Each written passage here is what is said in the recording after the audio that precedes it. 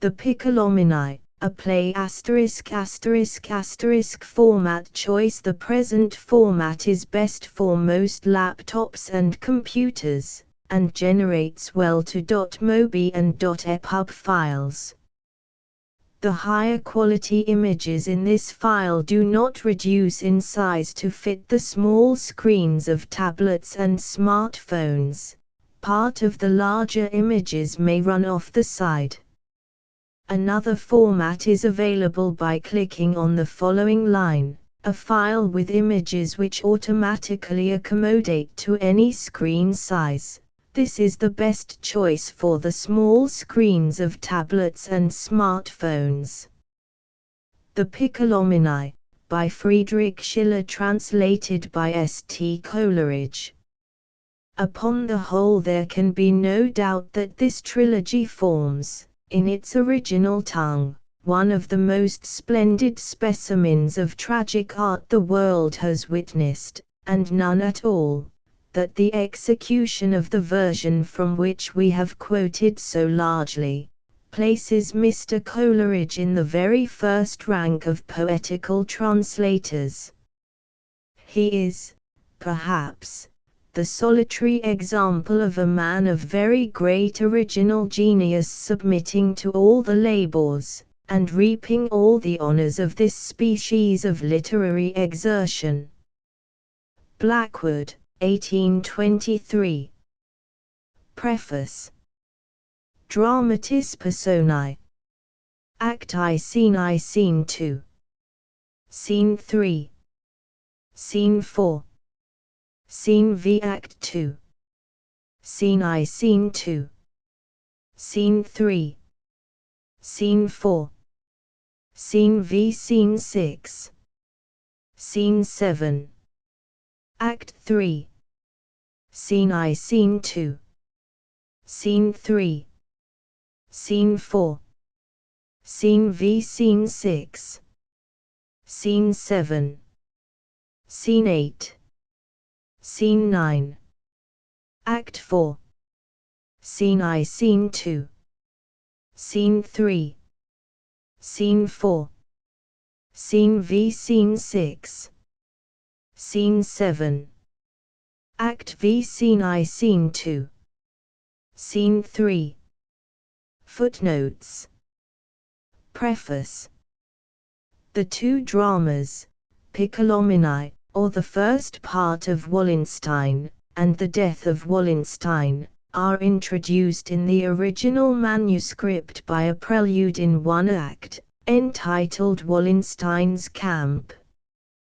This is written in rhyme, and in 9-syllable verse, in the same lilting meter, if that expression may be permitted, with the second eclogue of Spenser's Shepherd's Calendar.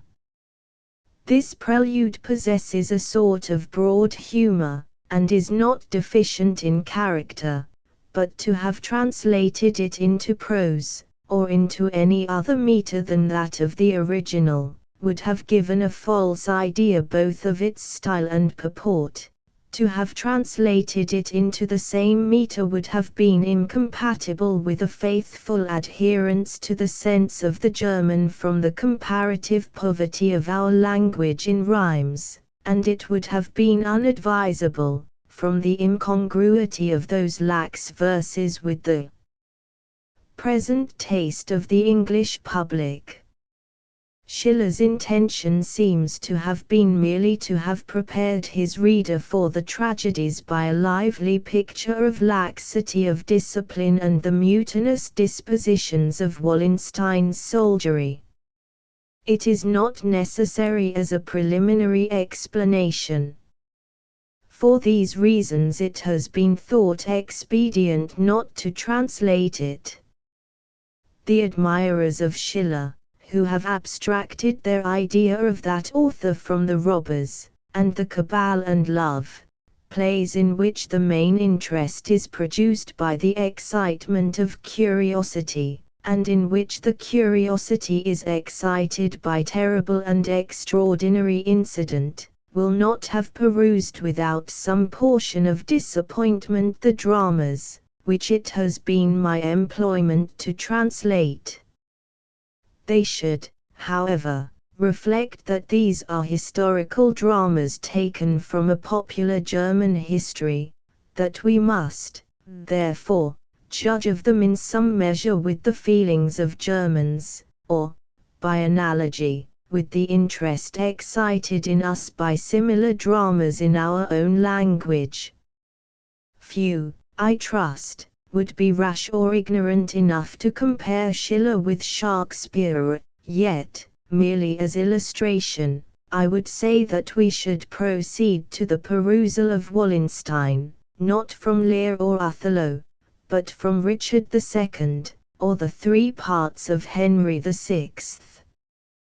We scarcely expect rapidity in an historical drama, and many prolix speeches are pardoned from characters whose names and actions have formed the most amusing tales of our early life. On the other hand, there exist in these plays more individual beauties, more passages whose excellence will bear reflection than in the former productions of Schiller. The description of the astrological tower, and the reflections of the young lover, which follow it, form in the original a fine poem, and my translation must have been wretched indeed if it can have wholly overclouded the beauties of the scene in the first act of the first play between Questenberg, Max, and Octavio Piccolomini. If we accept the scene of the setting sun in The Robbers, I know of no part in Schiller's plays which equals the first scene of the fifth act of the concluding plays. In this edition, Scene 3, Act V. It would be unbecoming in me to be more diffuse on this subject. A translator stands connected with the original author by a certain law of subordination which makes it more decorous to point out excellences than defects. Indeed, he is not likely to be a fair judge of either. The pleasure or disgust from his own labor will mingle with the feelings that arise from an after-view of the original. Even in the first perusal of a work in any foreign language which we understand, we are apt to attribute to it more excellence than it really possesses from our own pleasurable sense of difficulty overcome without effort. Translation of poetry into poetry is difficult, because the translator must give a brilliancy to his language without that warmth of original conception from which such brilliancy would follow of its own accord. But the translator of a living author is encumbered with additional inconveniences. If he render his original faithfully as to the sense of each passage, he must necessarily destroy a considerable portion of the spirit. If he endeavor to give a work executed according to laws of compensation, he subjects himself to imputations of vanity or misrepresentation. I have thought it my duty to remain bound by the sense of my original with as few exceptions as the nature of the languages rendered possible. Stc. The Piccolomini. Dramatis Personae. Wallenstein, Duke of Friedland, Generalissimo of the imperial forces in the 30 Years' War. Octavio Piccolomini, Lieutenant General. Max Piccolomini, his son, Colonel of a regiment of cuirassiers. Count Turkey, the commander of several regiments, and brother-in-law of Wallenstein. Illo, Field Marshal, Wallenstein's confidant. Isolani, General of the Croats. Butler, an Irishman, commander of a regiment of dragoons. Tiefenbach, Don Maradas, generals under Wallenstein. Goes, Culato, Newman, captain of cavalry, aide-de-camp to Turkey. Von Questenberg, the War Commissioner, Imperial Envoy. Baptista Cini, an astrologer. Duchess of Friedland, wife of Wallenstein. Thekla, her daughter, Princess of Friedland. The Countess Turi, sister of the Duchess. A cornet. Colonels and generals, several. Pages and attendants belonging to Wallenstein. Attendants and hoboists belonging to Turkey. Master of the cellar to Count Turkey. Valet de chamber of Count Piccolomini. Acti Cini. An old Gothic chamber in the council house at Pilsen, decorated with colours and other war insignia. Illo, with butler and Isolani. Illo. Ye have come too late, but ye are come. The distance, Count Isolani, excuses your delay. Isolani. Add this too, that we come not empty-handed. At the North one it was reported to us, a Swedish caravan was on its way, transporting a rich cargo of provision, almost 600 wagons. This my Croats plunged down upon and seized, this weighty prize, we bring it hither, Illo. Just in time to banquet the illustrious company assembled here. Butler. Tea's all alive. A stirring scene here. Isolani. A. The very churches are full of soldiers. Casts his eye round. And in the council house, too, I observe, you're settled quite at home. Well, well. We soldiers must shift and suit us in what way we can. Illo. We have the colonels here of 30 regiments. You'll find Count Turkey here, and Tuffenbach, Culato, Goes, Maradas, Hinnesum, the Piccolomini, both son and father. You'll meet with many an unexpected greeting from many an old friend and acquaintance. Only Gallus is wanting still, and Altringer. Butler. Expect not Gallus. Illo, hesitating. How so? Do you know, Isolani, interrupting him. Maximum Piccolomini here. Oh, bring me to him. I see him yet. 'Tis now 10 years ago, we were engaged with Mansfeld hard by Dessau. I see the youth, in my mind's eye I see him, leap his black war horse from the bridge down, and toward his father, then in extreme peril, beat up against the strong tide of the Elbe. The down was scarce upon his chin. I hear he has made good the promise of his youth, and the full hero now is finished in him. Illo. You'll see him yet ere evening. He conducts the Duchess Friedland hither, and the Princess too from Saranthan 3.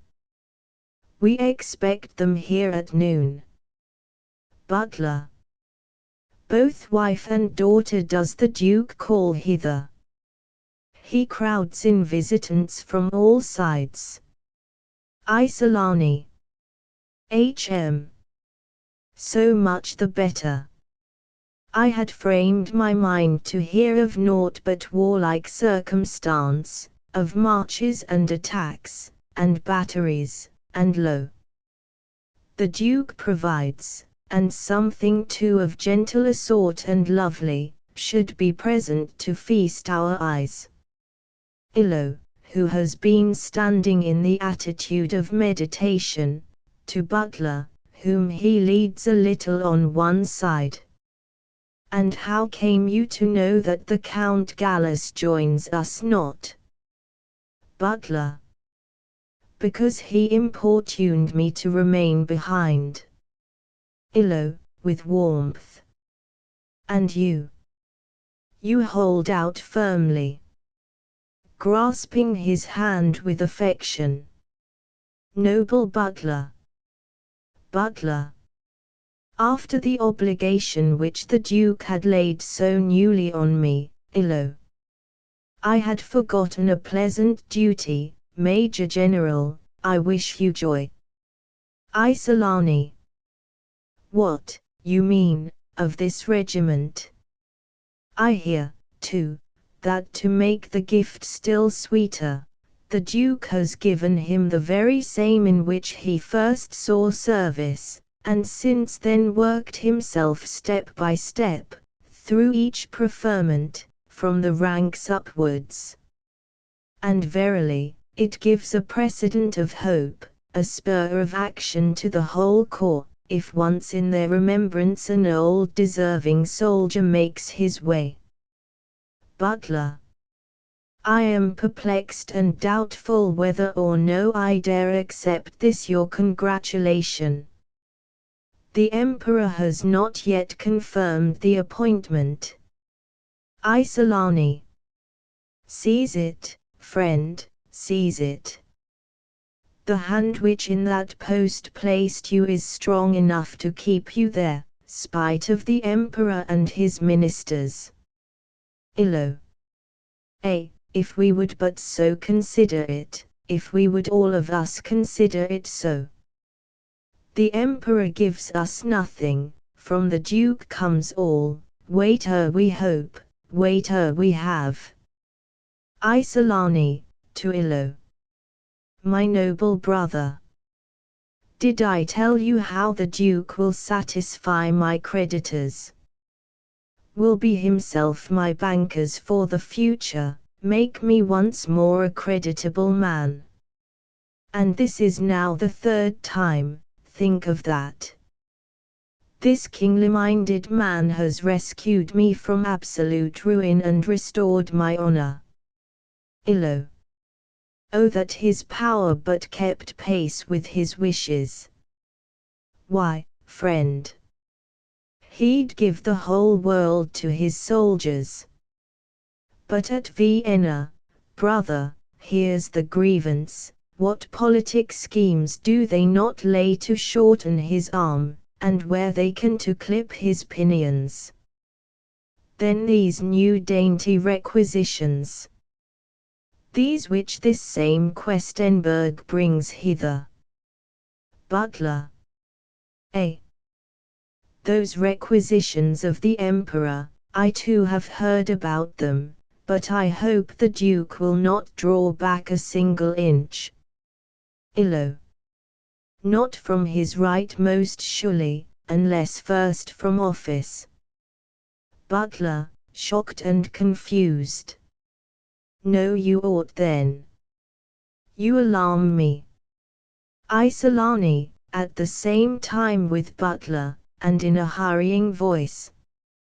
We should be ruined, every one of us. Illo. Yonder I see our worthy friend, spoken with a sneer, approaching with the Lieutenant General Piccolomini. Butler, shaking his head significantly. I fear we shall not go hence as we came. Scene 2. Enter Octavio Piccolomini and Questenberg. Octavio, still in the distance. More still. Still more new visitors.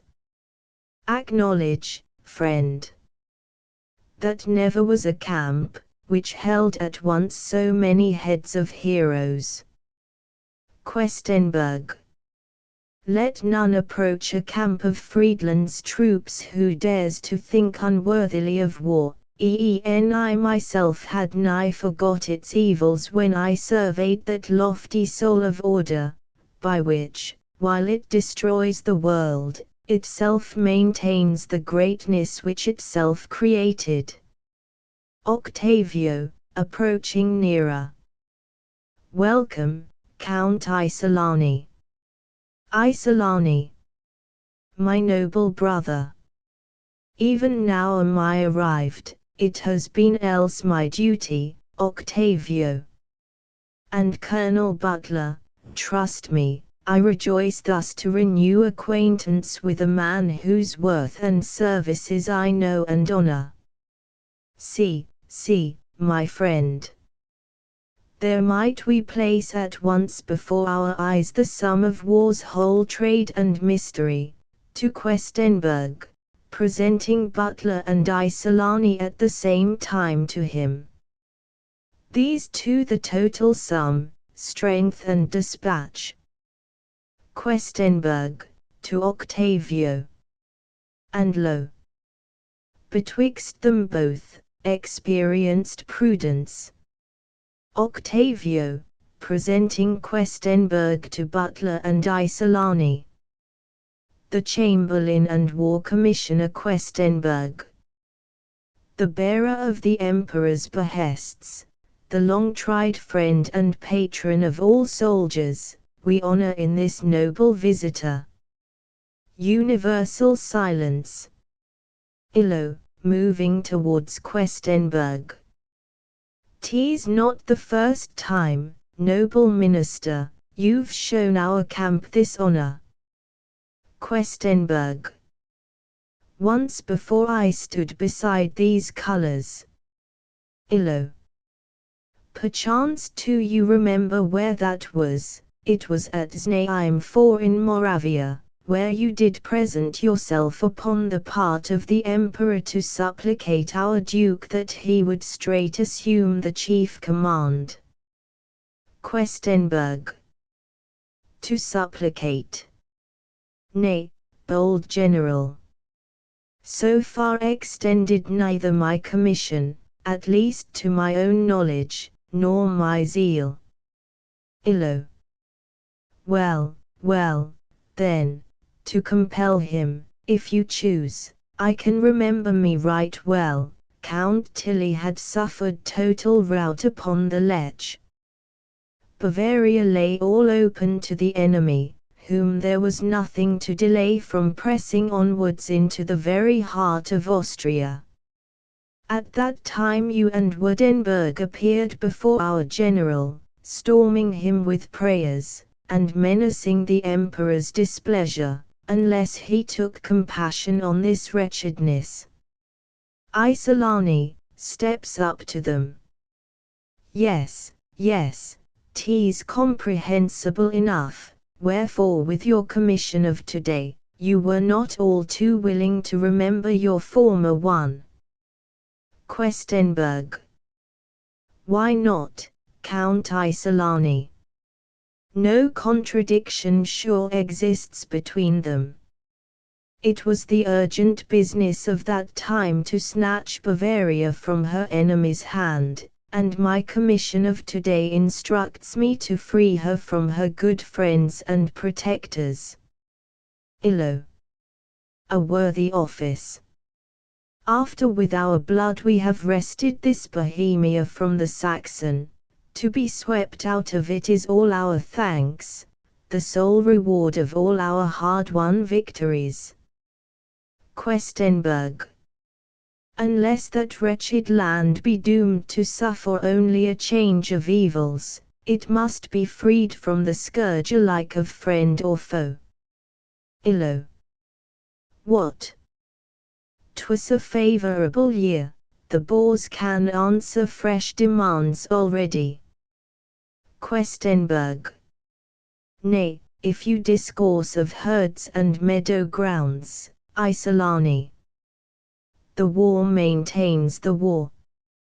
Are the Boers ruined, the Emperor gains so many more new soldiers. Questenberg. And is the poorer by even so many subjects. Isolani. Pot. We are all his subjects. Questenberg. Yet with a difference, general. The one fill with profitable industry the purse, the others are well skilled to empty it. The sword has made the emperor poor, the plough must reinvigorate his resources. Isolani. Sure. Times are not yet so bad. Methinks I see, examining with his eye the dress and ornaments of Questenberg. Good store of gold that still remains uncoined. Questenberg. Thank heaven. That means have been found out to hide some little from the fingers of the Croats. Illo. There. The Stavta and the Martinets, on whom the emperor heaps his gifts and graces, to the heart-burning of all good Bohemians, those minions of court favor, those court harpies, who fatten on the wrecks of citizens driven from their house and home, who reap no harvests save in the general calamity, who now, with kingly pomp, insult and mock the desolation of their country, these, let these, and such as these, support the war, the fatal war, which they alone enkindled. Butler.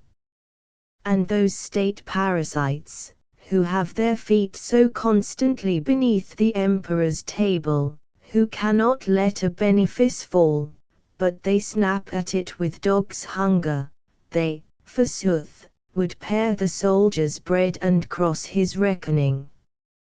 Isolani. My life long will it anger me to think, how when I went to court 7 years ago, to see about new horses for our regiment, how from one antechamber to another they dragged me on and left me by the hour to kick my heels among a crowd of simpering feast-fattened slaves, as if I had come thither a mendicant suitor for the crumbs of favor that fell beneath their tables. And, at last, whom should they send me but a Capuchin? Straight I began to muster up my sins for absolution, but no such luck for me. This was the man, this Capuchin, with whom I was to treat concerning the army horses. And I was forced at last to quit the field, the business unaccomplished. Afterwards the Duke procured me in 3 days what I could not obtain in 30 at Vienna. Questenberg. Yes, yes. Your travelling bills soon found their way to us. Too well I know we have still accounts to settle. Illo. War is violent trade. One cannot always finish one's work by soft means, every trifle must not be blackened into sacrilege. If we should wait till you, in solemn council, with due deliberation had selected the smallest out of 24 evils, I faith we should wait long, and through with it.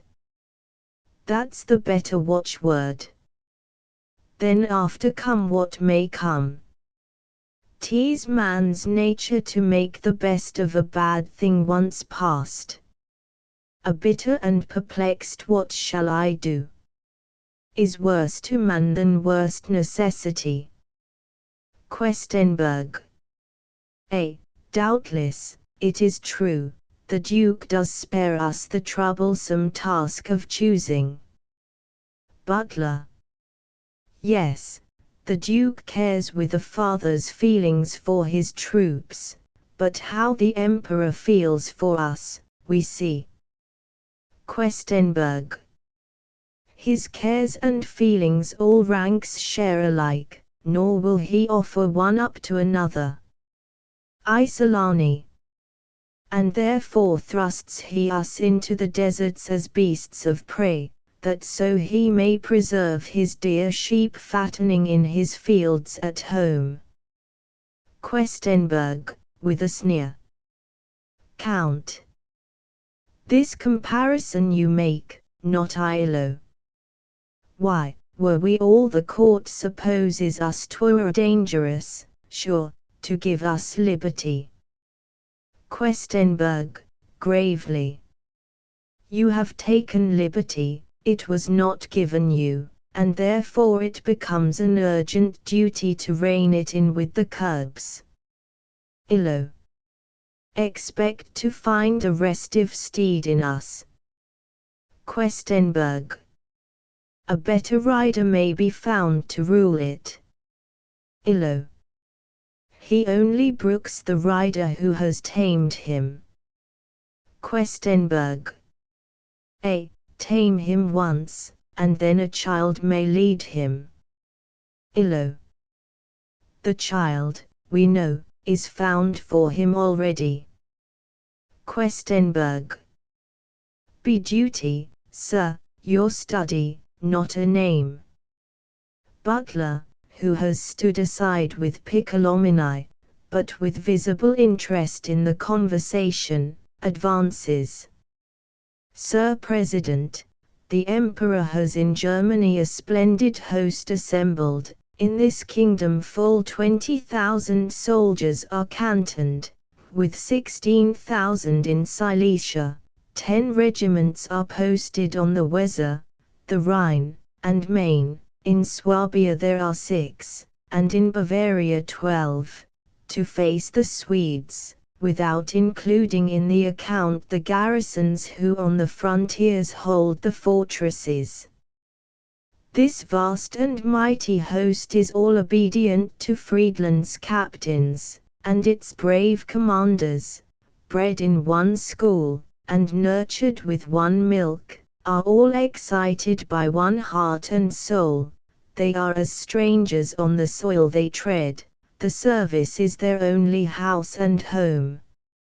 No zeal inspires then for their country's cause, for thousands like myself were born abroad, nor care they for the emperor, for one half deserting other service fled to ours, indifferent what their banner, whether 'twere the double eagle, lily, or the lion.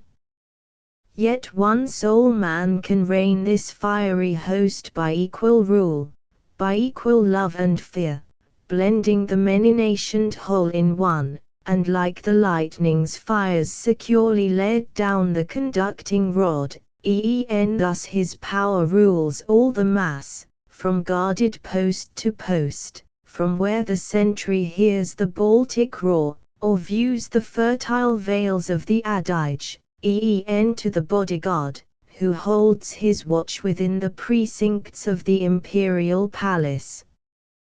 Questenberg. What's the short meaning of this long harangue? Butler.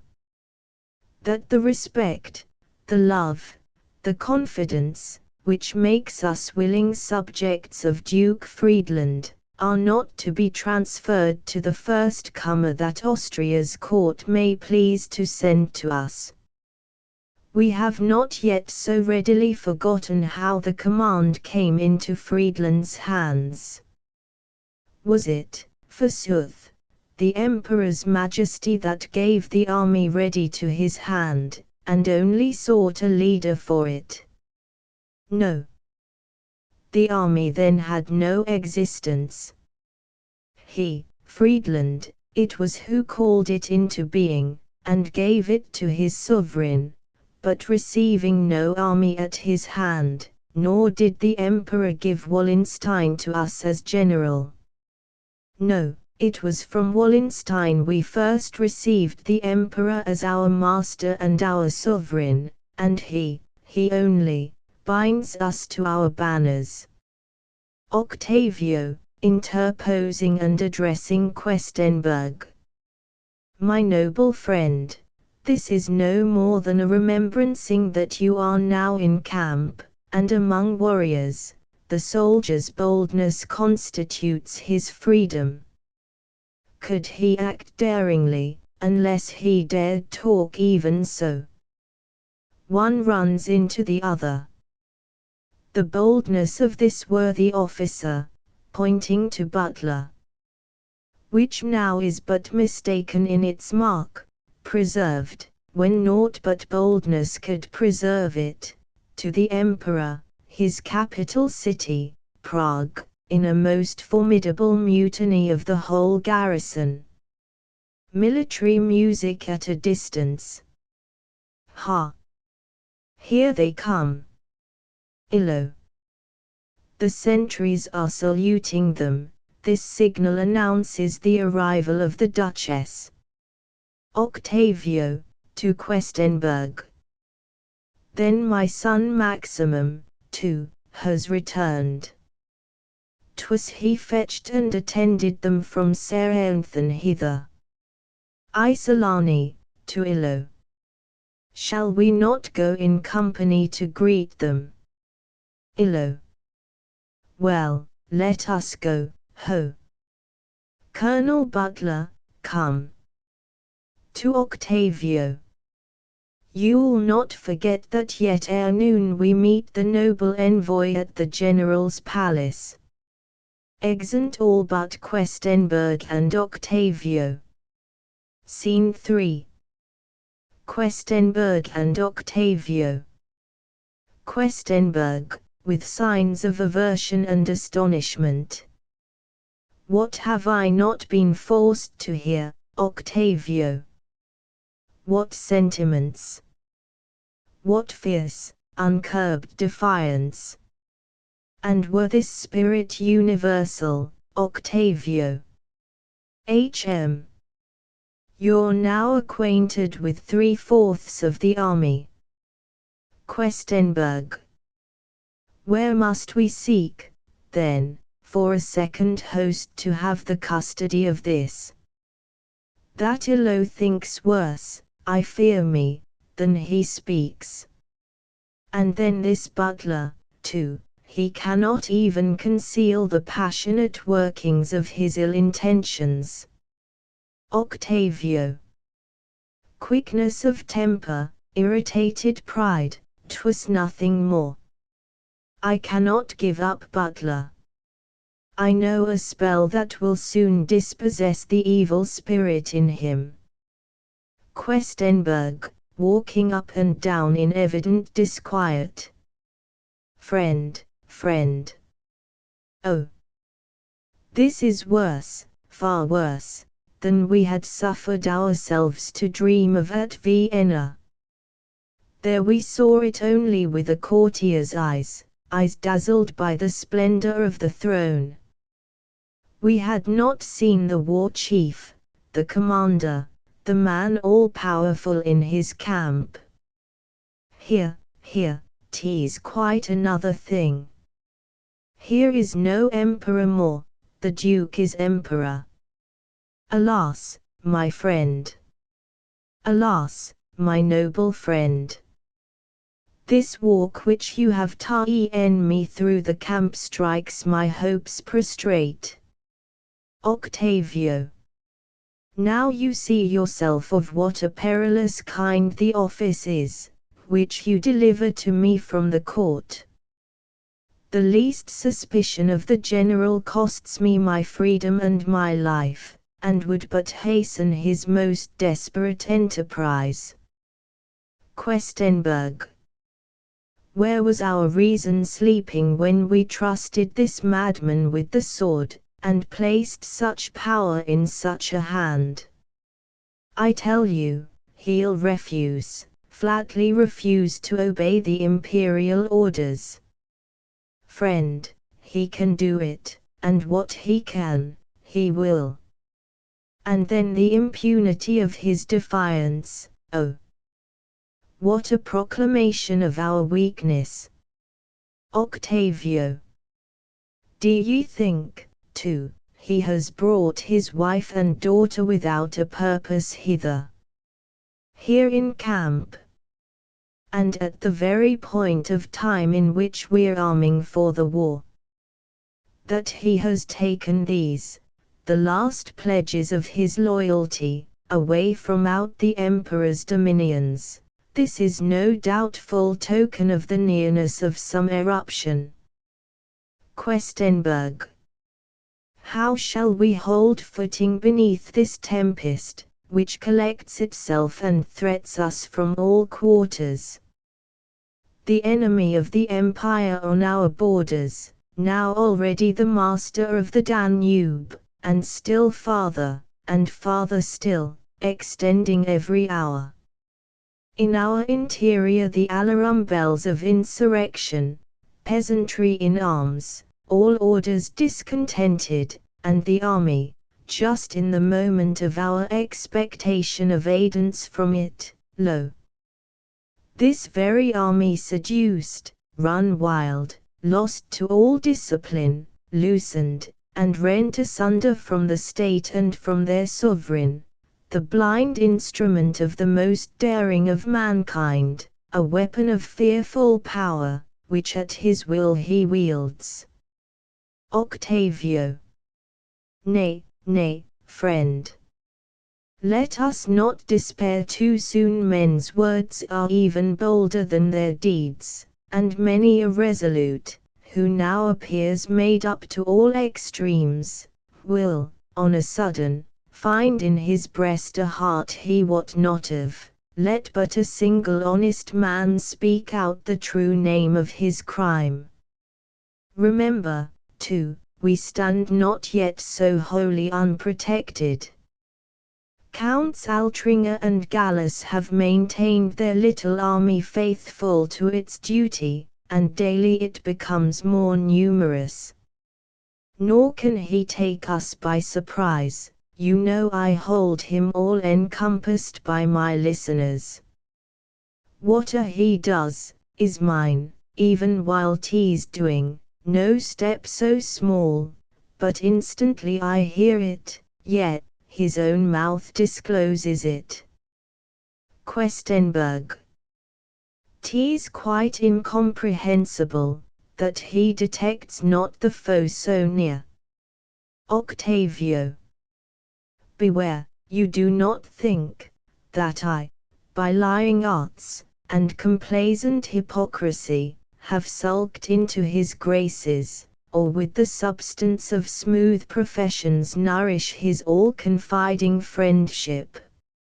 No, compelled alike by prudence, and that duty which we all owe our country and our sovereign, to hide my genuine feelings from him, yet ne'er have I duped him with base counterfeits.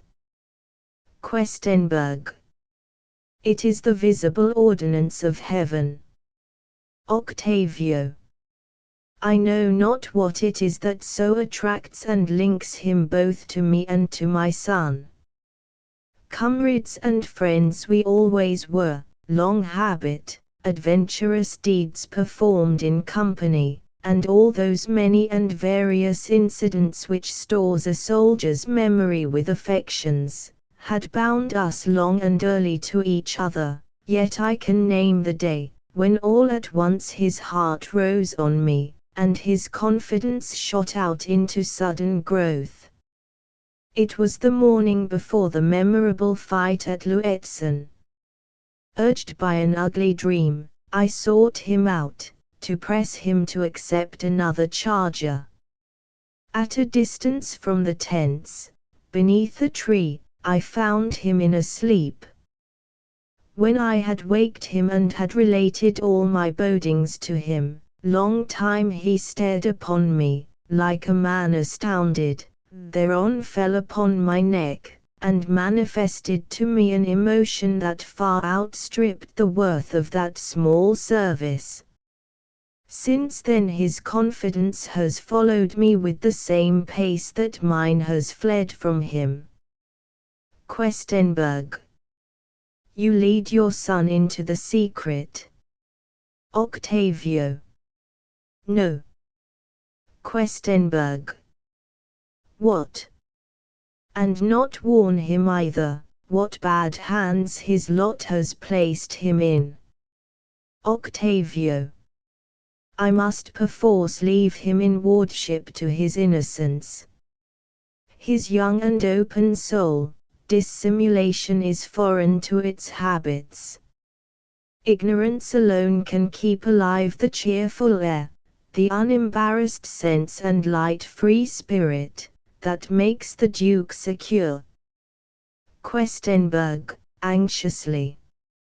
My honored friend. Most highly do I deem of Colonel Piccolomini, yet, if, reflect a little, Octavio, I must venture it. Hush. There he comes. Scene 4. Max Piccolomini, Octavio Piccolomini, Questenberg. Max ha. There he is himself. Welcome, my father. He embraces his father. As he turns round, he observes Questenberg, and draws back with a cold and reserved air. You are engaged, I see. I'll not disturb you. Octavio. How, Maximum? Look closer at this visitor. Attention, Maximum, an old friend merits, reverence belongs of right to the envoy of your sovereign. Max, dryly. Von Questenberg, welcome, if you bring with you aught good to our headquarters. Questenberg, seizing his hand. Nay, draw not your hand away, Count Piccolomini. Not on my own account alone I seized it, and nothing common will I say therewith. Taking the hands of both. Octavio, Maximum Piccolomini. O Saviour names, and full of happy omen. Ne'er will her prosperous genius turn from Austria, while two such stars, with blessed influences beaming protection, shine above her hosts. Max Herr. Noble Minister. You miss your part. You come not here to act a panegyric. You're sent, I know, to find fault and to scold us. I must not be beforehand with my comrades. Octavio, to Max. He comes from court, where people are not quite so well contented with the Duke as here. Max. What now have they contrived to find out in him? That he alone determines for himself what he himself alone doth understand. Well, therein he does right, and will persist in t heaven never meant him for that passive thing that can be struck and hammered out to suit another's taste and fancy. He'll not dance to every tune of every minister. It goes against his nature, he can't do it, he is possessed by a commanding spirit, and his, too, is the station of command. And well for us it is so. There exist few fit to rule themselves, but few that use their intellects intelligently. Then well for the whole, if there be found a man who makes himself what nature destined him, the pause, the central point, to thousands stands fixed and stately, like a firm-built column, where all may press with joy and confidence. Now such a man is Wallenstein, and if another better suits the court, no other but such a one as he can serve the army. Questenberg. The army. Doubtless. Max. What delight to observe how he incites and strengthens all around him, infusing life and vigor. Every power seems as it were redoubled by his presence. He draws forth every latent energy, showing to each his own peculiar talent, yet leaving all to be what nature made them, and watching only that they be naught else in the right place and time. And he has skill to mold the powers of all to his own end. Questenberg. But who denies his knowledge of mankind, and skill to use it. Our complaint is this, that in the master he forgets the servant, as if he claimed by birth his present honors. Max. And does he not so? Is he not endowed with every gift and power to carry out the high intents of nature, and to win a ruler's station by a ruler's talent? Questenberg. So then it seems to rest with him alone what is the worth of all mankind beside. Max. Uncommon men require no common trust, give him but scope and he will set the bounds. Questenberg. The proof is yet to come. Max. Thus are ye ever. Ye shrink from everything of depth, and think yourselves are only safe while ye re in shallows. Octavio, to Questenberg. 'Twere best to yield with a good grace, my friend, of him there you'll make nothing. Max, continuing. In their fear they call a spirit up, and when he comes, straight their flesh creeps and quivers, and they dread him more than the ills for which they called him up. The uncommon, the sublime, must seem and be like things of every day. But in the field, there the present being makes itself felt. The personal must command, the actual eye examine. If to be the chieftain asks all that is great in nature, let it be likewise his privilege to move and act in all the correspondences of greatness. The oracle within him, that which lives, he must invoke and question, not dead books, not ordinances, not mold-rotted papers. Octavio.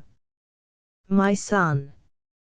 Of those old narrow ordinances let us not hold too lightly. They are weights of priceless value, which oppressed mankind, tied to the volatile will of their oppressors. For always formidable was the league and partnership of free power with free will. The way of ancient ordinance, though it wins, is yet no devious path. Straight forward goes the lightning's path, and straight the fearful path of the cannon-ball. Direct it flies, and rapid, shattering that it may reach, and shattering what it reaches, my son, the road the human being travels, that, on which blessing comes and goes, doth follow the river's course, the valley's playful windings, curves round the cornfield and the hill of vines, honoring the holy bounds of property. And thus secure, though late, leads to its end. Questenberg. Oh, hear your father, noble youth. Hear him who is at once the hero and the man. Octavio. My son, the nursling of the camp spoke in thee. A war of 15 years hath been thy education and thy school. Peace hast thou never witnessed. There exists an higher than the warrior's excellence.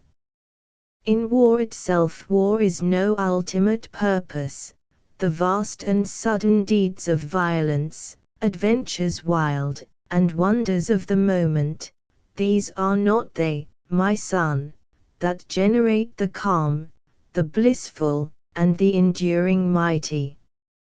Lo there! The soldier, rapid architect, builds his light town of canvas, and at once the whole scene moves and bustles momently. With arms, and neighing steeds, and mirth and quarrel the motley market fills, the roads, the streams are crowded with new freights, trade stirs and hurries, but on some morrow morn, all suddenly, the tents drop down, the horde renews its march. Dreary and solitary as a churchyard, the meadow and downtrodden seed plot lie, and the year's harvest is gone utterly. Max. Oh, let the Emperor make peace, my father. Most gladly would I give the blood-stained laurel for the first violet 5 of the leafless spring, plucked in those quiet fields where I have journeyed. Octavio. What ails thee? What so moves thee all at once? Max, peace have I ne'er beheld. I have beheld it. From thence am I come hither, oh, that sight, it glimmers still before me, like some landscape left in the distance, some delicious landscape. My road conducted me through countries where the war has not yet reached. Life, life, my father, my venerable father, life has charms which we have never experienced. We have been but voyaging along its barren coasts, like some poor ever-roaming horde of pirates, that, crowded in the rank and narrow ship, house on the wild sea with wild usages, nor know aught of the mainland, but the bays where safeliest they may venture a thief's landing. Waiter in the inland dales the land conceals of fair and exquisite, oh, nothing, nothing, do we behold of that in our rude voyage. Octavio, attentive, with an appearance of uneasiness. And so your journey has revealed this to you. Max, 'twas the first leisure of my life. Oh, tell me, what is the meed and purpose of the toil, the painful toil which robbed me of my youth, left me a heart unsouled and solitary, a spirit uninformed, unornamented. For the camps stir, and crowd, and ceaseless larum, the neighing war horse, the air-shattering trumpet, the unvaried, still returning hour of duty, word of command, and exercise of arms, there's nothing here, there's nothing in all this, to satisfy the heart, the gasping heart. Mere bustling nothingness, where the soul is not, this cannot be the sole felicity, these cannot be man's best and only pleasures. Octavio. Much hast thou learnt, my son, in this short journey. Max. O day, thrice lovely. When at length the soldier returns home into life, when he becomes a fellow man among his fellow men. The colours are unfurled, the cavalcade marshals, and now the buzz is hushed, and hark! Now the soft peace march beats, home, brothers, home. The caps and helmet are all garlanded with green boughs, the last plundering of the fields. The city gates fly open of themselves, they need no longer the petard to tear them. The ramparts are all filled with men and women, with peaceful men and women, that send onwards kisses and welcomings upon the air, which they make breezy with affectionate gestures. From all the towers rings out the merry peal, the joyous vespers of a bloody day. O happy man, O fortunate, for whom the well-known door, the faithful arms are open, the faithful tender arms with mute embracing. Questenberg, apparently much affected. Oh, that you should speak of such a distant time, and not of the tomorrow, not of this today. Max, turning round to him quick and vehement. Where lies the fault but on you in Vienna? I will deal openly with you, Questenberg. Just now, as first I saw you standing here, I'll own it to you freely, indignation crowded and pressed my inmost soul together. 'Tis ye that hinder peace, ye, and the warrior, it is the warrior that must force it from you.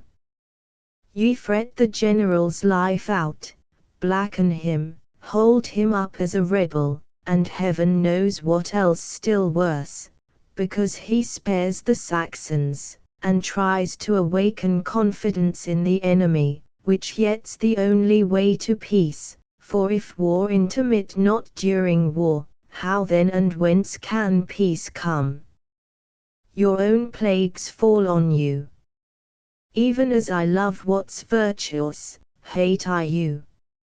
And here I make this vow, here pledge myself, my blood shall spurt out for this Wallenstein, and my heart drain off, drop by drop, ere ye shall revel and dance jubilee o'er his ruin.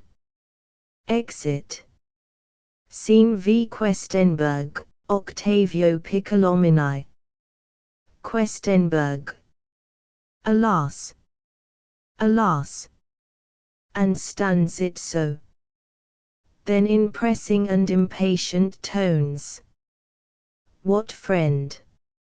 And do we let him go away in this delusion, let him go away? Not call him back immediately, not open his eyes, upon the spot? Octavio, recovering himself out of a deep study. He has now opened mine, and I see more than pleases me. Questenberg. What is it? Octavio. Curse on this journey. Questenberg. But why so? What is it? Octavio. Come, come along, friend. I must follow up the ominous track immediately. Mine eyes are opened now, and I must use them. Come. Draws Questenberg on with him. Questenberg. What now? Where go you then? Octavio. To her herself. Questenberg. To Octavio, interrupting him and correcting himself. To the Duke. Come, let us go. 'Tis done, 'tis done, I see the net that is thrown over him. Oh! He returns not to me as he went. Questenberg. Nay, but explain yourself. Octavio. And that I should not foresee it, not prevent this journey. Wherefore did I keep it from him? You were in the right. I should have warned him. Now it is too late. Questenberg. But what's too late? Bethink yourself, my friend, that you are talking absolute riddles to me. Octavio, more collected. Come I to the Duke's. 'Tis close upon the hour which he appointed you for audience. Come. A curse, a threefold curse, upon this journey. He leads Questenberg off. Act 2. Scene I changes to a spacious chamber in the house of the Duke of Friedland. Servants employed in putting the tables and chairs in order. During this enters Cini, like an old Italian doctor, in black, and clothed somewhat fantastically. He carries a white staff, with which he marks out the quarters of the heavens. First servant. Come, to it, lads, to it. Make an end of it. I hear the sentry call out, stand to your arms. They will be here in a minute. Second servant. Why were we not told before that the audience would be held here? Nothing prepared, no orders, no instructions. Third servant. And why was the balcony chamber countermanded, that with the great worked carpet there one can look about one? First servant. Nay, that you must ask the mathematician there. He says it is an unlucky chamber. Second servant. Pot. Stuff and nonsense. That's what I call a hum. A chamber is a chamber, what much can the place signify in the affair? Sini, with gravity. My son, there's nothing insignificant, nothing. But yet in every earthly thing, first and most principal is place and time. First servant, to the second. Say nothing to him, Nat. The Duke himself must let him have his own will. Sini, counts the chairs, half in a loud, half in a low voice, till he comes to 11, which he repeats. 11. An evil number. Set 12 chairs. 12. 12 signs of the zodiac, 5 and 7, the holy numbers, include themselves in 12. Second servant. And what may you have to object against 11? I should like to know that now. Sini. 11 is transgression, 11 oversteps the 10 commandments. Second servant. That's good. And why do you call 5 a holy number? Sini. 5 is the soul of man, for even as man is mingled up of good and evil, so the 5 is the first number that's made up of even and odd. Second servant. The foolish old coxcomb. First servant. Let him alone though. I like to hear him, there is more in his words than can be seen at first sight. Third servant. Off, they come. Second servant. There. Out at the side door. They hurry off, Sini follows slowly. A page brings the staff of command on a red cushion, and places it on the table, near the Duke's chair. They are announced from without, and the wings of the door fly open. Scene 2. Wallenstein, Duchess. Wallenstein. You went, then, through Vienna, were presented to the Queen of Hungary. Duchess. Yes, and to the Empress, too, and by both majesties were we admitted to kiss the hand. Wallenstein. And how was it received, that I had sent for wife and daughter hither to the camp, in winter time? Duchess. I did even that which you commissioned me to do. I told them you had determined on our daughter's marriage, and wished, ere yet you went into the field, to show the elected husband his betrothed. Wallenstein. And did they guess the choice which I had made? Duchess. They only hoped and wished it may have fallen upon no foreign nor yet Lutheran noble. Wallenstein. And you, what do you wish, Elizabeth? Duchess. Your will, you know, was always mine. Wallenstein, after a pause. Well, then, and in all else, of what kind and complexion was your reception at the court?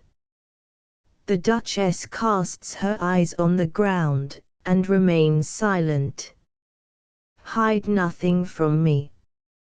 How were you received? Duchess. Oh, my dear lord, all is not what it was.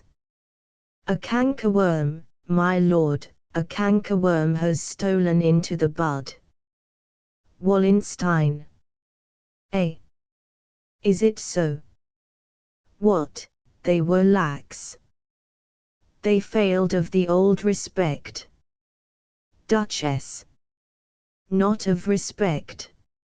No honors were omitted, no outward courtesy, but in the place of condescending, confidential kindness, familiar and endearing, there were given me only these honors and that solemn courtesy.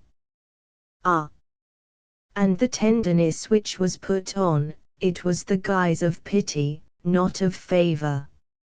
No. Albrecht's wife, Duke Albrecht's princely wife, Count Haracker's noble daughter, should not so, not wholly so should she have been received.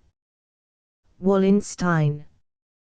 Yes, yes, they have taken offense. My latest conduct, they railed at it, no doubt.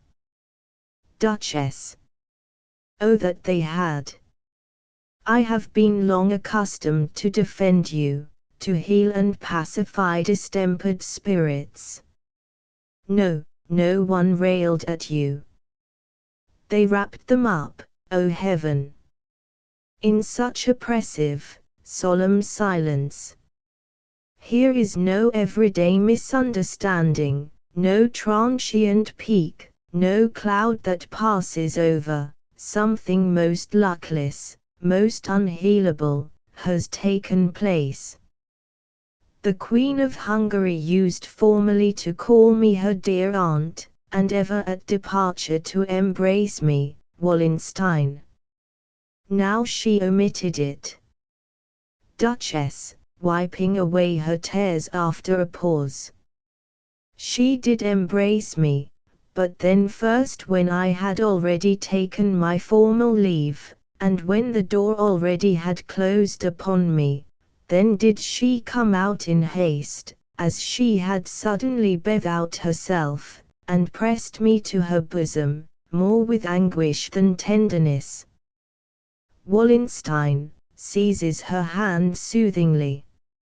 Nay, now collect yourself. And what of Eggenberg and Liechtenstein, and of our other friends there? Duchess, shaking her head. I saw none. Wallenstein. The ambassador from Spain, who once was wont to plead so warmly for me. Duchess. Silent, silent. Wallenstein. These suns then are eclipsed for us. Henceforward must we roll on, our own fire, our own light. Duchess. And were it, my dear lord, in that which moved about the court in buzz and whisper, but in the country let itself be heard aloud, in that which Father Lanormain in sundry hints and, Wallenstein, eagerly. Lanormain. What said he? Duchess. That you're accused of having daringly overstepped the powers entrusted to you, charged with traitorous contempt of the Emperor and his supreme behests. The proud Bavarian, he and the Spaniards stand up your accusers, that there's a storm collecting over you of far more fearful menace than the former one which whirled you headlong down at Regensburg. And people talk, said he, of, stifling extreme emotion. Wallenstein. Proceed. Duchess. I cannot utter it. Wallenstein. Proceed. Duchess. They talk, Wallenstein. Well. Duchess. Of a second, catches her voice and hesitates. Wallenstein. Second, Duchess. Most disgraceful dismission. Wallenstein. Talk they. Strides across the chamber in vehement agitation. Oh! They force, they thrust me with violence, against my own will, onward. Duchess, presses near him in entreaty. Oh! If there yet be time, my husband, if by giving way and by submission, this can be averted, my dear lord, give way. Win down your proud heart to it. Tell the heart, it is your sovereign lord, your emperor, before whom you retreat. Oh! No longer low trickling malice blacken your good meaning with abhorred venomous glosses. Stand you up shielded and helmed and weaponed with the truth, and drive before you into uttermost shame these slanderous liars. Few firm friends have we, you know it. The swift growth of our good fortune it hath but set us up a mark for hatred.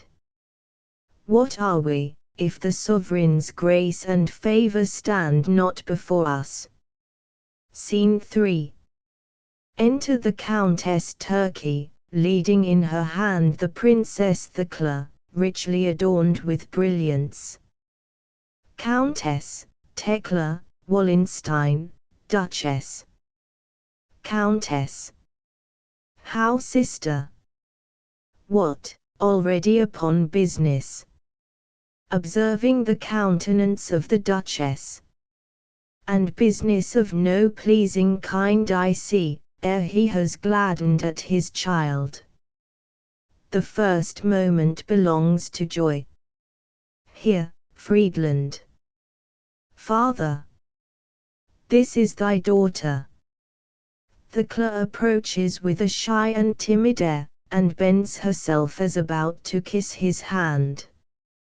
He receives her in his arms, and remains standing for some time lost in the feeling of her presence. Wallenstein. Yes. Pure and lovelieth hope risen on me, I take her as the pledge of greater fortune. Duchess. 'Twas but a little child when you departed to raise up that great army for the Emperor, and after, at the close of the campaign, when you returned home out of Pomerania, your daughter was already in the convent, wherein she has remained till now. Wallenstein. The while we in the field here gave our cares and toils to make her great, and fight her a free way to the loftiest earthly good, lo! Mother Nature within the peaceful, silent convent walls, has done her part, and out of her free grace hath she bestowed on the beloved child the godlike, and now leads her thus adorned to meet her splendid fortune, and my hope. Duchess, to Thekla. Thou wouldst not now have recognized thy father, wouldst thou, my child? She counted scarce 8 years when last she saw your face. Thekla. Oh yes, yes, mother. At the first glance. My father has not altered. The form that stands before me falsifies no feature of the image that hath lived so long within me. Wallenstein. The voice of my child. Then after a pause. I was indignant at my destiny, that it denied me a man-child, to be heir of my name and of my prosperous fortune, and re-illume my soon extinguished being in a proud line of princes. I wronged my destiny. Here upon this head, so lovely in its maiden bloom, will I let fall the garland of a life of war, nor deem it lost, if only I can wreath it, transmuted to a regal ornament, around these beauteous brows. He clasps her in his arms as Piccolomini enters. Scene 4.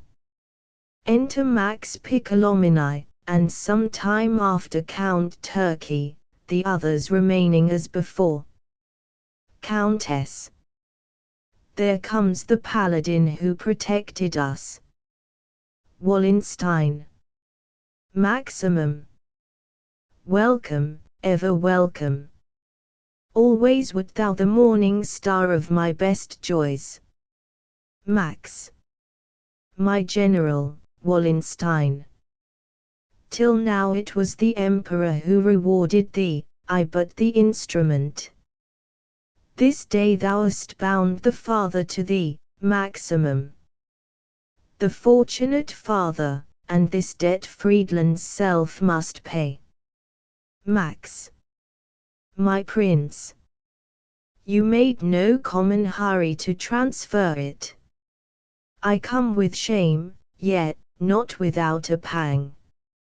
For scarce have I arrived here, scarce delivered the mother and the daughter to your arms, but there is brought to me from your equerry 6 a.m. splendid richly plated hunting dress, so to remunerate me for my troubles. Yes, yes, remunerate me, since a trouble it must be, a mere office, not a favor which I leaped forward to receive, and which I came with grateful heart to thank you for. No. 'Twas not so intended, that my business should be my highest best good fortune. Turkey enters, and delivers letters to the Duke, which he breaks open hurriedly. Countess, to Max. Remunerate your trouble. For his joy, he makes you recompense. 'Tis not unfitting for you, Count Piccolomini, to feel so tenderly, my brother it beseems to show himself forever great and princely. Thecla. Then I too must have scruples of his love, for his munificent hands did ornament me ere yet the father's heart had spoken to me. Max. Yes, 'tis his nature ever to be giving and making happy. He grasps the hand of the Duchess with still increasing warmth. How my heart pours out its all of thanks to him. Oh! How I seem to utter all things in the dear name, Friedland.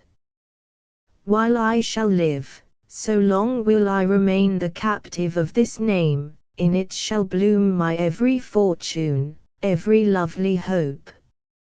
Inextricably as in some magic ring in this name hath my destiny charm bound me. Countess, who during this time has been anxiously watching the Duke, and remarks that he is lost in thought over the letters. My brother wishes us to leave him. Come.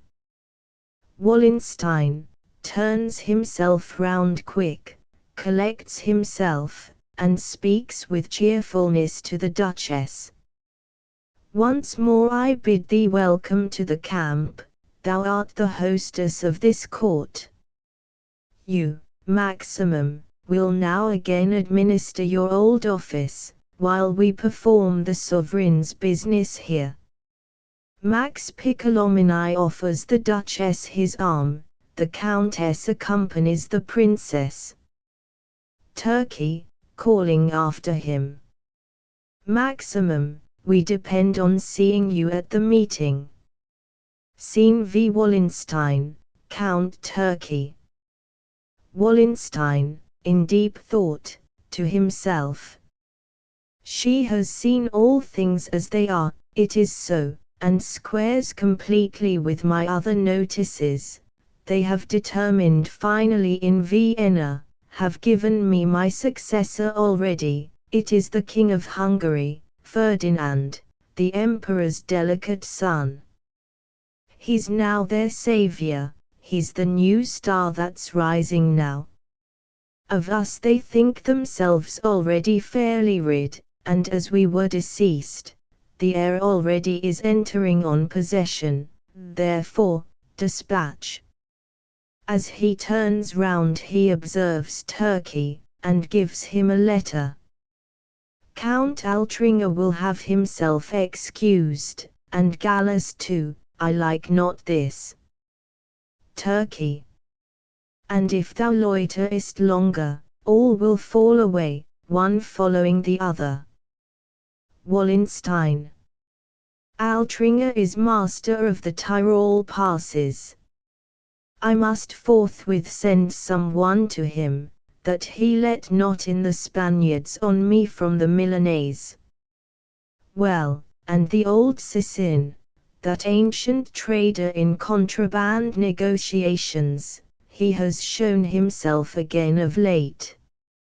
What brings he from the Count the Turkey?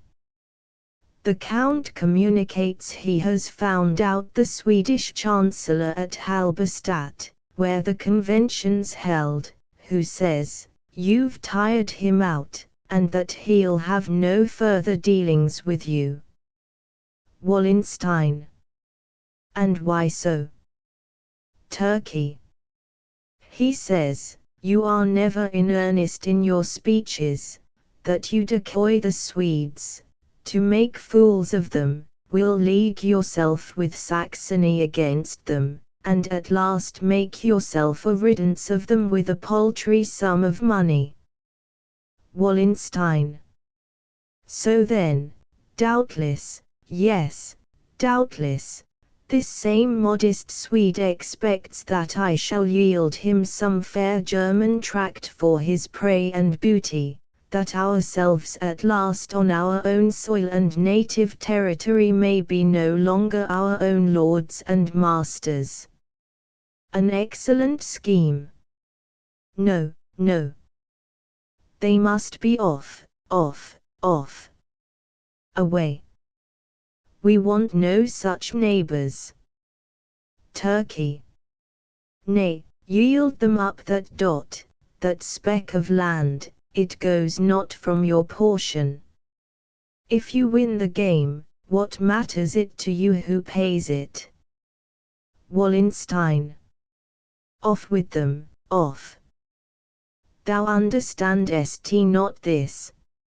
Never shall it be said of me, I parcelled my native land away, dismembered Germany, betrayed it to a foreigner, in order to come with stealthy tread, and filch away my own share of the plunder. Never. Never.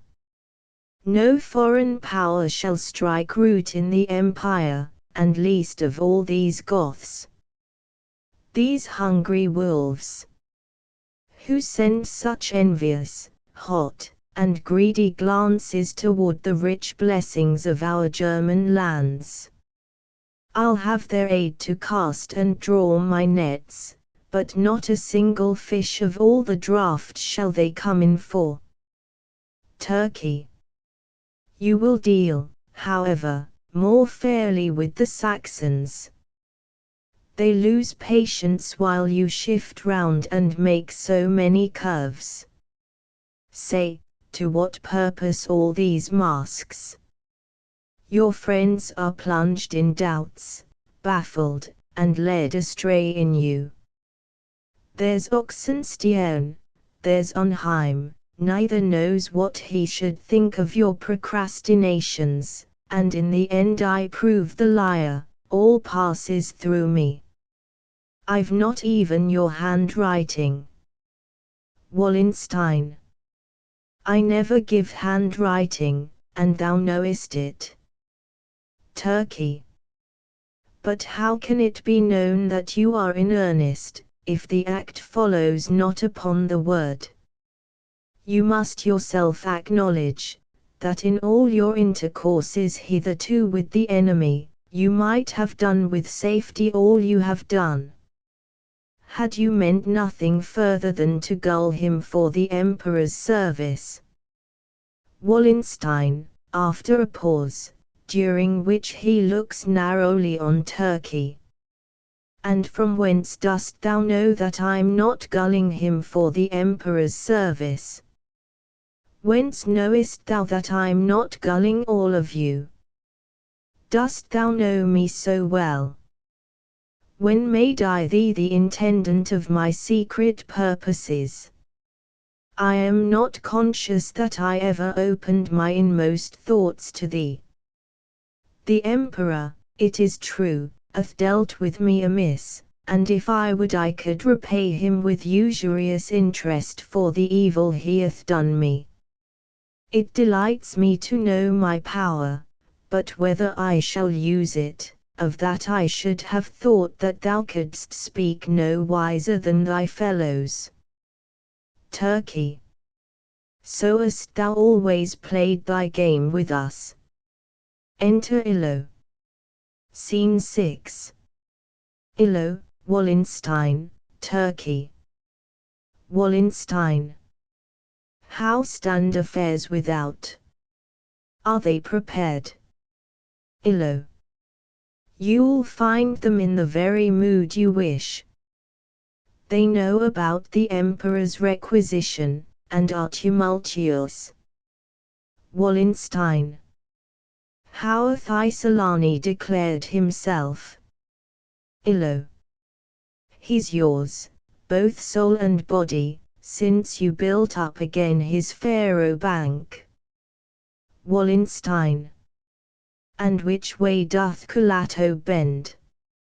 Hast thou made sure of Tiefenbach and Diodati? Illo. What Piccolomini does that they do to? Wallenstein. You mean, then, I may venture somewhat with them. Illo. If you are assured of the Piccolomini.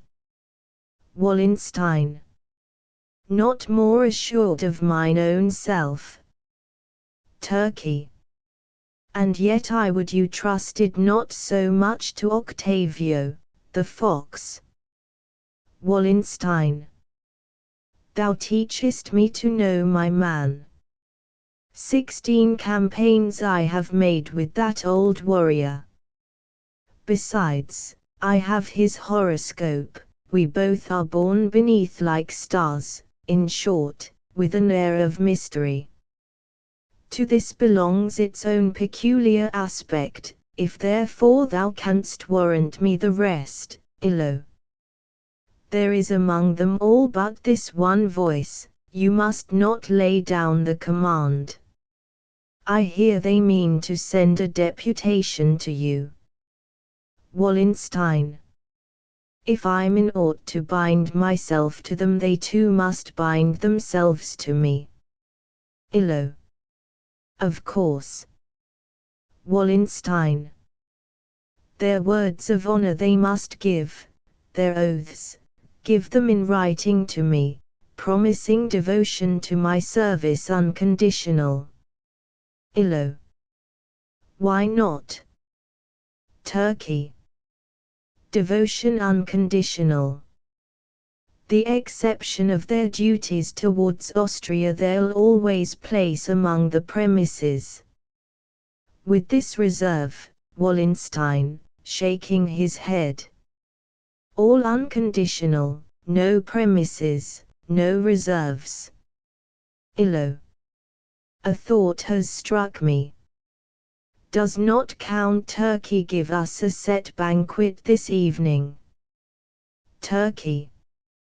Yes, and all the generals have been invited. Illo, to Wallenstein. Say, will you here fully commission me to use my own discretion? I'll gain for you the general's word of honor, even as you wish. Wallenstein. Gain me their signatures. How you come by them, that is your concern.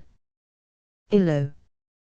And if I bring it to you in black on white, that all the leaders who are present here give themselves up to you, without condition, say, will you then will you show yourself in earnest, and with some decisive action try your fortune. Wallenstein. Get but the signatures. Illo. Think what thou dost. Thou canst not execute the emperor's orders, nor reduce thine army, nor send the regiments to the Spaniards' aid, unless thou wouldst resign thy power forever. Think on the other hand, thou canst not spurn the emperor's high commands and solemn orders, nor longer temporize, nor seek evasion, wouldst thou avoid a rupture with the court. Resolve then. Wilt thou now by one bold act anticipate their ends, or, doubting still, await the extremity? Wallenstein. There's time before the extremity arrives. Illo. Seize the hour, ere it slips from you. Seldom comes the moment in life, which is indeed sublime and weighty. To make a great decision possible, oh! Many things, all transient and all rapid, must meet at once, and, haply, they thus met may by that confluence be enforced to pause time long enough for wisdom, though too short, far too short a time for doubt and scruple. This is that moment. See, our army chieftains, our best, our noblest, are assembled round you, their king-like leader. On your nod they wait. The single threads, which here your prosperous fortune hath woven together in one potent web instinct with destiny, oh! Let them not unravel of themselves. If you permit these chiefs to separate, so unanimous bring you them not a second time together. 'Tis the high tide that heaves the stranded ship, and every individual's spirit waxes in the great stream of multitudes. Behold, they are still here still. But soon the war bursts them once more asunder, and in small particular anxieties and interests scatters their spirit, and the sympathy of each man with the whole. He who today forgets himself, forced onward with the stream, will become sober, seeing but himself. Feel only his own weakness, and with speed will face about, and march on in the old high road of duty, the old broad-trodden road, and seek but to make shelter in good plight. Wallenstein. The time is not yet come. Turkey. So you say always. But when will it be time? Wallenstein. When I shall say it. Illo. You'll wait upon the stars, and on their hours, till the earthly hour escapes you. Oh, believe me, in your own bosom are your destiny's stars. Confidence in yourself, prompt resolution, this is your Venus. And the soul malignant, the only one that harmeth you is doubt. Wallenstein. Thou speakest as thou understandest. How oft and many a time I've told thee Jupiter, that lustrous god, was setting at thy birth. Thy visual power subdues no mysteries, mole-eyed thou mayest but burrow in the earth, blind as the subterrestrial, who with one lead-coloured shine lighted thee into life. The common, the terrestrial, thou mayest see, with serviceable cunning knit together, the nearest with the nearest, and therein I trust thee and believe thee.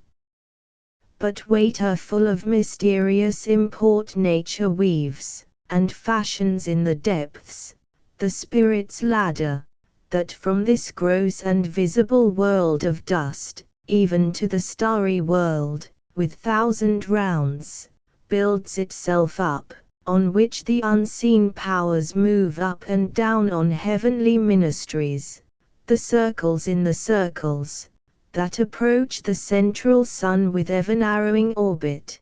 These see the glance alone, the unsealed eye, of Jupiter's glad children born in lustre. He walks across the chamber, then returns, and standing still, proceeds.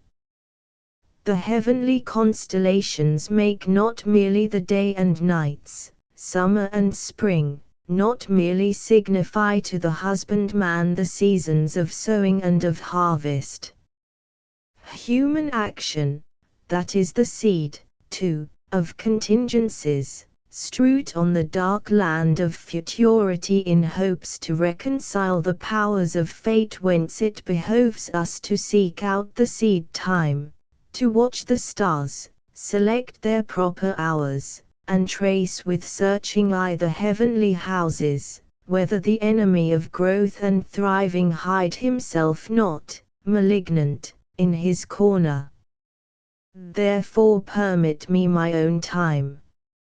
Meanwhile do you your part. As yet I cannot say what I shall do, only, give way I will not, depose me, too, they shall not. On these points you may rely. Page, entering. My lords, the generals. Wallenstein. Let them come in. Turkey. Shall all the chiefs be present? Wallenstein. 'Twere needless. Both the Piccolomini Maradas, Butler, Forgoask, Diodati, Carafa, Isolani, these may come. Turkey goes out with the page. Wallenstein, to Illo. Hast thou taken heed that Questenberg was watched? Had he no means of secret intercourse? Illo. I have watched him closely, and he spoke with none but with Octavio.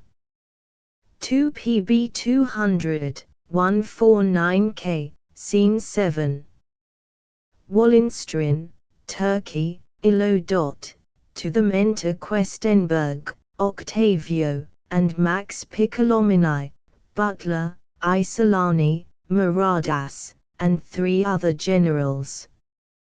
Wallenstein motions Questenberg, who in consequence takes the chair directly opposite to him. The others follow, arranging themselves according to their rank. There reigns a momentary silence. Wallenstein. I have understood, 'tis true, the sum and import, Questenberg, of your instructions. I have weighed them well, and formed my final, absolute resolve, yet it seems fitting that the generals should hear the will of the Emperor from your mouth. May it please you then to open your commission before these noble chieftains. Questenberg. I am ready to obey you, but will first entreat your Highness, and all these noble chieftains, to consider, the imperial dignity and sovereign right speaks from my mouth, and not my own presumption.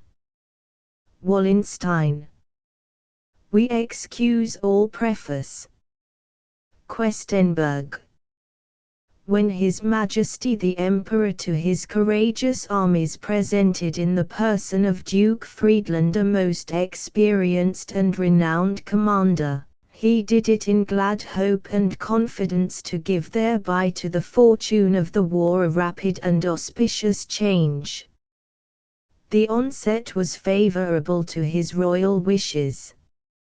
Bohemia was delivered from the Saxons, the Swedes' career of conquest checked.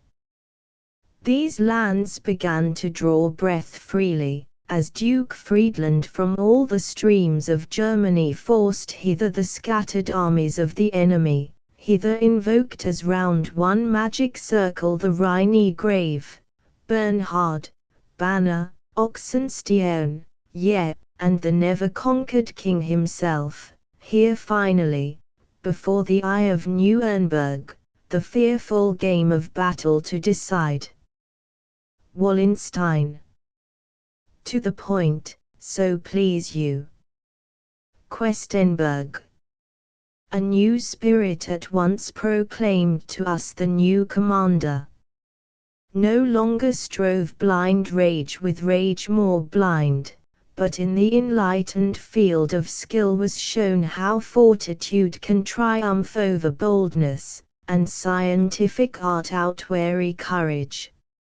In vain they tempt him to the fight. He only entrenches him still deeper in his hold, as if to build an everlasting fortress.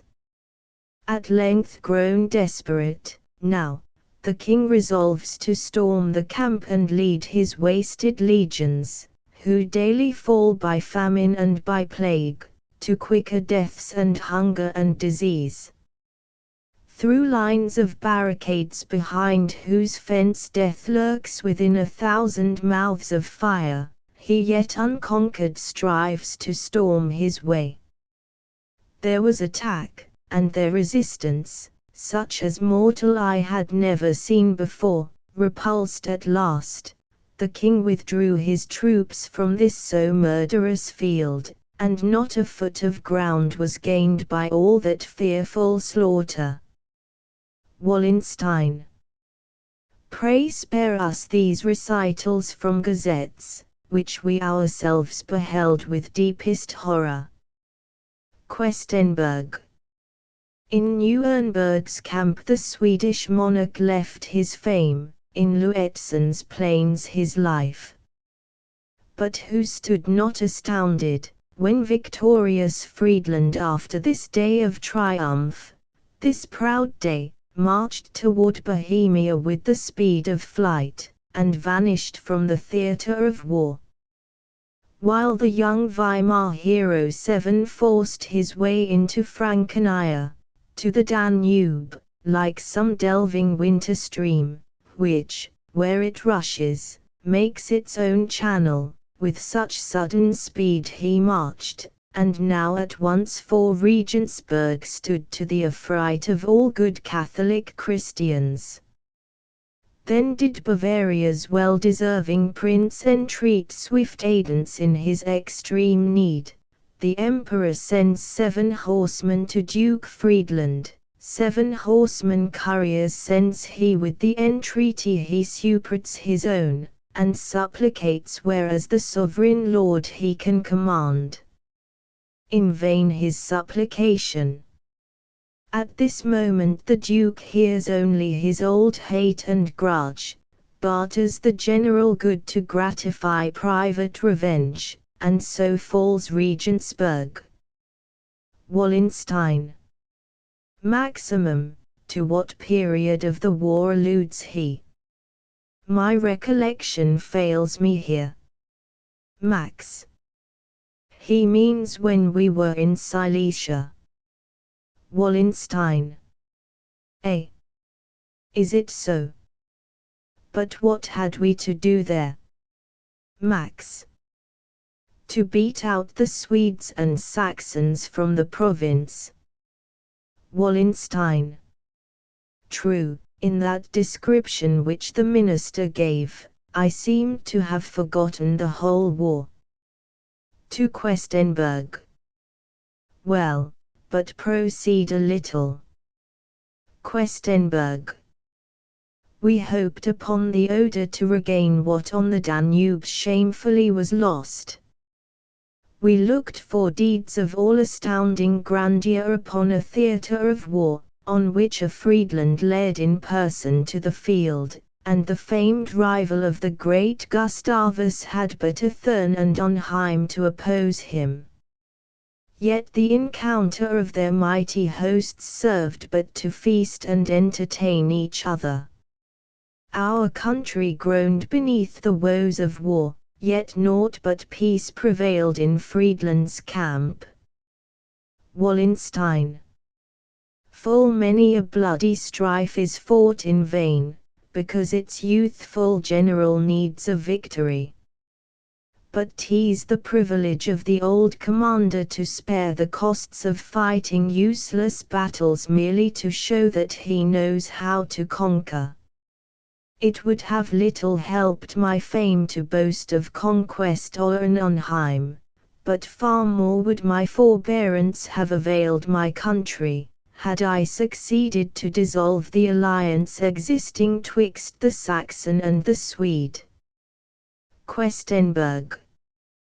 But you did not succeed, and so commenced the fearful strife anew.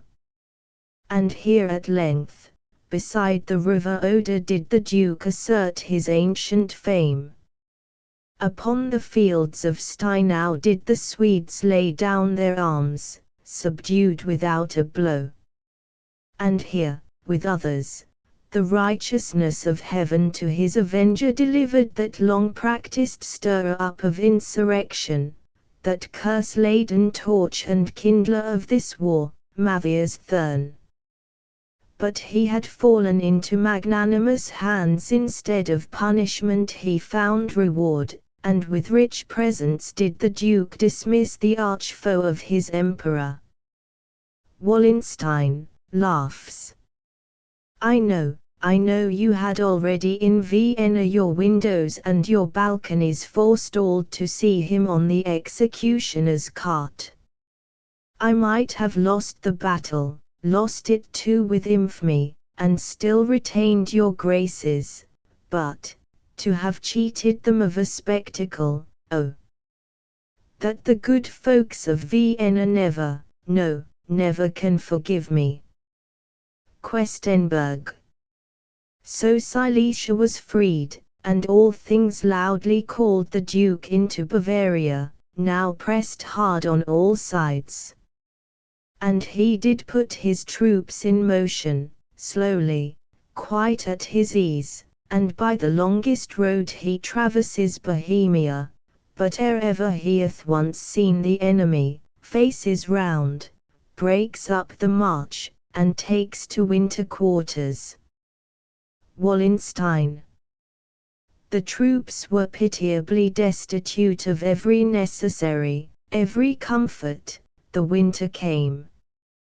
What thinks His Majesty his troops are made of? Aren't we men, subjected like other men to wet, and cold, and all the circumstances of necessity?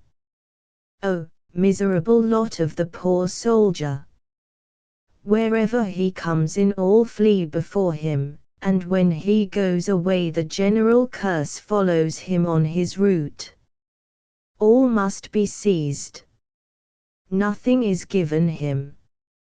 And compelled to seize from every man his every man's abhorrence. Behold, here stand my generals. Carafa. Count Diodati. Butler. Tell this man how long the soldiers' pay is in arrears. Butler. Already a full year. Wallenstein. And 'tis the hire that constitutes the hireling's name and duties, the soldier's pay is the soldier's covenant. 8 Questenberg. Ah! This is a far other tone from that in which the Duke spoke 9 years ago. Wallenstein. Yes. 'Tis my fault, I know it, I myself have spoiled the Emperor by indulging him. 9 years ago, during the Danish War, I raised him up a force, a mighty force, 40 or 50,000 men, that cost him of his own purse no doit. Through Saxony the fury goddess of the war marched on, to the surf rocks of the Baltic, bearing the terrors of his name. That was a time. In the whole imperial realm no name like mine honored with festival and celebration, and Albrecht Wallenstein, it was the title of the third jewel in his crown.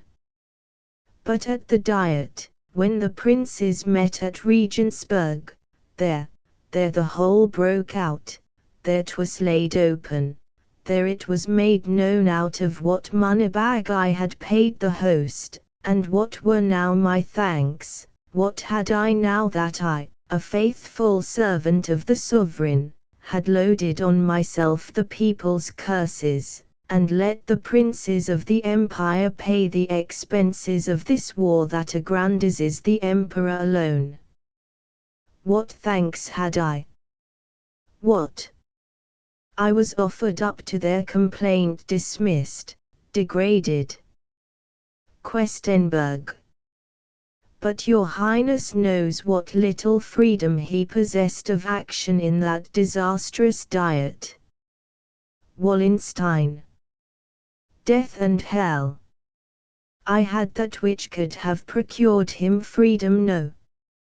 Since 'twas proved so inauspicious to me to serve the Emperor at the Empire's cost, I have been taught far other trains of thinking of the Empire and the Diet of the Empire.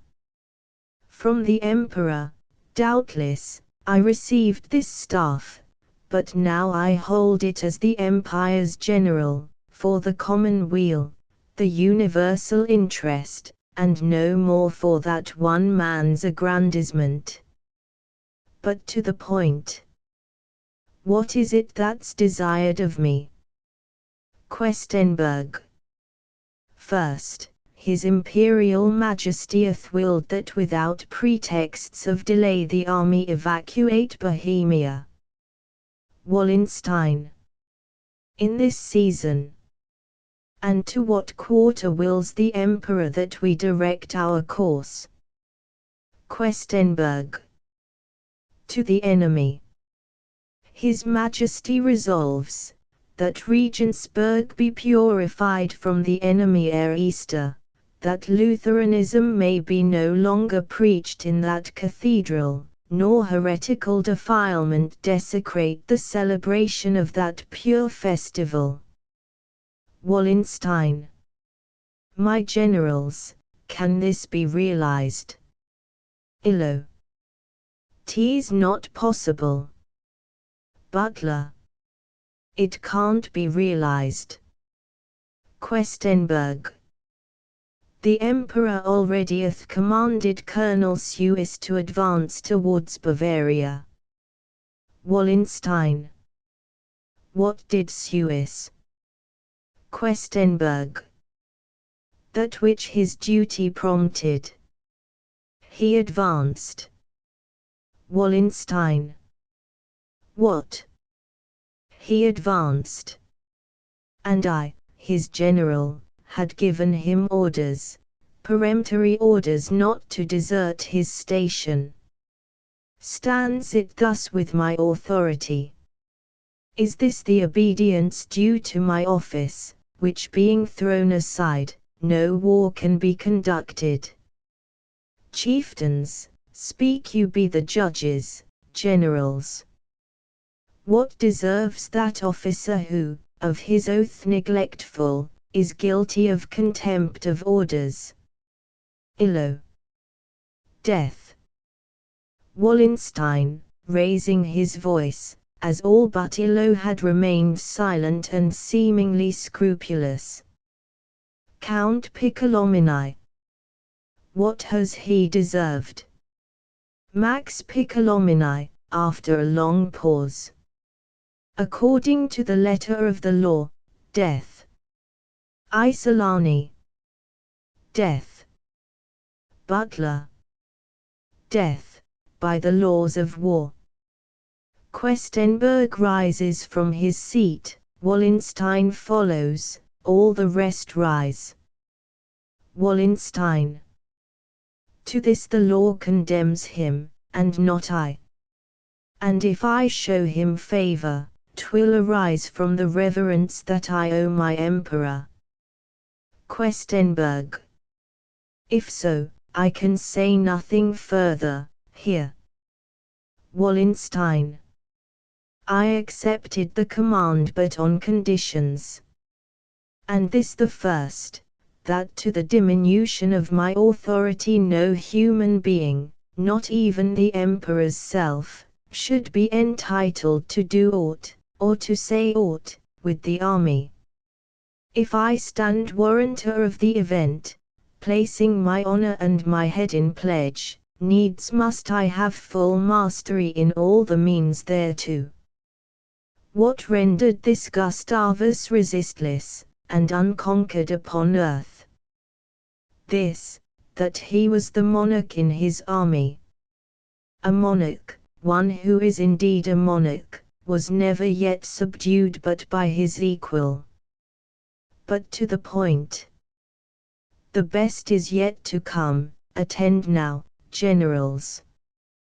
Questenberg. The Prince Cardinal begins his route at the approach of spring from the Milanese, and leads a Spanish army through Germany into the Netherlands. That he may march secure and unimpeded, tease the emperors, will you grant him a detachment of 8 horse regiments from the army here? Wallenstein. Yes, yes. I understand. 8 regiments. Well, right well concerted, Father Lanormain. 8,000 horse. Yes, yes. 'Tis as it should be, I see it coming. Questenberg. There is nothing coming. All stands in front, the counsel of state prudence, the dictate of necessity. Wallenstein. What then? What, my lord envoy? May I not be suffered to understand that folks are tired of seeing the sword's hilt in my grasp, and that your court snatch eagerly at this pretence, and use the Spanish title, and drain off my forces, to lead into the empire a new army unsubjected to my control? To throw me plumply aside, I am still too powerful for you to venture that. My stipulation runs, that all the imperial forces shall obey me where the German is the native language. Of Spanish troops and of prince cardinals, that take their route as visitors, through the empire, there stands no syllable in my stipulation. No syllable. And so the politic court steals in on tiptoe, and creeps round behind it, first makes me weaker, then to be dispensed with, till it dares strike at length a bolder blow, and make short work with me. What need of all these crooked ways, Lord Envoy? Straightforward, man. His compact with me pinches the Emperor. He would that I moved off. Well, I will gratify him. Here there commences an agitation among the generals, which increases continually. It grieves me for my noble officers' sakes. I see not yet by what means they will come at the moneys they have advanced, or how obtain the recompense their services demand. Still a new leader brings new claimants forward, and prior merit superannuates quickly. There serve here many foreigners in the army, and were the man in all else brave and gallant, I was not wont to make nice scrutiny after his pedigree or catechism. This will be otherwise the time to come. Well, me no longer it concerns. He seats himself. Forbid it, Heaven, that it should come to this. Our troops will swell in dreadful fermentation. The Emperor is abused. It cannot be. Isolani. It cannot be, all goes to instant wreck. Wallenstein. Thou hast said truly, faithful Isolani. What we with toil and foresight have built up will go to wreck, all go to instant wreck. What then? Another chieftain is soon found, another army likewise, who dares doubt it? Will flock from all sides to the emperor, at the first beat of his recruiting drum. During this speech, Isolani, Turkey, Illo, and Maradas talk confusedly with great agitation. Max Piccolomini, busily and passionately going from one to another, and soothing them. Hear, my commander, hear me, generals. Let me conjure you, Duke. Determine nothing, till we have met and represented to you our joint remonstrances. Nay, calmer. Friends. I hope all may yet be set right again. Turkey. Away. Let us away. In the antechamber find we the others. They go. Butler, to Questenberg. If good counsel gain due audience from your wisdom, my lord envoy, you will be cautious how you show yourself in public for some hours to come, or hardly will that gold key protect you from maltreatment. Commotions heard from without. Wallenstein. A salutary counsel, thou, Octavio. Wilt answer for the safety of our guest. Farewell, von Questenberg. Questenberg is about to speak. Nay, not a word. Not one word more of that detested subject. You have performed your duty. We know now to separate the office from the man. As Questenberg is going off with Octavio, Goace, Tuffenbach, Culato, press in, several other generals following them. Goace.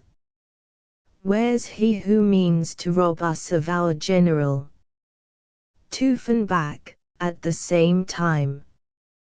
What are we forced to bear? That thou wilt leave us. Culato, at the same time. We will live with thee, we will die with thee. Wallenstein, with stateliness, and pointing to Illo. There. The field marshal knows our will. Exit. While all are going off the stage, the curtain drops. Act 3.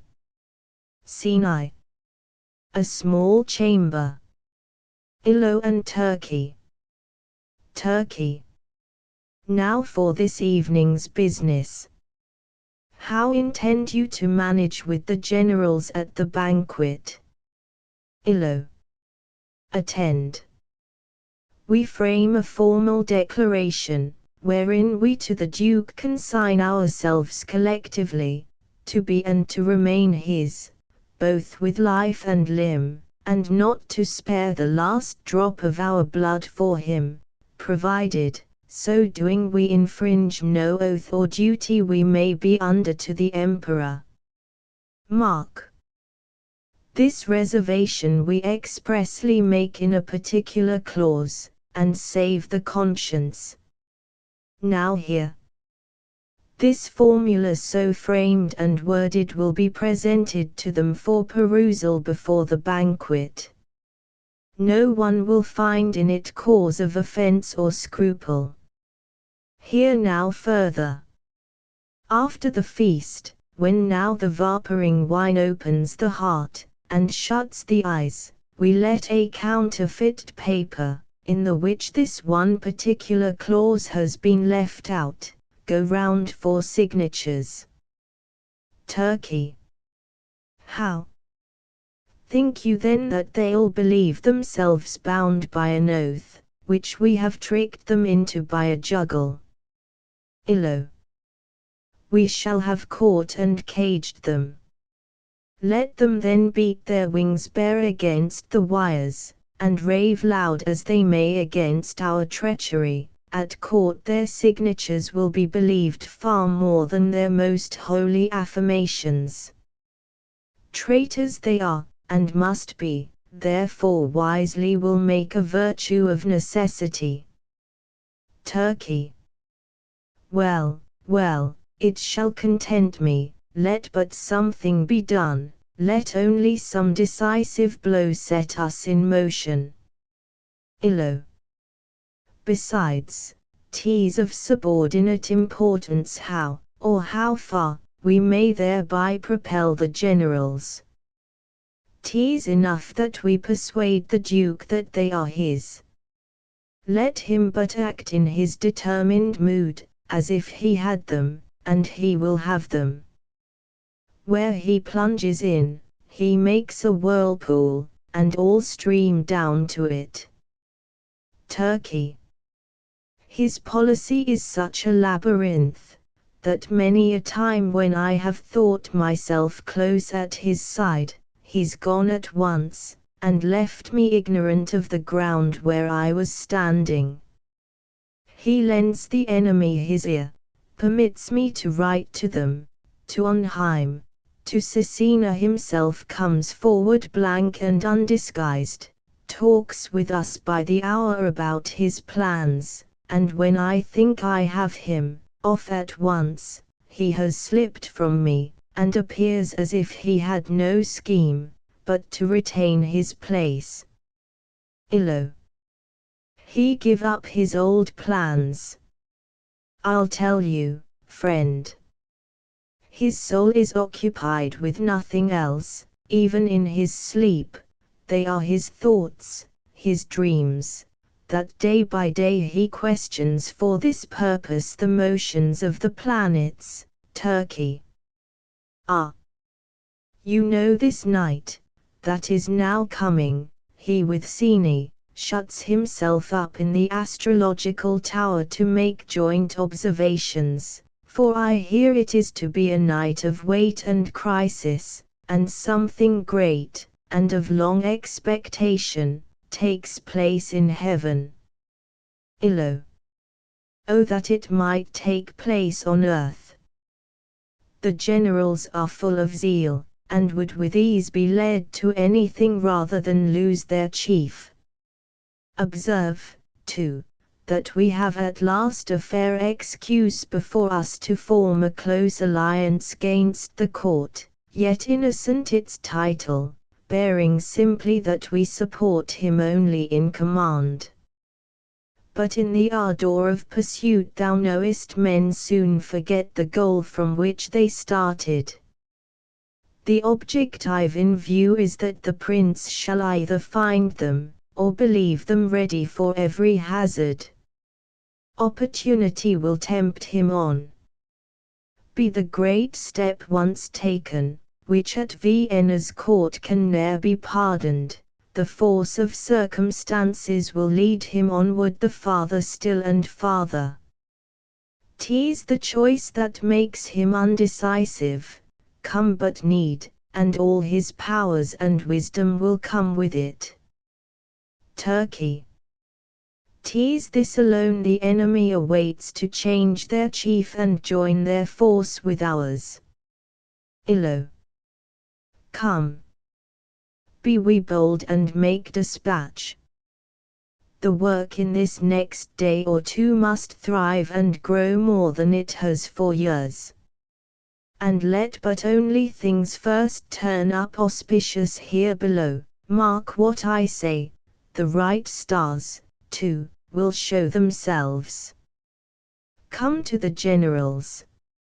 All is in the glow, and must be beaten while 'tis malleable. Turkey. Do you go thither, Illo? I must stay and wait here for the Countess. Turkey. Know that we, too, are not idle. Break one string, a second is in readiness. Illo. Yes. Yes. I saw your lady smile with such sly meaning. What's in the wind? Turkey. A secret. Hush. She comes. Exit Illo. Scene 2. The Countess steps out from a closet. Count and Countess Turkey. Turkey. Well, is she coming? I can keep him back no longer. Countess. She will be here instantly, you only send him. Turkey. I am not quite certain, I must confess it, Countess, whether or not we are earning the Duke's thanks hereby. You know no ray has broke out from him on this point. You have overruled me, and yourself know best how far you dare proceed. Countess. I take it on me. Talking to herself while she is advancing. Here's no heed of full powers and commissions, my cloudy Duke. We understand each other, and without words. What could I not unriddle, wherefore the daughter should be sent for hither, why first he, and no other should be chosen to fetch her hither. This sham of betrothing her to a bridegroom nine, whom no one knows, no. No. This may blind others. I see through thee, brother. But it beseems thee not to draw a card at such a game. Not yet. It all remains mutely delivered up to my finessing. Well, thou shalt not have been deceived, Duke Friedland, in her who is thy sister. Servant, enters. The commanders. Exit. Turkey, to the Countess. Take care you heat his fancy and affections, possess him with a reverie, and send him, absent and dreaming to the banquet, that he may not boggle at the signature. Countess. Take care of your guests. Go, send him hither. Turkey. All rests upon his undersigning. Countess, interrupting him. Go to your guests. Go, Illo, comes back. Where art staying, Turkey? The house is full, and all expecting you. Turkey. Instantly. Instantly. To the Countess. And let him not stay here too long. It might awake suspicion in the old man, Countess. A truce with your precautions. Exeunt Turkey and Illo. Scene 3. Countess, Max Piccolomini. Max, peeping in on the stage slyly. Aunt Turkey. May I venture? Advances to the middle of the stage, and looks around him with uneasiness. She's not here. Where is she? Countess. Look but somewhat narrowly in yonder corner, lest perhaps she lie concealed behind that screen. Max. There lie her gloves. Snatches at them, but the Countess takes them herself. You unkind lady. You refuse me this, you make it an amusement to torment me. Countess. And this the thanks you give me for my trouble. Max, oh, if you felt the oppression at my heart. Since we've been here, so to constrain myself with such poor stealth to hazard words and glances. These are not my habits. Countess. You have still many new habits to acquire, young friend. But on this proof of your obedient temper I must continue to insist, and only on this condition can I play the agent for your concerns. Max. But wherefore comes she not? Where is she? Countess. Into my hands you must place it whole and entire. Whom could you find, indeed, more zealously affected to your interest? No soul on earth must know it, not your father, he must not, above all. Max, alas! What danger! Here is no face on which I might concentrate all the enraptured soul stirs up within me. O lady! Tell me, is all changed around me? Or is it only I? I find myself, as among strangers. Not a trace is left of all my former wishes, former joys. Where has it vanished to? There was a time when even, without, with such a world as this, I was not discontented. Now how flat! How stale! No life, no bloom, no flavor in it. My comrades are intolerable to me. My father, even to him I can say nothing. My arms, my military duties, oh! They are such wearying toys. Countess.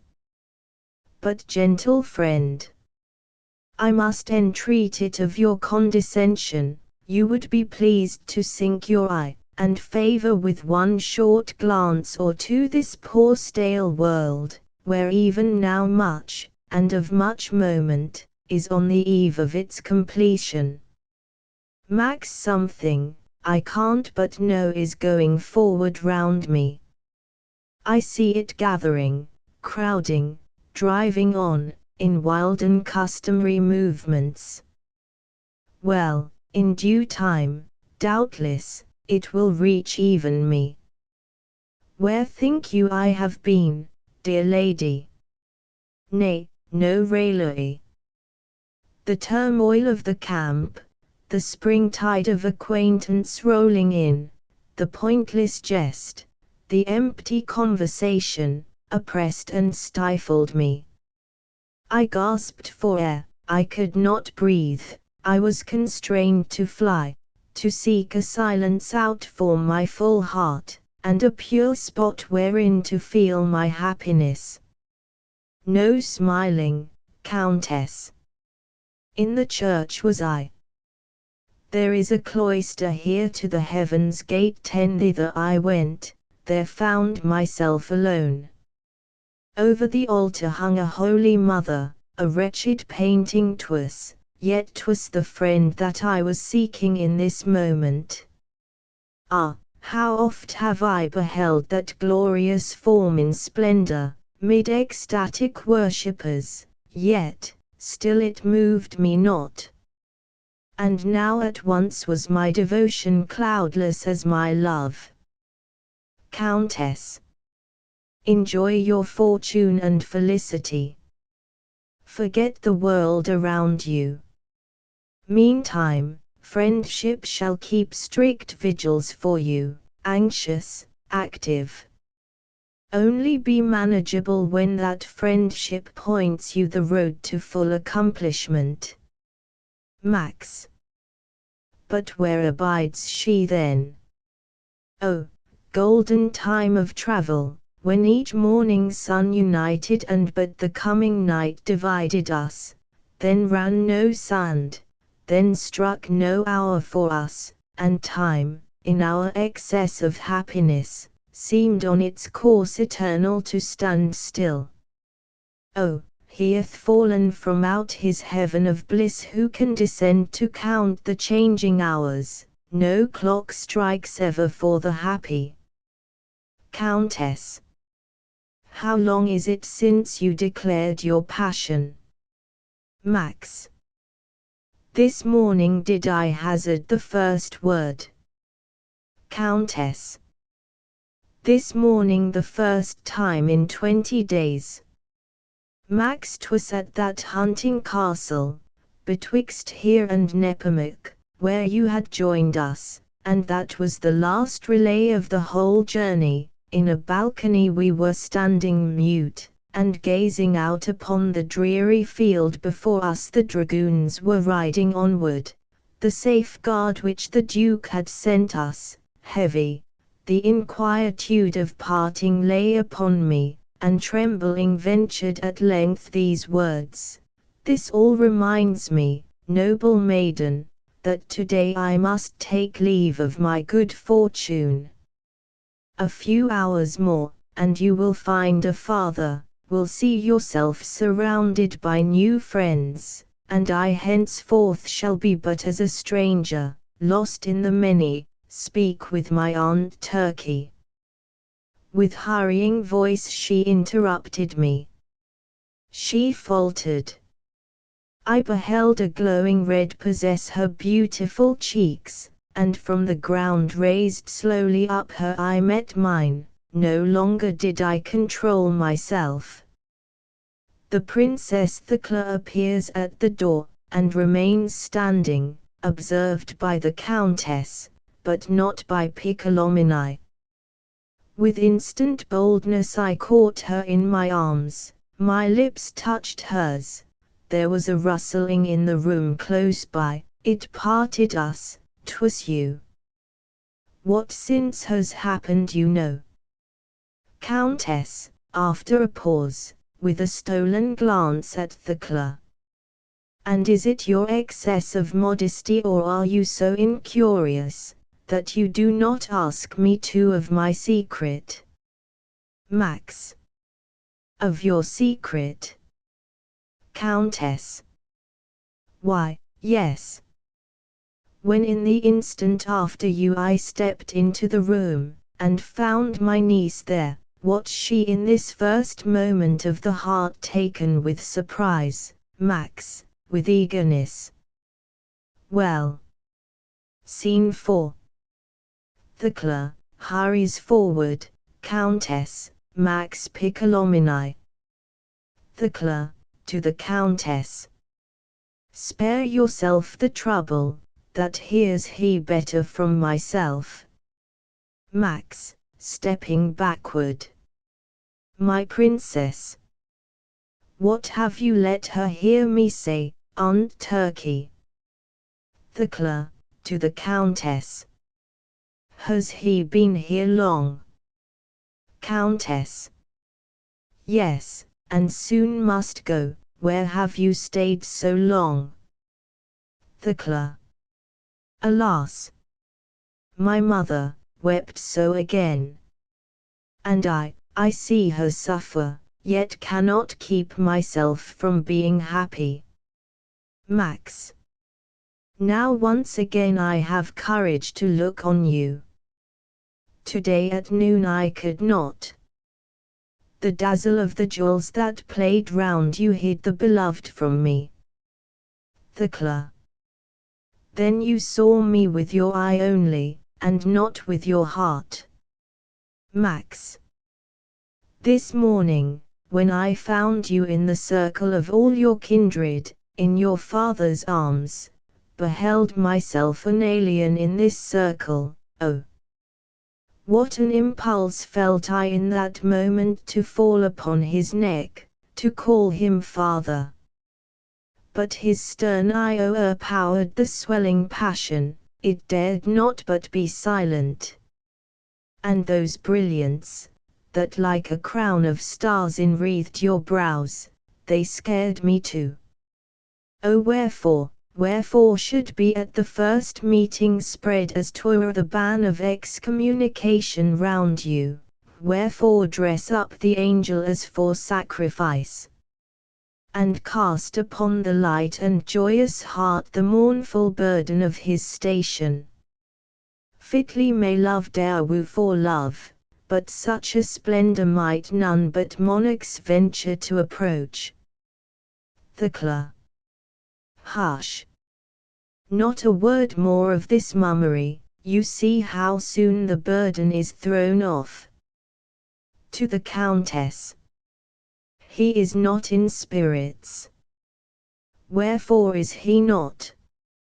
Tease you, aunt, that have made him all so gloomy.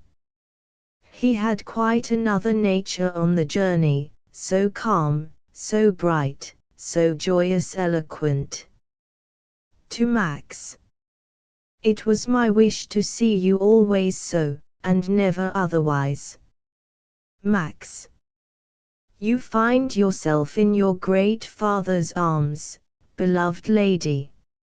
All in a new world, which does homage to you, and which, worthy only by its novelty, delights your eye. Thecla.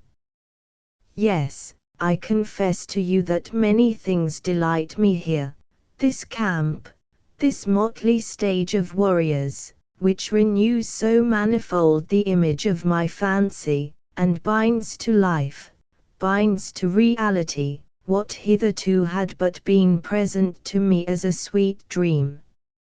Max, alas! Not so to me. It makes a dream of my reality. Upon some island in the ethereal heights I've lived for these last days. This mass of men forces me down to earth. It is a bridge that, reconducting to my former life, divides me and my heaven. Thecla. The game of life looks cheerful, when one carries in one's heart the unalienable treasure. 'Tis a game, which, having once reviewed, I turn more joyous back to my deeper and appropriate bliss. Breaking off, and in a sportive tone. In this short time that I've been present here, what new unheard of things have I not seen, and yet they all must give place to the wand which this mysterious castle guards. Countess, recollecting. And what can this be then? Methought I was acquainted with all the dusky corners of this house. Thecla, smiling. But the road thereto is watched by spirits, 2 griffins still stand sentry at the door. Countess, laughs. The astrological tower. How happens it that this same sanctuary, whose access is to all others so impracticable, opens before you even at your approach? Thecla.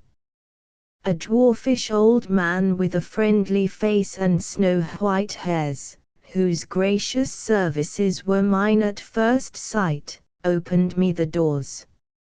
Max. That is the Duke's astrologer, old Sini. Thecla. He questioned me on many points, for instance, when I was born, what month, and on what day, whether by day or in the night. Countess. He wished to erect a figure for your horoscope. Thecla. My hand too he examined, shook his head with much sad meaning, and the lines, methought, did not square over truly with his wishes. Countess. Well, Princess, and what found you in this tower? My highest privilege has been to snatch a side glance, and away. Thecla. It was a strange sensation that came o'er me, when at first from the broad sunshine I stepped in, and now the narrowing line of daylight, that ran after the closing door, was gone, and all about me 'twas pale and dusky night, with many shadows fantastically cast. Here 6 or 7 colossal statues, and all kings, stood round me in a half circle. Each one in his hand a scepter bore, and on his head a star, and in the tower no other light was there but from these stars. All seemed to come from them. These are the planets, said that low old man, they govern worldly fates, and for that cause are imaged here as kings. He farthest from you, spiteful and cold, an old man melancholy, with bent and yellow forehead, he is Saturn. He opposite, the king with the red light, an armed man for the battle, that is Mars, and both these bring but little luck to man. But at his side a lovely lady stood, the star upon her head was soft and bright, oh, that was Venus, the bright star of joy. And the left hand, lo! Mercury, with wings quite in the middle glittered silver bright. A cheerful man, and with a monarch's mien, and this was Jupiter, my father's star, and at his side I saw the sun and moon. Max. Oh, never rudely will I blame his faith in the might of stars and angels. 'Tis not merely the human being's pride that peoples space with life and mystical predominance, since likewise for the stricken heart of love this visible nature, and this common world, is all too narrow, yet a deeper import lurks in the legend told my infant years than lies upon that truth we live to learn. For fable is love's world, his home, his birthplace, delightedly dwells he among fays and talismans, and spirits, and delightedly believes divinities, being himself divine the intelligible forms of ancient poets, the fair humanities of old religion, the power, the beauty, and the majesty, that had her haunts in dale, or piny mountain, or forest by slow stream, or pebbly spring, or chasms, and watery depths, all these have vanished. They live no longer in the faith of reason. But still the heart doth need a language, still doth the old instinct bring back the old names, and to yon starry world they now are gone, spirits or gods, that used to share this earth with man as with their friend 11, and to the lover yonder they move, from yonder visible sky shoot influence down, and even at this day this Jupiter who brings water is great, and Venus who brings everything that's fair. Thecla. And if this be the science of the stars, I, too, with glad and zealous industry, will learn acquaintance with this cheerful faith. It is a gentle and affectionate thought, that in immeasurable heights above us, at our first birth, the wreath of love was woven, with sparkling stars for flowers. Countess. Not only roses and thorns to'eth the heaven, and well for you leave they your wreath of love inviolate, what Venus twined, the bearer of glad fortune, the sullen orb of Mars soon tears to pieces. Max. Soon will this gloomy empire reach its close. Blessed be the general's zeal, into the laurel will he inweave the olive branch, presenting peace to the shouting nations. Then no wish will have remained for his great heart. Enough has he performed for glory, and can now live for himself and his. To his domains will he retire, he has a stately seat of fairest view at Gitchen, Reichenberg, and Friedland Castle, both lie pleasantly, even to the foot of the huge mountains here stretches the chase and covers of his forests, his ruling passion to create the splendid he can indulge without restraint, can give a princely patronage to every art, and to all worth a sovereign's protection. Can build, can plant, can watch the starry courses, Countess. Yet I would have you look, and look again, before you lay aside your arms, young friend. A gentle bride, as she is well worth it, that you should woo and win her with the sword. Max. Oh, that the sword could win her. Countess. What was that? Did you hear nothing? Seemed as if I heard tumult and larum in the banquet room. Exit Countess. Scene V. Thecla and Max Piccolomini. Thecla, as soon as the Countess is out of sight, in a quick, low voice to Piccolomini. Don't trust them. They are false. Max. Impossible. Thecla. Trust no one here but me. I saw at once, they had a purpose. Max. Purpose.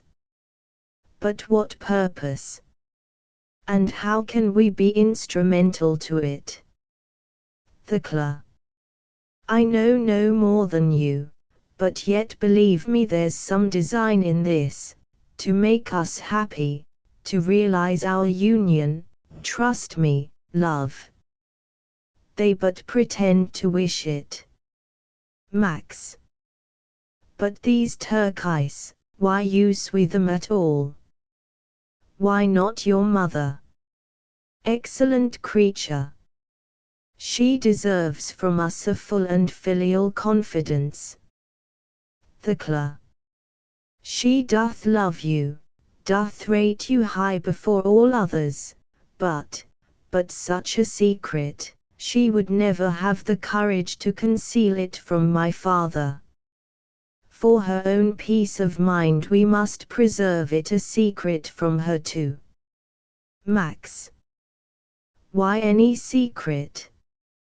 I love not secrets. Mark what I will do. I'll throw me at your father's feet, let him decide upon my fortune. He is true, he wears no mask, he hates all crooked ways, he is so good, so noble. Thecla. Falls on his neck. That are you. Max. You knew him only from this morn. But I have lived 10 years already in his presence, and who knows whether in this very moment he is not merely waiting for us both to own our loves in order to unite us. You are silent. You look at me with such a hopelessness. What have you to object against your father? Thecla. Nothing. Only he's so occupied, he has no leisure time to think about the happiness of us two. Taking his hand tenderly. Follow me, let us not place too great a faith in men. These turkeys, we will still be grateful to them for every kindness, but not trust them further than they deserve, and in all else rely on our own hearts. Max. Oh, shall we be happy? Thecla. Are we not happy now? Art thou not mine? Am I not thine? There lives within my soul a lofty courage, 'tis love gives it me. I ought to be less open, ought to hide my heart more from thee, so decorum dictates. But where in this place couldst thou seek for truth, if in my mouth thou didst not find it? We now have met, then let us hold each other clasped in a lasting and a firm embrace. Believe me, this was more than their intent. Then be our loves like some blessed relic kept within the deep recesses of the heart. From heaven alone the love has been bestowed, to heaven alone our gratitude is due, it can work wonders for us still. Scene 6. To them enters the Countess Turkey. Countess, in a pressing manner. Come, come. My husband sends me for you. It is now the latest moment. They not appearing to attend to what she says, she steps between them. Part you. Thecla. Oh, not yet. It has been scarce a moment. Countess. Then time flies swiftly with your highness, princess niece. Max. There is no hurry, aunt. Countess. Away. Away. The folks begin to miss you. Twice already his father has asked for him. Thecla. Ha. His father. Countess. You understand that, niece. Thecla. Why needs he to go at all to that society? 'Tis not his proper company. They may be worthy men, but he's too young for them. In brief, he suits not such society. Countess. You mean, you'd rather keep him wholly here? Thecla, with energy. Yes. You have hit it, aunt. That is my meaning, leave him here wholly. Tell the company, Countess. What? Have you lost your senses, niece? Count, you remember the conditions. Come. Max, to Thecla. Lady, I must obey. Farewell, dear lady. Thecla turns away from him with a quick motion. What say you then, dear lady? Thecla, without looking at him. Nothing. Go. Max. Can I when you are angry? He draws up to her. Their eyes meet. She stands silent a moment, then throws herself into his arms. He presses her fast to his heart. Countess. Off. Heavens! If anyone should come. Hark! What's that noise? It comes this way. Off. Max tears himself away out of her arms and goes. The Countess accompanies him. Thecla follows him with her eyes at first, walks restlessly across the room, then stops, and remains standing, lost in thought. A guitar lies on the table, she seizes it as by a sudden emotion, and after she has played a while an irregular and melancholy symphony, she falls gradually into the music and sings. Scene 7. Thecla plays and sings. The cloud doth gather, the greenwood roar, the damsel paces along the shore, the billows, they tumble with might, and she flings out her voice to the darksome night, her bosom is swelling with sorrow, the world it is empty, the heart will die, there's nothing to wish for beneath the sky, thou Holy One, call thy child away. I've lived and loved, and that was today, make ready my grave clothes tomorrow. 12 Scene 8. Countess, returns, Thecla. Countess. Fie, lady niece. To throw yourself upon him like a poor gift to one who cares not for it, and so must be flung after him. For you, Duke Friedland's only child, I should have thought it had been more beseeming to have shown yourself more chary of your person. Thecla, rising. And what mean you? Duchess. I mean, niece, that you should not have forgotten who you are, and who he is. But perchance that never once occurred to you. Thecla. What then? Countess. That you're the daughter of the Prince Duke Friedland. Thecla. Well, and what father? Duchess. What? A pretty question. Thecla. He was born that which we have but become. He's of an ancient Lombard family, son of a reigning princess.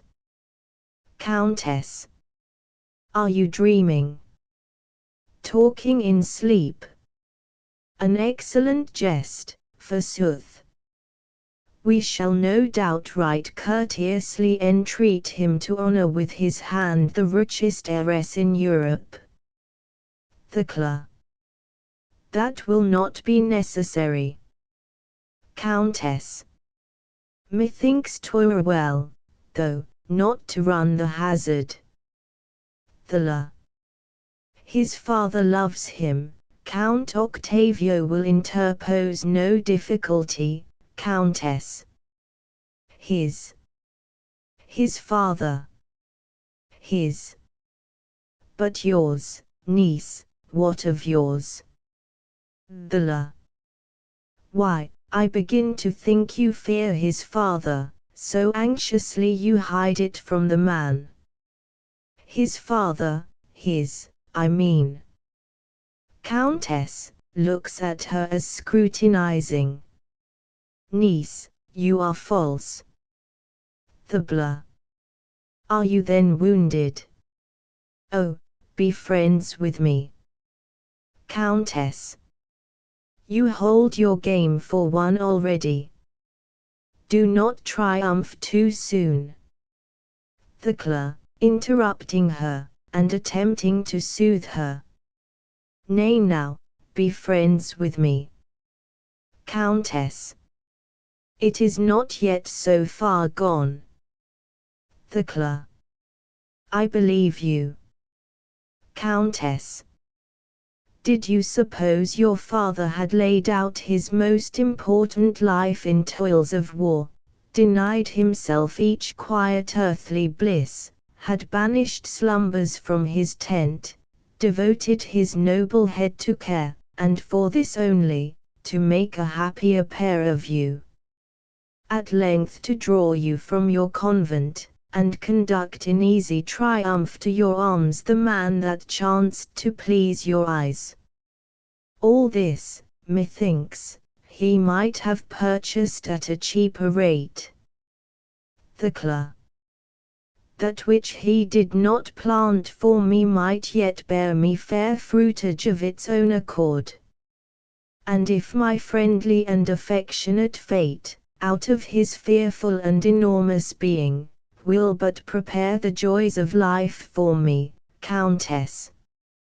Thou seest it with a lovelorn maiden's eyes, cast thine eye round, bethink thee who thou art, into no house of joyance hast thou stepped, for no espousals dost thou find the walls decked out, no guests the nuptial garland wearing, here is no splendor but of arms. Or thinkest thou that all these thousands are here congregated to lead up the long dances at thy wedding? Thou seest thy father's forehead full of thought, thy mother's eye in tears, upon the balance lies the great destiny of all our house. Leave now the puny wish, the girlish feeling, oh, thrust it far behind thee. Give thou proof thou art he the daughter of the mighty, his who where he moves creates the wonderful.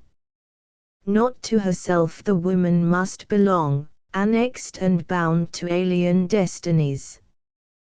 But she performs the best part, she the wisest, who can transmute the alien into self, meet and disarm necessity by choice, and what must be, take freely to her heart, and bear and foster it with mother's love.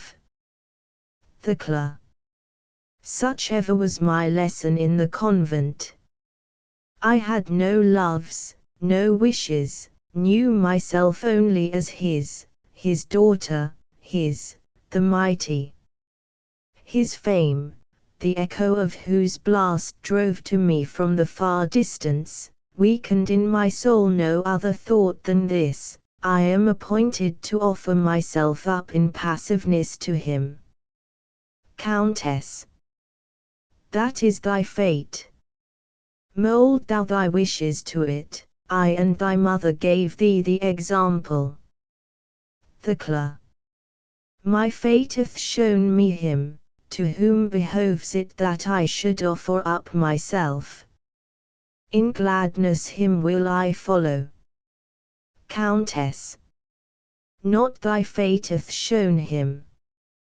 Thy heart, say rather, 'twas thy heart, my child.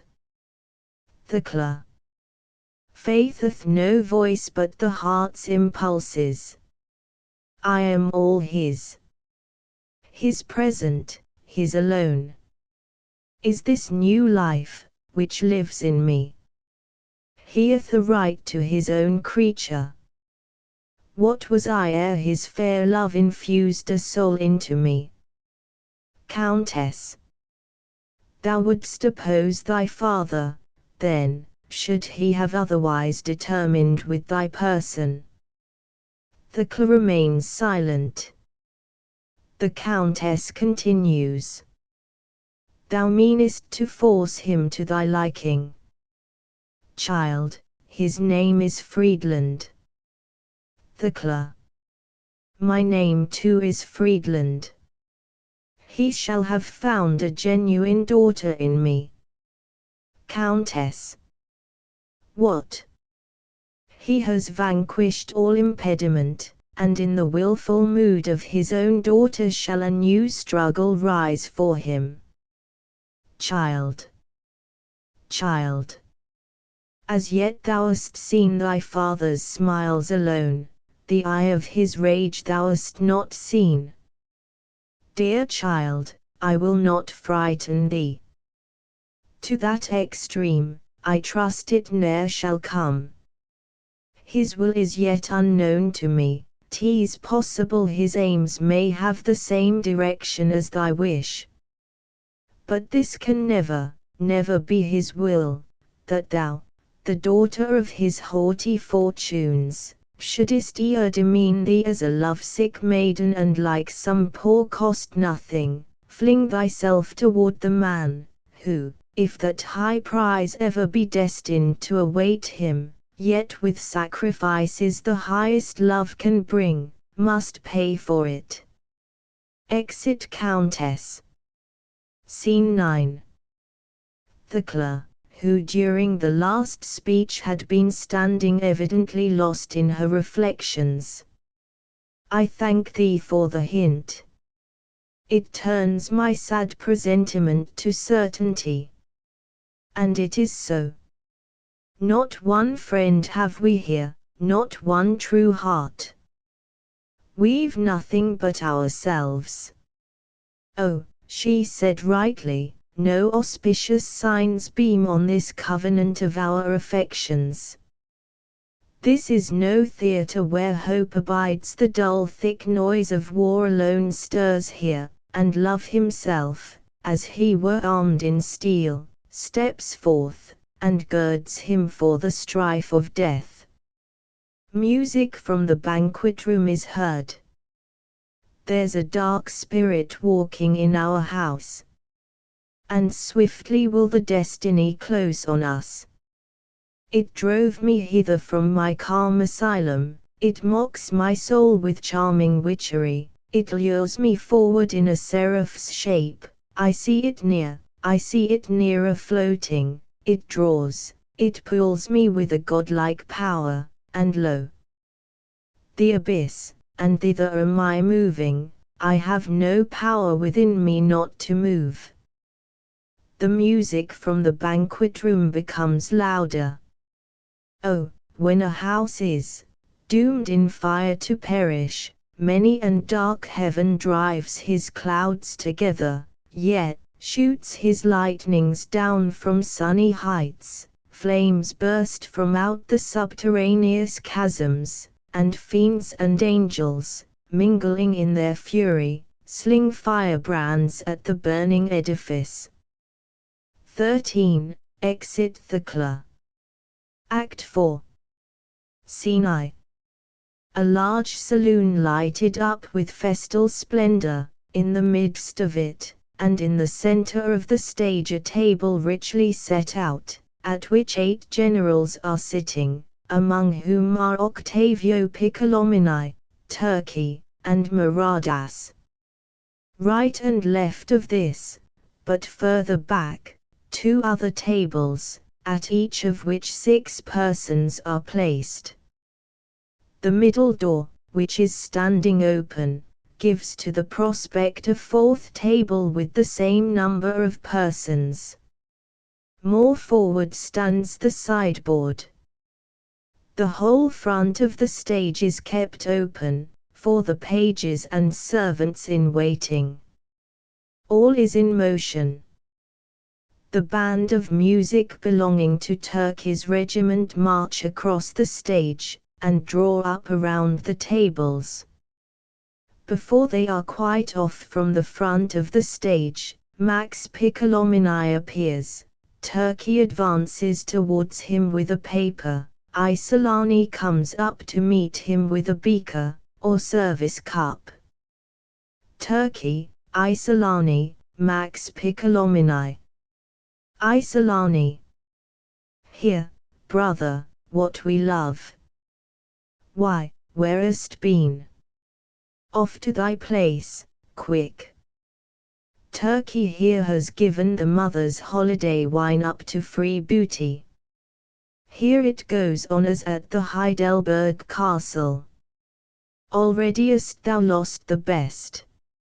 They are giving at yonder table ducal crowns in shares, their Sternberg's lands and chattels are put up, with Eggenbergs, Stufters, Liechtensteins, and all the great Bohemian feudalities. Be nimble, lad. And something may turn up for thee, who knows? Off, to thy place. Quick. March. Tuffenbach and Goace, call out from the 2nd and 3rd tables. Count Piccolomini. Turkey. Stop, ye shall have him in an instant. Read this oath here, whether as 'tis here set forth, the wording satisfies you. They've all read it, each in his turn, and each one will subscribe his individual signature. Max reads. In gratis servironifers. Isolani. That sounds to my ears very much like Latin, and being interpreted, pray what may it mean? Turkey. No honest man will serve a thankless master. Max inasmuch as our supreme commander, the illustrious Duke of Friedland, in consequence of the manifold affronts and grievances which he has received, had expressed his determination to quit the Emperor, but on our unanimous entreaty has graciously consented to remain still with the army, and not to part from us without our approbation thereof, so we, collectively and each in particular, in the stead of an oath personally taken, do hereby oblige ourselves, likewise by him honorably and faithfully to hold, and in no wise whatsoever from him to part, and to be ready to shed for his interests the last drop of our blood, so far, namely, as our oath to the Emperor will permit it. These last words are repeated by Isolani. In testimony of which we subscribe our names. Turkey. Now, Are you willing to subscribe to this paper? Isolani. Why should he not? All officers of honor can do it, must do it. Pen and ink here. Turkey. Nay, let it rest till after meal. Isolani, drawing Max along. Come, Max. Both seat themselves at their table. Scene 2. Turkey, Newman. Turkey beckons to Newman, who is waiting at the side table, and steps forward with him to the edge of the stage. Have you the copy with you, Newman? Give it. It may be changed for the other. Newman. I have copied it letter by letter, line by line. No, I would e'er discover other difference, save only the omission of that clause, according to your Excellency's order. Turkey. Right, I lay it yonder, and away with this. It has performed its business. To the fire with it. Newman lays the copy on the table, and steps back again to the side table. Scene 3. Illo comes out from the second chamber. Turkey. Illo. How goes it with young Piccolomini? Turkey. All right, I think. He has started no object. Illo. He is the only one I fear about, he and his father. Have an eye on both. Turkey. How looks it at your table? You forget not to keep them warm and stirring. Illo. Oh, quite cordial, they are quite cordial in the scheme. We have them and teas as I predicted too. Already it is the talk, not merely to maintain the Duke in station. Since we're once for all together and unanimous, why not, says Montague Cully, why not onward, and make conditions with the Emperor there in his own Venice? Trust me, Count, were it not for these said Piccolomini, we might have spared ourselves the cheat. Turkey. And Butler. How goes it there? Hush. Scene 4. To the men, to Butler from a second table. Butler. Don't disturb yourselves, Field Marshal, I have understood you perfectly. Good luck be to the scheme, and as to me, with an air of mystery. You may depend upon me. Illo, with vivacity. May we, Butler? Butler. With or without the clause, all one to me. You understand me. My fidelity the Duke may put to any proof, I'm with him, tell him so. I'm the Emperor's officer, as long as 'tis his pleasure to remain the Emperor's general. And Friedland's servant, as soon as it shall please him to become his own lord. Turkey. You would make a good exchange. No stern economist, no Ferdinand, is he to whom you plight your services. Butler, with a haughty look. I do not put up my fidelity to sale, Count Turkey.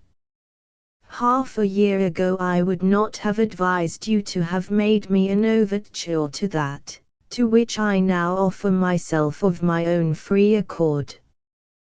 But that is past. And to the Duke, Field Marshal, I bring myself, together with my regiment.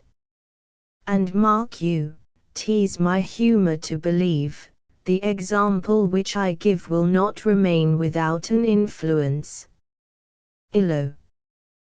Who is ignorant, that the whole army looks to Colonel Butler as to a light that moves before them. Butler. Then I repent me not of that fidelity which for the length of 40 years I held, if in my 60th year my good old name can purchase for me a revenge so full. Start not at what I say, Sir Generals. My real motives, they concern not you. And you yourselves, I trust, could not expect that this your game had crooked my judgment, or that fickleness, quick blood, or such like cause, has driven the old man from the track of honor, which he so long had trodden. Come, my friends. I'm not there too determined with less firmness, because I know and have looked steadily at that on which I have determined. Illo. Say, and speak roundly, what are we to deem you? Butler. A friend. I give you here my hand. I'm yours with all I have. Not only men, but money will the Duke want. Go, tell him, sirs. I've earned and laid up somewhat in his service, I lend it him, and is he my survivor, it has been already long ago bequeathed to him, he is my heir. For me, I stand alone here in the world, naught know I of the feeling that binds the husband to a wife and children. My name dies with me, my existence ends. Illo. 'Tis not your money that he needs, a heart like yours weighs tons of gold down, weighs down millions. Butler. I came a simple soldier's boy from Ireland to Prague, and with a master, whom I buried. From lowest stable duty I climbed up, such was the fate of war, to this high rank, the plaything of a whimsical good fortune. And Wallenstein too is a child of luck, I love a fortune that is like my own. Illo. All powerful souls have kindred with each other. Butler. This is an awful moment. To the brave, to the determined, an auspicious moment. The Prince of Weimar arms, upon the main, to found a mighty dukedom. He of Halberstadt, that Mansfeld, wanted but a longer life to have marked out with his good sword a lordship that should reward his courage. Who of these equals our Friedland? There is nothing, nothing so high, but he may set the ladder to it. Turkey. That's spoken like a man. Butler. Do you secure the Spaniard and Italian, I'll be your warrant for the Scotchman Leslie. Come to the company. Turkey. Where is the master of the cellar? Ho. Let the best wines come up. Ho. Cheerly, boy. Luck comes today, so give her hearty welcome. Exeunt, each to his table. Scene V. The master of the cellar, advancing with Newman, servants passing backwards and forwards. Master of the cellar. The best wine. Oh, if my old mistress, his lady mother, could but see these wild goings on, she would turn herself round in her grave. Yes, yes, sir officer. 'Tis all down the hill with this noble house. No end, no moderation.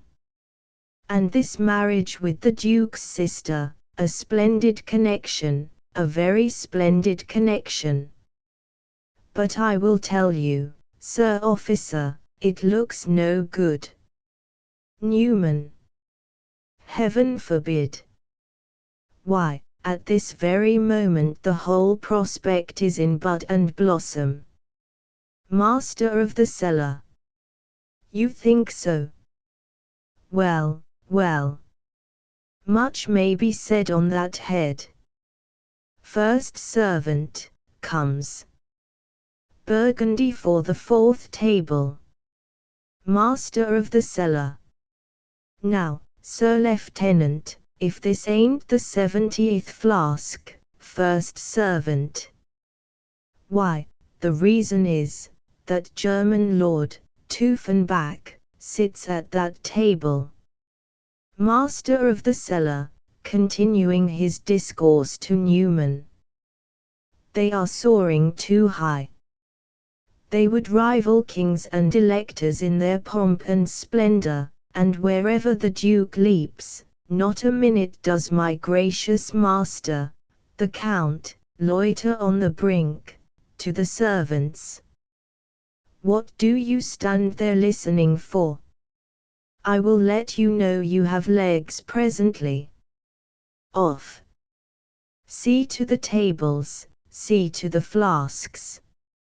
Look there. Count Palfy has an empty glass before him. Runner, comes. The great service cup is wanted, sir.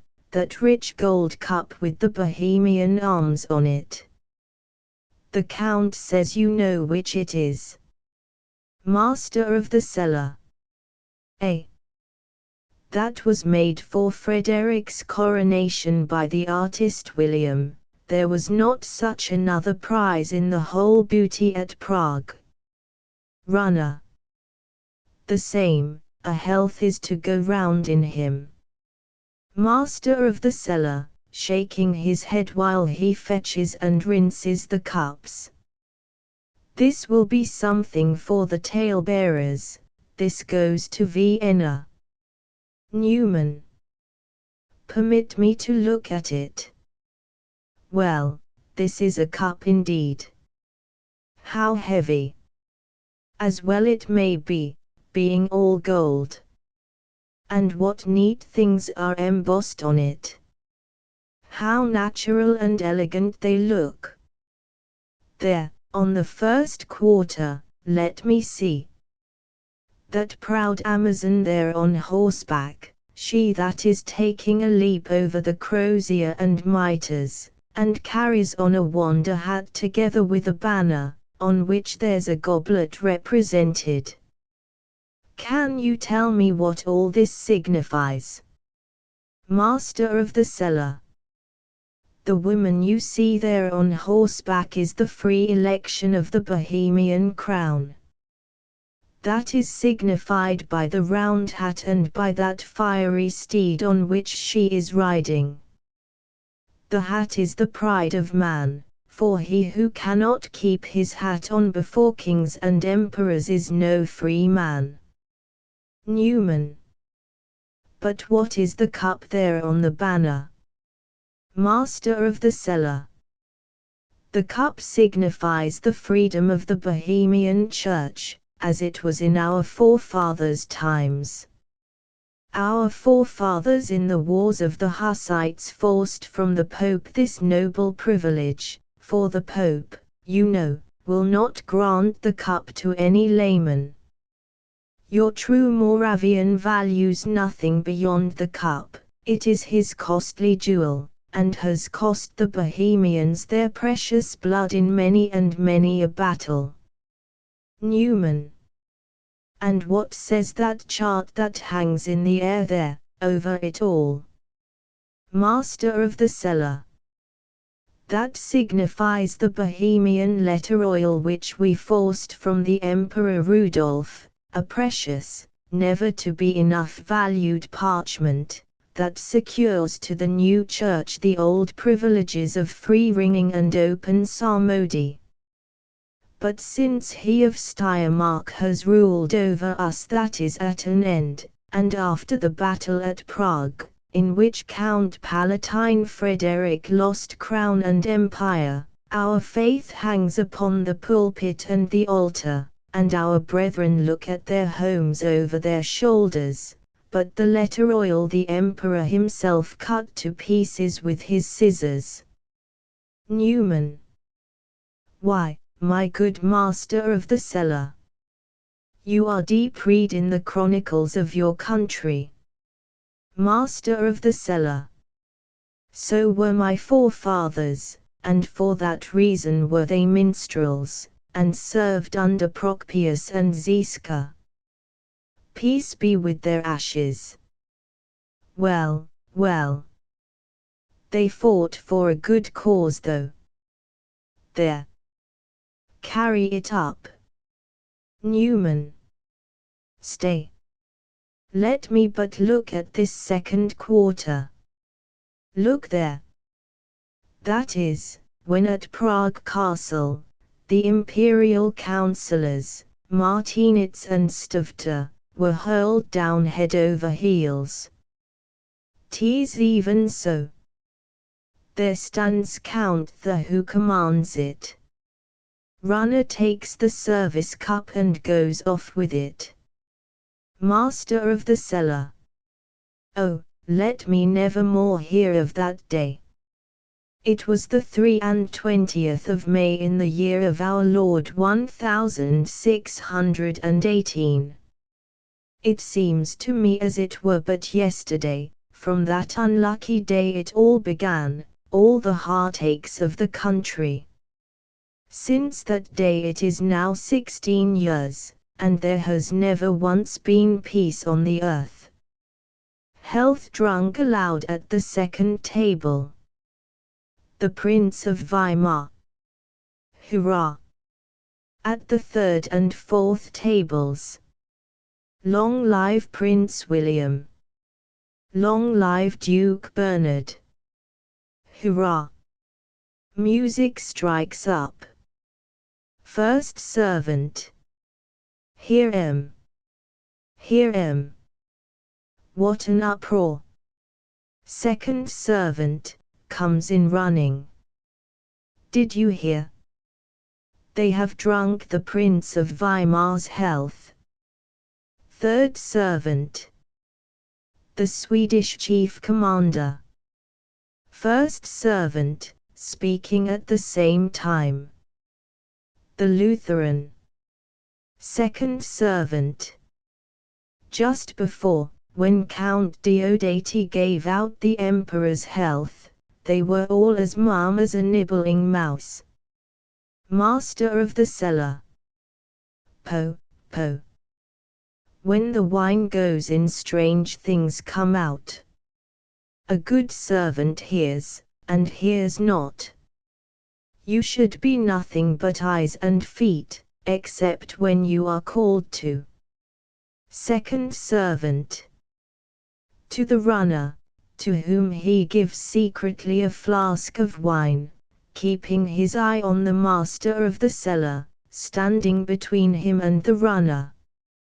Quick, Thomas. Before the master of the cellar runs this way, tease a flask of Frontignac. Snapped it up at the third table. Canst go off with it. Runner hides it in his pocket. All right. Exit the second servant. Third servant, aside to the first. Be on the hark, Jack. That we may have right plenty to tell to Father Quivoga. He will give us right plenty of absolution in return for it. First servant. For that very purpose I am always having something to do behind Illo's chair. He is the man for speeches to make you stare with. Master of the cellar, to Newman. Who, pray, may that swarthy man be, he with the cross, that is chatting so confidently with Esther Hatz? Newman. He too is one of those to whom they confide too much. He calls himself Maradas, a Spaniard is he. Master of the cellar, impatiently. Spaniard. Spaniard. I tell you, friend, nothing good comes of those Spaniards. All these outlandish fellows are little better than rogues. Newman. Fy. You should not say so, friend. There are among them our very best generals, and those on whom the Duke at this moment relies the most. Master of the cellar. Taking the flask out of Runner's pocket. My son, it will be broken to pieces in your pocket. Turkey hurries in, fetches away the paper, and calls to a servant for pen and ink, and goes to the back of the stage. Master of the cellar, to the servants. The Lieutenant General stands up. Be on the watch. Now. They break up. Off, and move back the forms. They rise at all the tables. The servants hurry off the front of the stage to the tables. Part of the guests come forward. Scene 6. Octavio Piccolomini enters, in conversation with Maradas, and both place themselves quite on the edge of the stage on one side of the proscenium. On the side directly opposite, Max Piccolomini, by himself, lost in thought, and taking no part in anything that is going forward. The middle space between both, but rather more distant from the edge of the stage, is filled up by Butler, Isolani, Goace, Tuffenbach, and Culato. Isolani, while the company is coming forward. Good night, Culato. Good night, Lieutenant General. I should rather say good morning. Goace, to Tuffenbach. Noble brother. Making the usual compliment after meals. Tuffenbach. 'Twas a royal feast indeed. Goace. Yes, my Lady Countess understands these matters. Her mother-in-law, heaven rest her soul, taught her. Ah! That was a housewife for you. Tuffenbach. There was not her like in all Bohemia for setting out a table. Octavio, aside to Maradas. Do me the favor to talk to me, talk of what you will, or of nothing. Only preserve the appearance at least of talking. I would not wish to stand by myself, and yet I conjecture that there will be goings on here worthy of our attentive observation. He continues to fix his eye on the whole following scene. Isolani, on the point of going. Lights. Lights. Turkey, advances with the paper to Isolani. Noble brother, 2 minutes longer. Here is something to subscribe. Isolani. Subscribe as much as you like, but you must excuse me from reading it. Turkey. There is no need. It is the oath which you have already read. Only a few marks of your pen. Isolani hands over the paper to Octavio respectfully. Turkey. Nay, first come, first served. There is no precedence here. Octavio runs over the paper with apparent indifference. Turkey watches him at some distance. Goace, to Turkey. Noble Count. With your permission, good night. Turksey. Where's the hurry? Come, one other composing draft. To the servants. Ho! Go Ace. Excuse me, ain't able. Turkey. A thimbleful. Go Ace. Excuse me. Toofenback, sits down. Pardon me, nobles. This standing does not agree with me. Turkey. Consult your own convenience, General.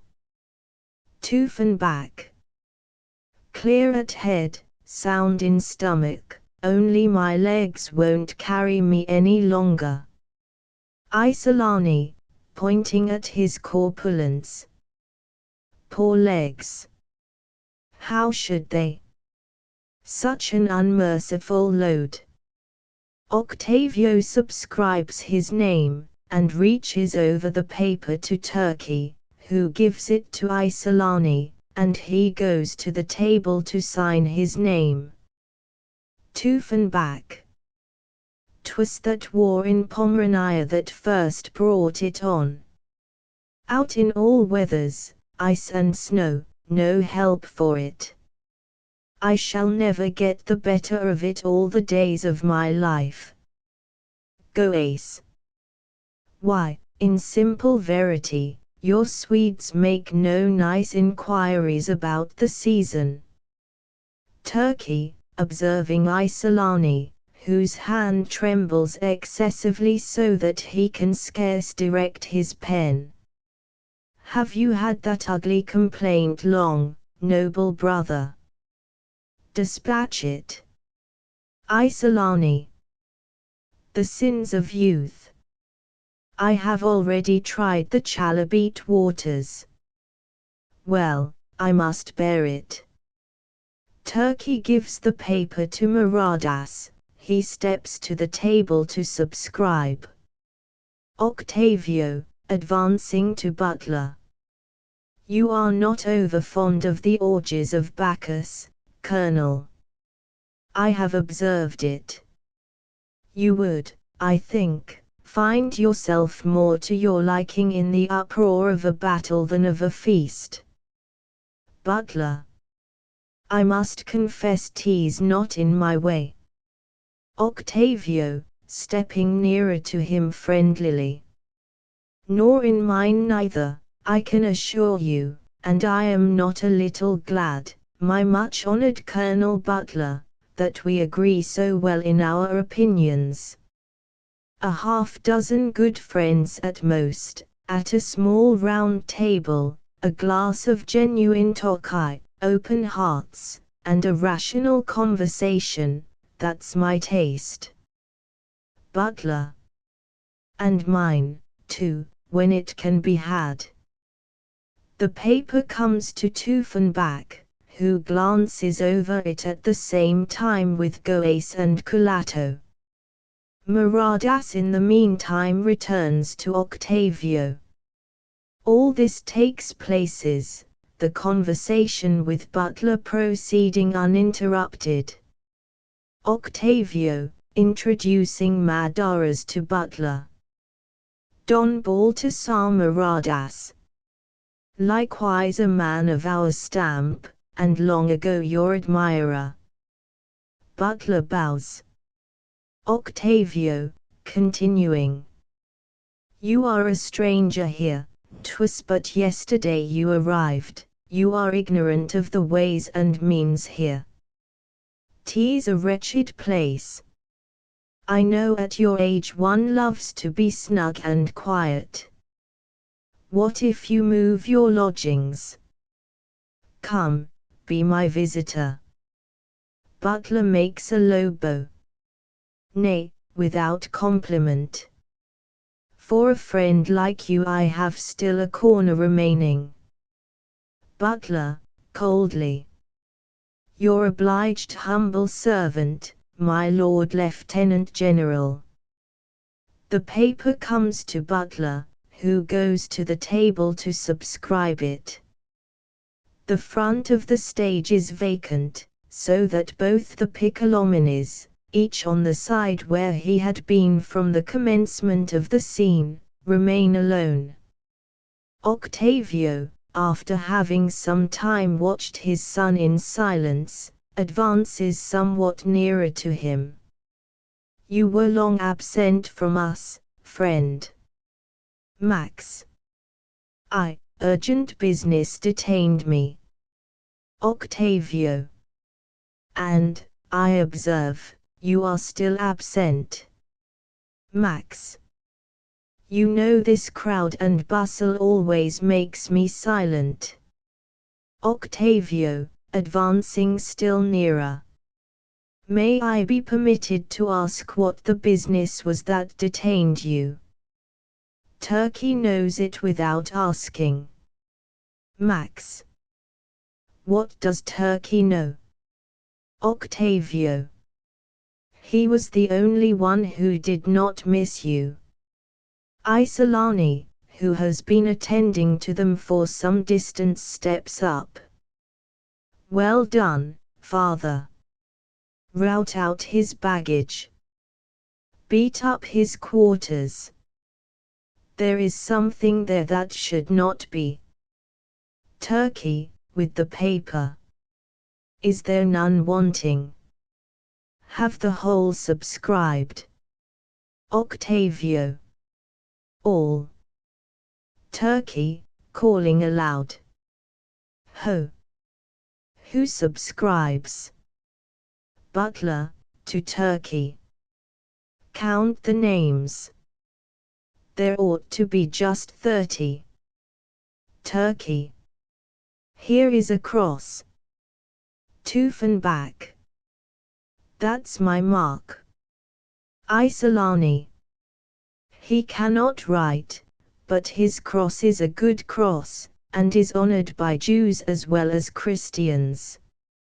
Octavio presses on to Max. Come, General. Let us go. It is late. Turkey. One Piccolomini only has signed. Isolani, pointing to Max. Look. That is your man, that statue there, who has had neither eye, ear, nor tongue for us the whole evening. Max receives the paper from Turkey, which he looks upon vacantly. Scene 7. To these enter Illo from the inner room. He has in his hand a golden service cup, and is extremely distempered with drinking. Goace and Butler follow him, endeavoring to keep him back. Illo. What do you want? Let me go. Goace and Butler. Drink no more, Illo. For heaven's sake, drink no more. Illo goes up to Octavio, and shakes him cordially by the hand, and then drinks. Octavio. I bring this to you. Let all grudge be drowned in this friendly bowl. I know well enough you never loved me, devil take me. And I never loved you.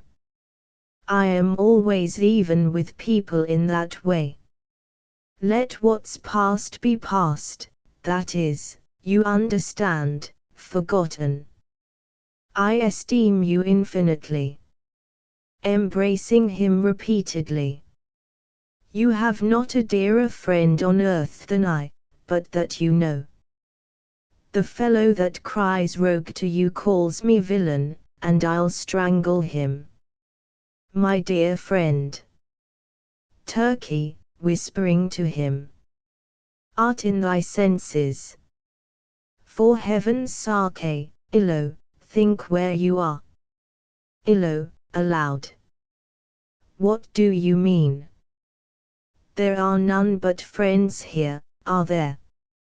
Looks round the whole circle with a jolly and triumphant air.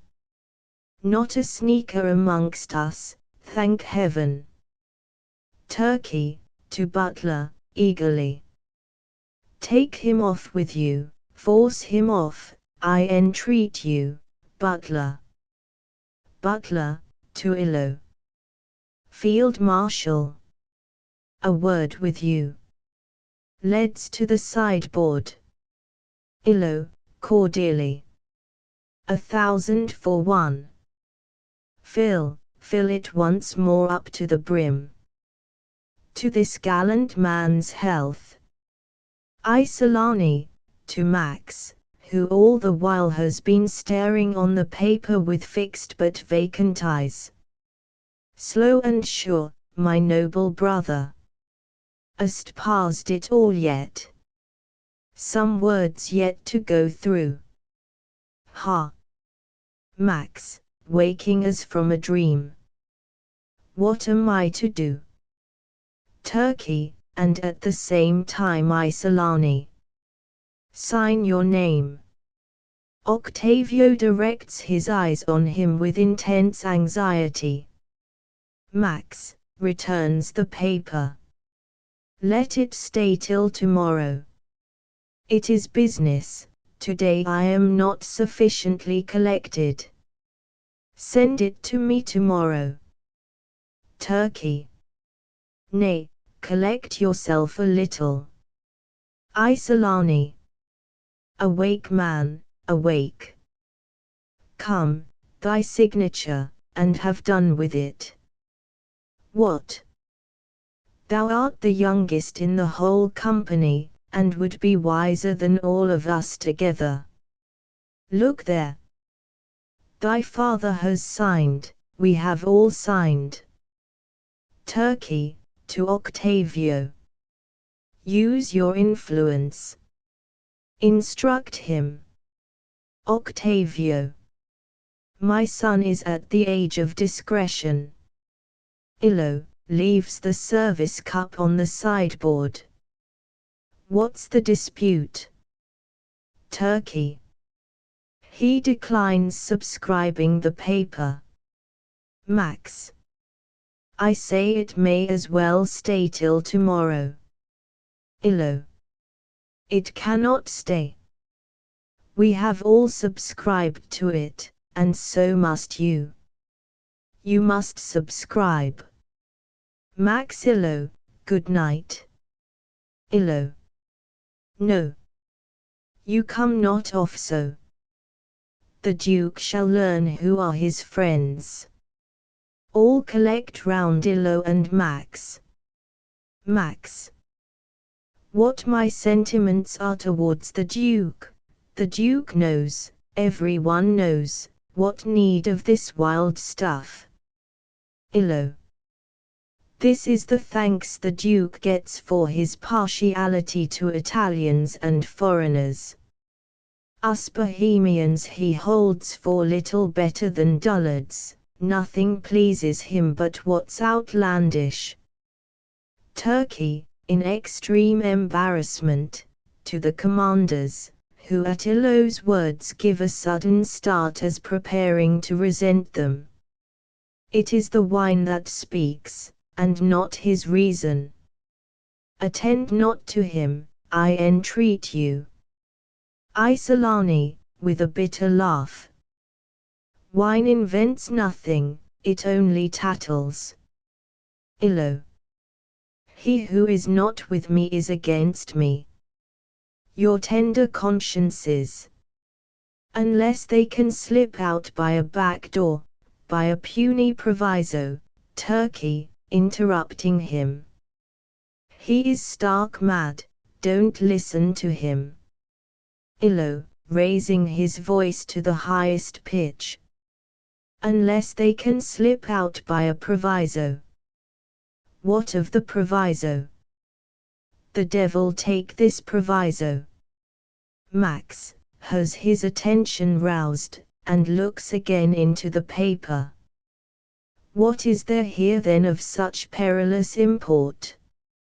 You make me curious, I must look closer at it. Turkey, in a low voice to Illo. What are you doing, Illo? You are ruining us. Toofen back, to Culato. I observed that before we sat down to supper, it was read differently. Goes. Why, I seemed to think so too. Isolani. What do I care for that?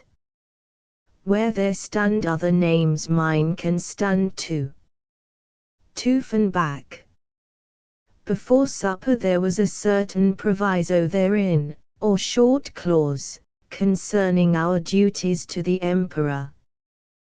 Butler, to one of the commanders. For shame, for shame. Bethink you. What is the main business here? The question now is, whether we shall keep our general, or let him retire. One must not take these things too nicely, and over-scrupulously. Isolani, to one of the generals.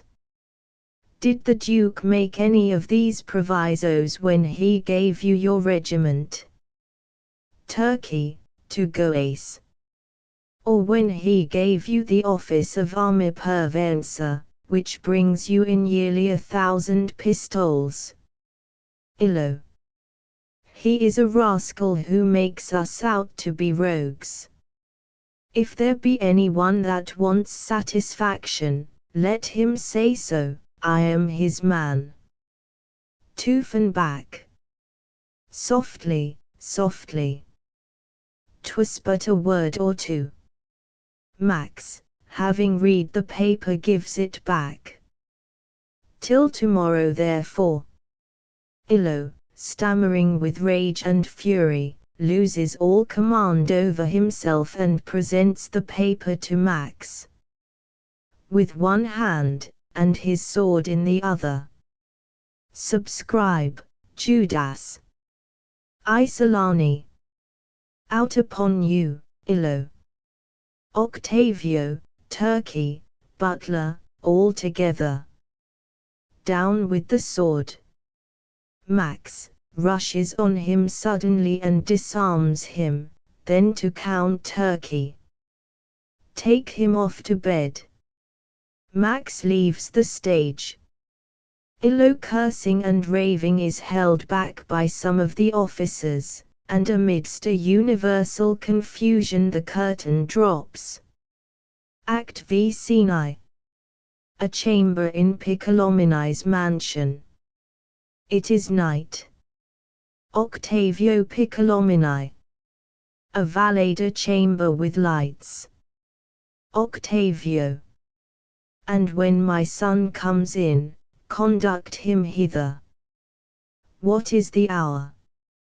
Valet. 'Tis on the point of morning. Octavio. Set down the light. We mean not to undress. You may retire to sleep. Exit valet. Octavio paces, musing, across the chamber. Max Piccolomini enters unobserved, and looks at his father for some moments in silence. Max, art thou offended with me? Heaven knows that odious business was no fault of mine. 'Tis true, indeed, I saw thy signature. What thou hast sanctioned, should not, it might seem, have come amiss to me. But 'tis my nature, thou knowest that in such matters I must follow my own light, not another's. Octavio goes up to him and embraces him. Follow it, oh, follow it still further, my best son. Tonight, dear boy. It hath more faithfully guided thee than the example of thy father. Max, declare thyself less darkly. Octavio. I will do so, for after what has taken place this night, there must remain no secrets twixt us two. Both seat themselves.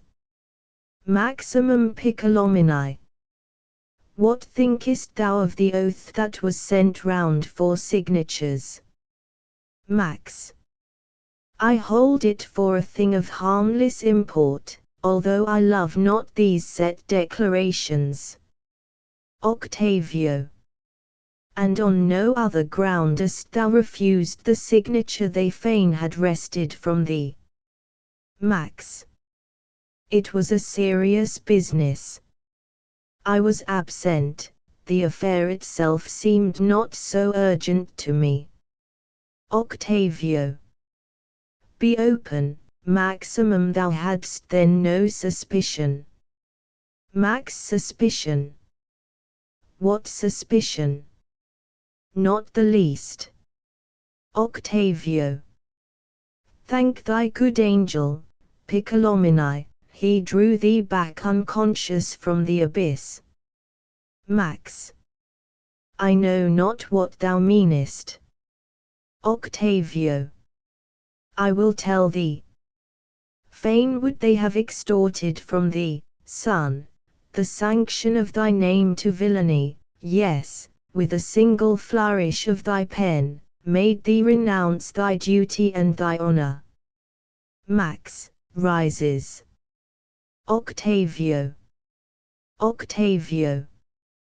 Patience. Seat yourself. Much yettest thou to hear from me, friend. Hast for years lived in incomprehensible illusion. Before thine eyes is treason drawing out as black a web as e'er was spun for venom, a power of hell o'erclouds thy understanding. I dare no longer stand in silence, dare no longer see thee wandering on in darkness, nor pluck the bandage from thine eyes. Max. My father. Yet, ere thou speakest, a moment's pause of thought. If your disclosures should appear to be conjectures only, and almost I fear they will be nothing further, spare them. I am not in that collected mood at present, that I could listen to them quietly. Octavio. The deeper cause thou hast to hate this light, the more impatient cause have I, my son, to force it on thee. To the innocence and wisdom of thy heart I could have trusted thee with calm assurance, but I see the net preparing, and it is thy heart itself alarms me, for thine innocence, that secret, fixing his eyes steadfastly on his son's face, which thou concealest, forces mine from me.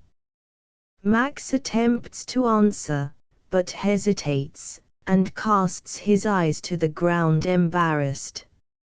Octavio, after a pause. No, then, they are duping thee, a most foul game with thee and with us all. Nay, hear me calmly, the Duke even now is playing. He assumes the mask, as if he would forsake the army, and in this moment makes he preparations that army from the emperor to steal, and carry it over to the enemy. Max. That low priest's legend I know well, but did not expect to hear it from thy mouth. Octavio. That mouth, from which thou hearest it at this present moment, doth warrant thee that it is no priest's legend. Max. How mere a maniac they supposed the Duke, what, he can meditate, the Duke, can dream that he can lure away full 30,000 tried troops and true, all honorable soldiers, more than 1,000 noblemen among them, from oaths, from duty, from their honor lure them, and make them all unanimous to do a deed that brands them scoundrels. Octavio. Such a deed, with such a front of infamy, the Duke no way desires. What he requires of us bears a far gentler appellation.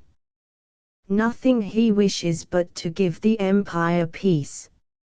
And so, because the emperor hates this peace, therefore the Duke, the Duke will force him to it. All parts of the empire will he pacify, and for his trouble will retain in payment what he has already in his gripe, Bohemia. Max. Has he, Octavio, merited of us, that we should think so vilely of him? Octavio. What we would think is not the question here. The affair speaks for itself, and clearest proofs. Hear me, my son, 'tis not unknown to thee, in what ill credit with the court we stand. But little dost thou know, or guess what tricks, what base intrigues, what lying artifices, have been employed, for this sole end, to sow mutiny in the camp. All bands are loosed all the bands that link the officer to his liege emperor, all that bind the soldier affectionately to the citizen. Lawless he stands, and threateningly beleaguers the state he's bound to guard. To such a height he's swollen, that at this hour the emperor before his armies, his own armies, trembles, yea, in his capital, his palace, fears the traitor's poniard, and is meditating to hurry off and hide his tender offspring, not from the Swedes, not from the Lutherans, no, from his own troops to hide and hurry them. Max, cease, cease. Thou torturest, shatterest me. I know that oft we tremble at an empty terror, but the false phantasm brings a real misery. Octavio. It is no phantasm. An intestine war, of all the most unnatural and cruel, will burst out into flames, if instantly we do not fly and stifle it. The generals are many of them long ago won over, the subalterns are vacillating, whole regiments and garrisons are vacillating. To foreigners our strongholds are entrusted, to that suspected Skafgotch is the whole force of Silesia given up, to Turkey 5 regiments, foot and horse, to Isolani, to Ilo, Kinsky, Butler, the best troops. Max, likewise to both of us. Octavio. Because the Duke believes he has secured us, means to lure us still further on by splendid promises. To me he portions forth the princedoms, Glatz and Sagan, and too plain I see the bait with which he doubts not but to catch thee. Max. No. No. I tell thee, no. Octavio. Oh, open yet thine eyes. And to what purpose thinkest thou he has called hither to Pilsen? To avail himself of our advice. Oh, when did Friedland ever need our advice? Be calm, and listen to me. To sell ourselves are we called hither, and decline we that, to be his hostages. Therefore doth noble Gallus stand aloof. Thy father, too, thou wouldst not have seen here, if higher duties had not held him fettered. Max. He makes no secret of it, needs make none, that we're called hither for his sake, he owns it. He needs our aidance to maintain himself, he did so much for us, and 'tis but fair that we, too, should do somewhat now for him. Octavio. And knowest thou what it is which we must do? That Ilo's drunken mood betrayed it to thee. Bethink thyself, what hast thou heard, what seen? The counterfeit paper, the omission of that particular clause, so full of meaning, does it not prove that they would bind us down to nothing good? Max. That counterfeit paper appears to me no other than a trick of Illo's own device. These underhand traders in great men's interests ever use to urge and hurry all things to the extreme. They see the Duke at variance with the court, and fondly think to serve him, when they widen the breach irreparably. Trust me, father, the Duke knows nothing of all this. Octavio. It grieves me that I must dash to earth, that I must shatter a faith so specious, but I may not spare thee. For this is not a time for tenderness. Thou must take measured, speedy ones, must act. I therefore will confess to thee that all which I've entrusted to thee now, that all which seems to thee so unbelievable, that, yes, I will tell thee, a pause, maximum. I had it all from his own mouth, from the Duke's mouth I had it. Max, in excessive agitation. No. No. Never. Octavio. Himself confided to me what I, 'tis true, had long before discovered by other means. Himself confided to me, that 'twas his settled plan to join the Swedes, and, at the head of the united armies, compel the Emperor, Max. He is passionate, the court has stung him, he is sore all over with injuries and affronts, and in a moment of irritation, what if he, for once, forgot himself? He's an impetuous man. Octavio. Nay, in cold blood he did confess this to me, and having construed my astonishment into a scruple of his power, he showed me his written evidences, showed me letters, both from the Saxon and the Swede, that gave promise of aidance, and defined the amount. Max. It cannot be, cannot be. Cannot be. Dost thou not see, it cannot? Thou wouldst of necessity have shown him such horror, such deep loathing, that or he had taken thee for his better genius, or thou stoodest he not now a living man before me. Octavio. I have laid open my objections to him, dissuaded him with pressing earnestness, but my abhorrence, the full sentiment of my whole heart, that I have still kept safe to my own consciousness. Max. And thou hast been so treacherous. That looks not like my father. I trusted not thy words, when thou didst tell me evil of him, much less can I now do it, that thou calumniatest thy own self. Octavio. I did not thrust myself into his secrecy. Max's uprightness merited his confidence. Octavio. He was no longer worthy of sincerity. Max's dissimulation, sure, was still less worthy of thee, Octavio. Octavio. Gave I him a cause to entertain a scruple of my honor? Max.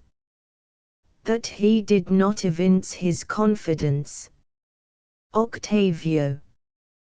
Dear son, it is not always possible still to preserve that infant purity which the voice teaches in our inmost heart, still in alarm, forever on the watch against the wiles of wicked men. Virtue will sometimes bear away her outward robes soiled in the wrestle with iniquity. This is the curse of every evil deed that, propagating still, it brings forth evil. I do not cheat my better soul with sophisms, I but perform my orders, the emperor prescribes my conduct to me.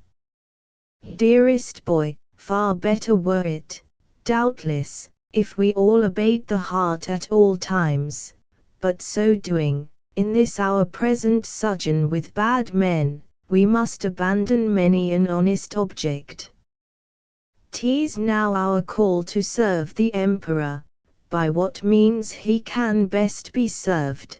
The heart may whisper what it will, this is our call. Max. It seems a thing appointed, that today I should not comprehend, not understand thee. The Duke, thou sayest, did honestly pour out his heart to thee, but for an evil purpose, and thou dishonestly hast cheated him for a good purpose. Silence, I entreat thee, my friend, thou stealest not from me, let me not lose my father. Octavio, suppressing resentment. As yet thou knowest not all, my son. I have yet somewhat to disclose to thee. After a pause. Duke Friedland hath made his preparations. He relies upon the stars. He deems us unprovided, and thinks to fall upon us by surprise. Yet, in his dream of hope, he grasps already the golden circle in his hand. He as, we, too, have been in action, he but grasps his evil fate, most evil, most mysterious. Max. Oh, nothing rash, my sire. By all that's good, let me invoke thee, no precipitation. Octavio. With light tread stole he on his evil way, and light of treadeth vengeance stole on after him. Unseen she stands already, dark behind him but one step more, he shudders in her grasp. Thou hast seen Questenberg with me. As yet thou knowest but his ostensible commission, he brought with him a private one, my son. And that was for me only. Max, may I know it? Octavio, seizes the patent. Max. In this disclosure place I in thy hands, a pause. The empire's welfare and thy father's life. Dear to thy inmost heart is Wallenstein, a powerful tie of love, of veneration, hath knit thee to him from thy earliest youth. Thou nourishest the wish, O let me still anticipate thy loitering confidence. The hope thou nourishest to knit thyself yet closer to him, Max father, Octavio. O, my son! I trust thy heart undoubtingly. But am I equally sure of thy collectedness? Wilt thou be able, with calm countenance, to enter this man's presence, when that I have trusted to thee his whole fate? Max. According as thou dost trust me, father, with his crime. Octavio takes a paper out of his escritoire and gives it to him. Max. What? How? A full imperial patent. Octavio. Read it. Max, just glances on it. Duke Friedland sentenced and condemned. Octavio. Even so. Max, throws down the paper. Oh, this is too much. Oh, unhappy error. Octavio. Read on. Collect thyself. Max, after he has read further, with a look of affright and astonishment on his father. How? What? Thou? Octavio. but for the present moment, till the King of Hungary may safely join the army, is the command assigned to me. Max. And thinkest thou, dost thou believe, that thou wilt tear it from him? Oh, never hope it. Father! Father! Father! An inauspicious office is enjoined thee. This paper here, this. And wilt thou enforce it? The mighty in the middle of his host, surrounded by his thousands, him wouldst thou disarm, degrade. Thou art lost, both thou and all of us. Octavio. What hazard I incur thereby, I know. In the great hand of God I stand. The Almighty will cover with his shield the imperial house, and shatter, in his wrath, the work of darkness. The Emperor hath true servants still, and even here in the camp, there are enough brave men who for the good cause will fight gallantly. The faithful have been warned, the dangerous are closely watched. I wait but the first step, and then immediately, maximum. What? On suspicion. Immediately. Octavio. The Emperor is no tyrant. The deed alone he'll punish, not the wish. The Duke hath yet his destiny in his power. Let him but leave the treason uncompleted, he will be silently displaced from office, and make way to his Emperor's royal son. An honorable exile to his castles will be a benefaction to him rather than punishment. But the first open step, Max. What callest thou such a step? A wicked step now will he take, but thou mightest easily, yet, thou hast done it, misinterpret him.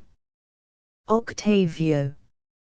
Nay, howsoever punishable were Duke Friedland's purposes, yet still the steps which he hath taken openly permit a mild construction.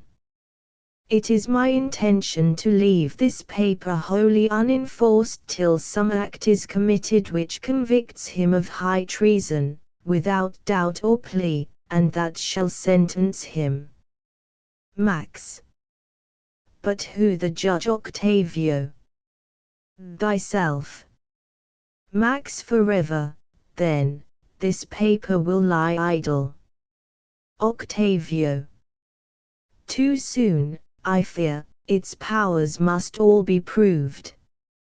After the counter-promise of this evening, it cannot be but he must deem himself secure of the majority with us, and of the army's general sentiment he hath a pleasing proof in that petition, which thou deliveredst to him from the regiments. Add this too, I have letters that the Rhine grave hath changed his route, and travels by forced marches to the Bohemian forests. What this purports remains unknown, and, to confirm suspicion, this night a Swedish nobleman arrived here. Max. I have thy word. Thou wilt not proceed to action before thou hast convinced me myself. Octavio. Is it possible? Still, after all thou knowest, canst thou believe still in his innocence? Max, with enthusiasm. Thy judgment may mistake, my heart cannot. Moderates his voice and manner. These reasons might expound thy spirit or mine, but they expound not Friedland. I have faith, for as he knits his fortunes to the stars, even so doth he resemble them in secret, wonderful, still inexplicable courses. Trust me, they do him wrong. All will be solved.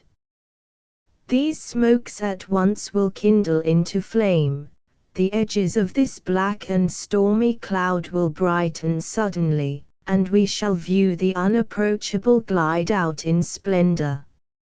Octavio. I will await it. Scene 2.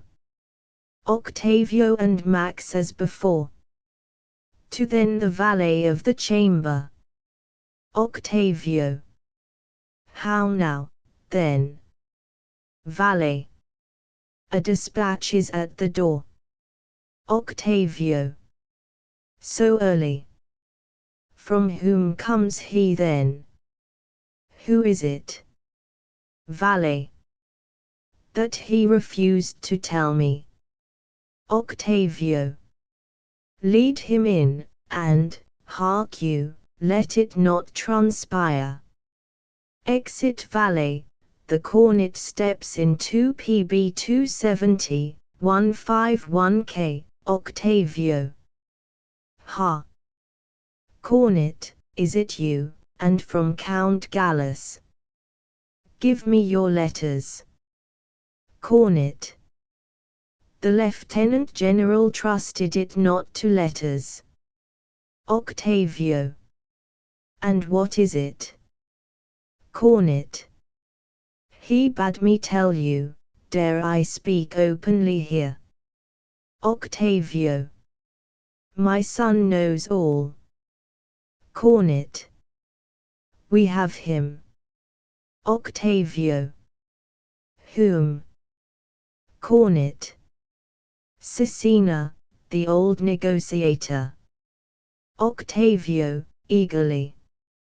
And you have him? Cornet. In the Bohemian forest Captain Moerbrand found and secured him yestermorning early.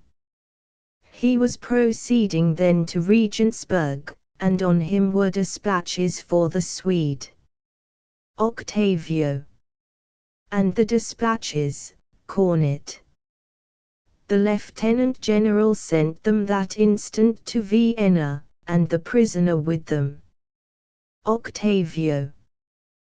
This is, indeed, a tiding. That fellow is a precious casket to us, enclosing weighty things. Was much found on him? Cornet. I think, 6 packets, with Count Turkey's arms. Octavio. None in the Duke's own hand. Cornet. Not that I know. Octavio. And old Cecina. Cornet. He was sorely frightened. When it was told him he must to Vienna, but the Count Altringer bade him take heart, would he but make a full and free confession. Octavio. Is Altringer then with your lord? I heard that he lay sick at Linz. Cornet. These 3 days past he's with my master, the Lieutenant General, at Frauenburg. Already have they 60 small companies together, chosen men. Respectfully they greet you with assurances, that they are only waiting your commands. Octavio. In a few days may great events take place. And when must you return? Cornet. I wait your orders. Octavio. Remain till evening. Cornet signifies his assent and obeisance, and is going. No one saw you, ha? Cornet. No living creature. Through the cloister wicket the Capuchins, as usual, let me in. Octavio. Go, rest your limbs, and keep yourself concealed. I hold it probable that yet ere evening I shall dispatch you. The development of this affair approaches, ere the day, that even now is dawning in the heaven, ere this eventful day hath set, the lot that must decide our fortunes will be drawn. Exit Cornet. Scene 3. Octavio and Max Piccolomini. Octavio. Well, and what now, son? All will soon be clear, for all, I'm certain, went through that Cecina. Max, who through the whole of the foregoing scene has been in a violent and visible struggle of feelings, at length starts as one resolved. I will procure me light a shorter way. Farewell. Octavio. Where now? Remain here. Max. To the Duke. Octavio, alarmed. What, Max, returning? If thou hast believed that I shall act a part in this thy play, thou hast miscalculated on me grievously. My way must be straight on. True with the tongue, false with the heart, I may not, cannot be nor can I suffer that a man should trust me, as his friend trust me, and then lull my conscience with such low pleas as these. I ask him not, he did it all at his own hazard, and my mouth has never lied to him. No, no. What a friend takes me for, that I must be. I'll to the Duke, ere yet this day is ended will I demand of him that he do save his good name from the world, and with one stride break through and rend this fine spun web of yours. He can, he will. I still am his believer, yet I'll not pledge myself, but that those letters may furnish you, perchance, with proofs against him. How far may not this turkey have proceeded, what may not he himself too have permitted himself to do, to snare the enemy, the laws of war excusing? Nothing, save his own mouth shall convict him, nothing less. And face to face will I go question him. Octavio. Thou wilt. Max. I will, as sure as this heart beats. Octavio. I have, indeed, miscalculated on thee. I calculated on a prudent son, who would have blessed the hand beneficent that plucked him back from the abyss, and lo! A fascinated being I discover, whom his two eyes befool, whom passion wildest, whom not the broadest light of noon can heal. Go, question him. Be mad enough, I pray thee.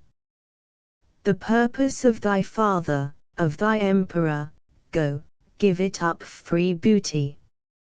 Force me, drive me to an open breach before the time. And now that a miracle of heaven had guarded my secret purpose even to this hour, and laid to sleep suspicion's piercing eyes, let me have lived to see that mine own son, with frantic enterprise, annihilates my toilsome labors and state policy. Max A. This state policy. Oh, how I curse it! You will some time, with your state policy, compel him to the measure, it may happen, because ye are determined that he is guilty, guilty ye'll make him. All retreat cut off, you close up every outlet, hem him in narrower and narrower, till at length ye force him, yes, ye force him, in his desperation, to set fire to his prison. Father! Father! That never can end well, it cannot, will not. And let it be decided as it may, I see with boding heart the near approach of an ill-starred, unblissed catastrophe. For this great monarch spirit, if he fall, will drag a world into the ruin with him. And as a ship that midway on the ocean takes fire, at once, and with a thunderburst explodes, and with itself shoots out its crew in smoke and ruin betwixt sea and heaven, so will he, falling, draw down in his fall all us, who are fixed and mortised to his fortune. Deem of it what thou wilt, but pardon me, that I must bear me on in my own way.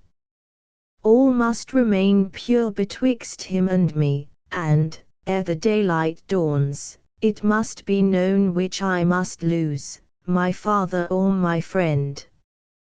During his exit the curtain drops. Footnotes 1 a.m. Town about 12 German miles NE of Ulm. 2 The dukes in Germany being always reigning powers, their sons and daughters are entitled princes and princesses. 3 Carinthia. 4 a.m. Town not far from the Main Mountains, on the high road from Vienna to Prague. 5 In the original, Den Blutgen Lorbeerge by Ch. hin mit Freuden für erste Wäldchen, das der Meyers uns bring, das dürftige von der Neuverjüngten Nerd. 6 a.m. Review in the Literary Gazette observes that, in these lines, Mr. Coleridge has misapprehended the meaning of the word Zugger team, translating it as Anzugger suit of clothes.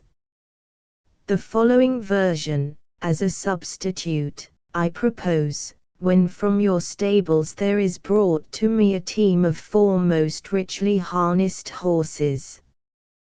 The term, however, is Jagdzug, which may mean a hunting equipage or a hunting stud, although Hilpert gives only a team of 4 horses. 7 Bernhard of Saxe-Weimar, who succeeded Gustavus in command. 8 The original is not translatable into English. Sein sold must dem Soldaten werden, danach heißt. It might perhaps have been thus rendered, and that for which he sold his services, the soldier must receive, but a false or doubtful etymology is no more than a dull pun. 9 In Germany, after honorable addresses have been paid and formally accepted, the lovers are called bride and bridegroom, even though the marriage should not take place till years afterwards. 10 I am doubtful whether this be the dedication of the cloister, or the name of one of the city gates, near which it stood.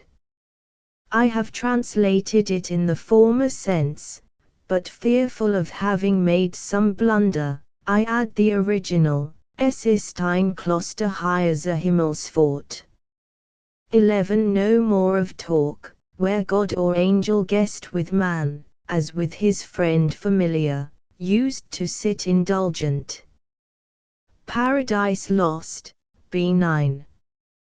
12 I found it not in my power to translate this song with literal fidelity, preserving at the same time the alchaic movement, and have therefore added the original, with a prose translation. Some of my readers may be more fortunate. Thekla, spielt and sing. Der Eichwald brauset, die Wackensien. Das Mägdlein wandelten Versgruen, es brit sich die well mit Markt, und sie sing hinaus in die finstre Nacht. Das Orch von Weinen getrubet, das hers is Gestaben, die Welt ist leer, und witte gibt sie dem Wunsch nichts mehr. Du Heilige, ruf den kein Zoejek. Ich babe Genesen das Erdischt Glueck, ich babe Gelibt and Gelibet. Literal translation. Thekla, plays and sings. The oak forest bellows, the clouds gather, the damsel walks to and fro on the green of the shore, the wave breaks with might, and she sings out into the dark night, her eye discolored with weeping, the heart is dead, the world is empty, and further gives it nothing more to the wish.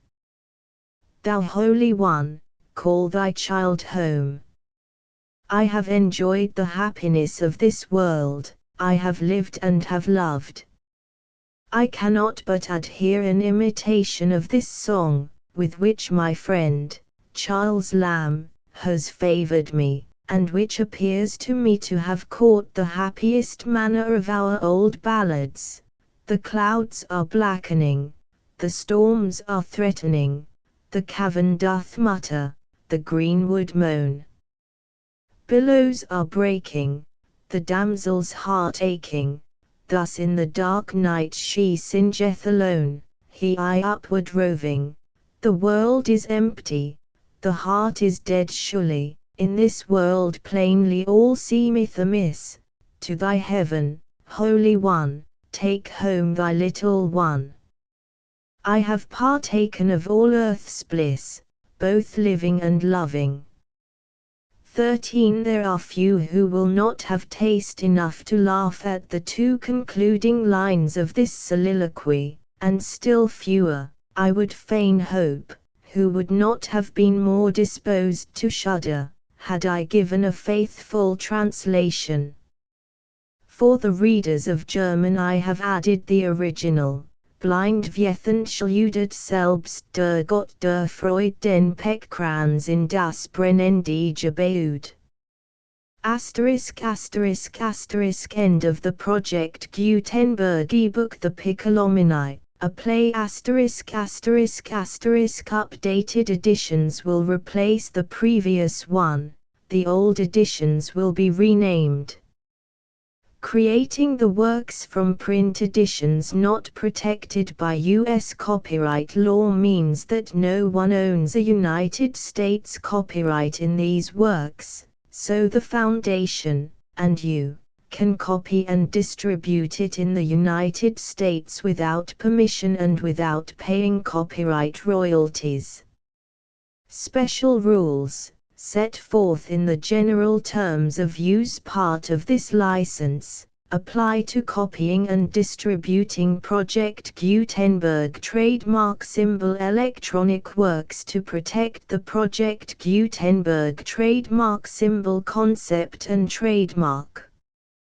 Project Gutenberg is a registered trademark, and may not be used if you charge for an ebook, except by following the terms of the trademark license, including paying royalties for use of the Project Gutenberg trademark. If you do not charge anything for copies of this ebook, complying with the trademark license is very easy.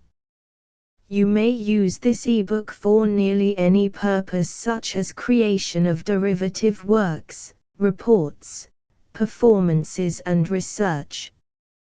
Project Gutenberg ebooks may be modified and printed and given away. You may do practically anything in the United States with ebooks not protected by U.S. copyright law. Redistribution is subject to the trademark license, especially commercial redistribution. Start. Full license. The full Project Gutenberg license. Please read this before you distribute or use this work to protect the Project Gutenberg trademark symbol mission of promoting the free distribution of electronic works. By using or distributing this work, or any other work associated in any way with the phrase Project Gutenberg, you agree to comply with all the terms of the full Project Gutenberg trademark symbol license available with this file or online at www.gutenberg.org/license. Section 1. General terms of use and redistributing Project Gutenberg trademark symbol electronic works 1.0. By reading or using any part of this Project Gutenberg trademark symbol electronic work, you indicate that you have read, understand, agree to and accept all the terms of this license and intellectual property, trademark/copyright, agreement. If you do not agree to abide by all the terms of this agreement, you must cease using and return or destroy all copies of Project Gutenberg trademark symbol electronic works in your possession. If you paid a fee for obtaining a copy of or access to a Project Gutenberg trademark symbol electronic work and you do not agree to be bound by the terms of this agreement, you may obtain a refund from the person or entity to whom you paid the fee as set forth in paragraph 1.e.8. 1.b Project Gutenberg is a registered trademark. It may only be used on or associated in any way with an electronic work by people who agree to be bound by the terms of this agreement. There are a few things that you can do with most Project Gutenberg trademark symbol electronic works even without complying with the full terms of this agreement. See paragraph 1.c below. There are a lot of things you can do with Project Gutenberg trademark symbol electronic works if you follow the terms of this agreement and help preserve free future access to Project Gutenberg trademark symbol electronic works. See paragraph 1.e below. 1.c. The Project Gutenberg Literary Archive Foundation, the Foundation or PGLAF, owns a compilation copyright in the collection of Project Gutenberg trademark symbol electronic works. Nearly all the individual works in the collection are in the public domain in the United States. If an individual work is unprotected by copyright law in the United States and you are located in the United States, we do not claim a right to prevent you from copying, distributing, performing, displaying or creating derivative works based on the work as long as all references to Project Gutenberg are removed.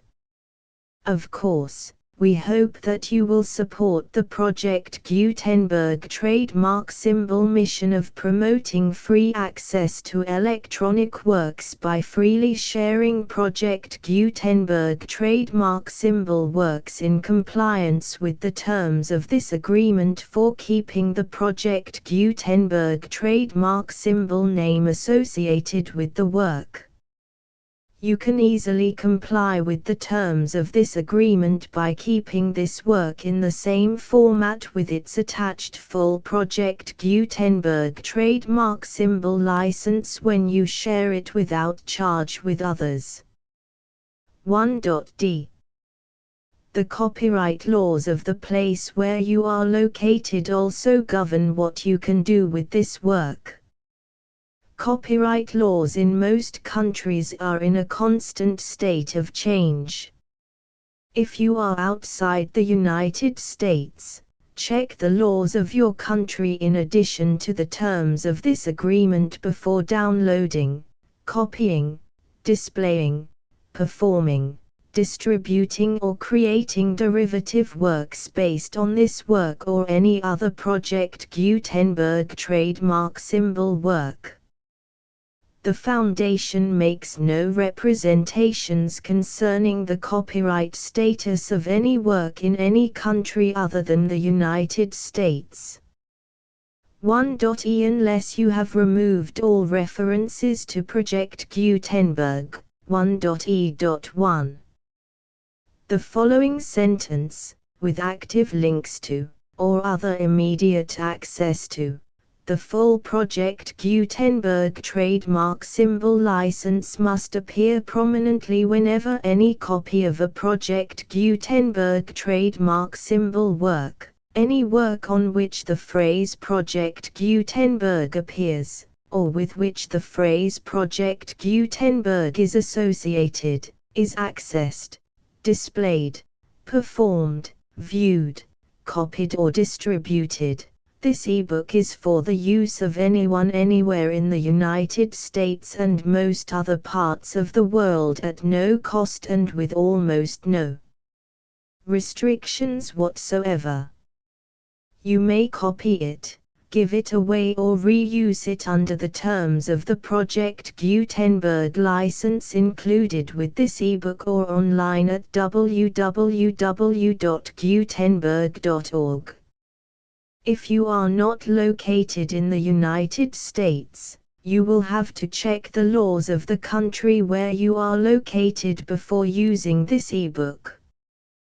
1.e.2.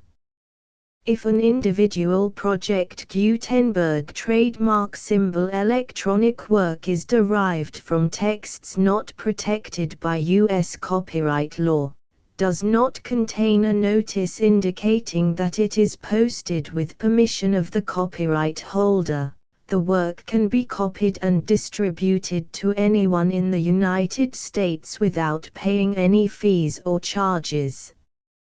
If you are redistributing or providing access to a work with the phrase Project Gutenberg associated with or appearing on the work, you must comply either with the requirements of paragraphs 1.e.1 through 1.e.7 or obtain permission for the use of the work and the Project Gutenberg trademark symbol trademark as set forth in paragraphs 1.e.8 or 1.e.9. 1.e.3. If an individual Project Gutenberg trademark symbol electronic work is posted with the permission of the copyright holder, your use and distribution must comply with both paragraphs 1.e.1 through 1.e.7 and any additional terms imposed by the copyright holder.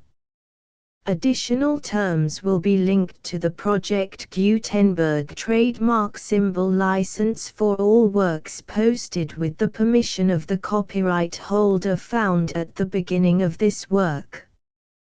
1.e.4.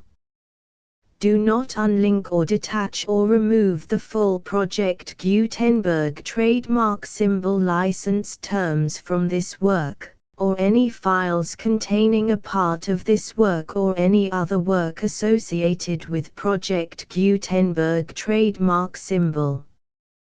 1.e.5.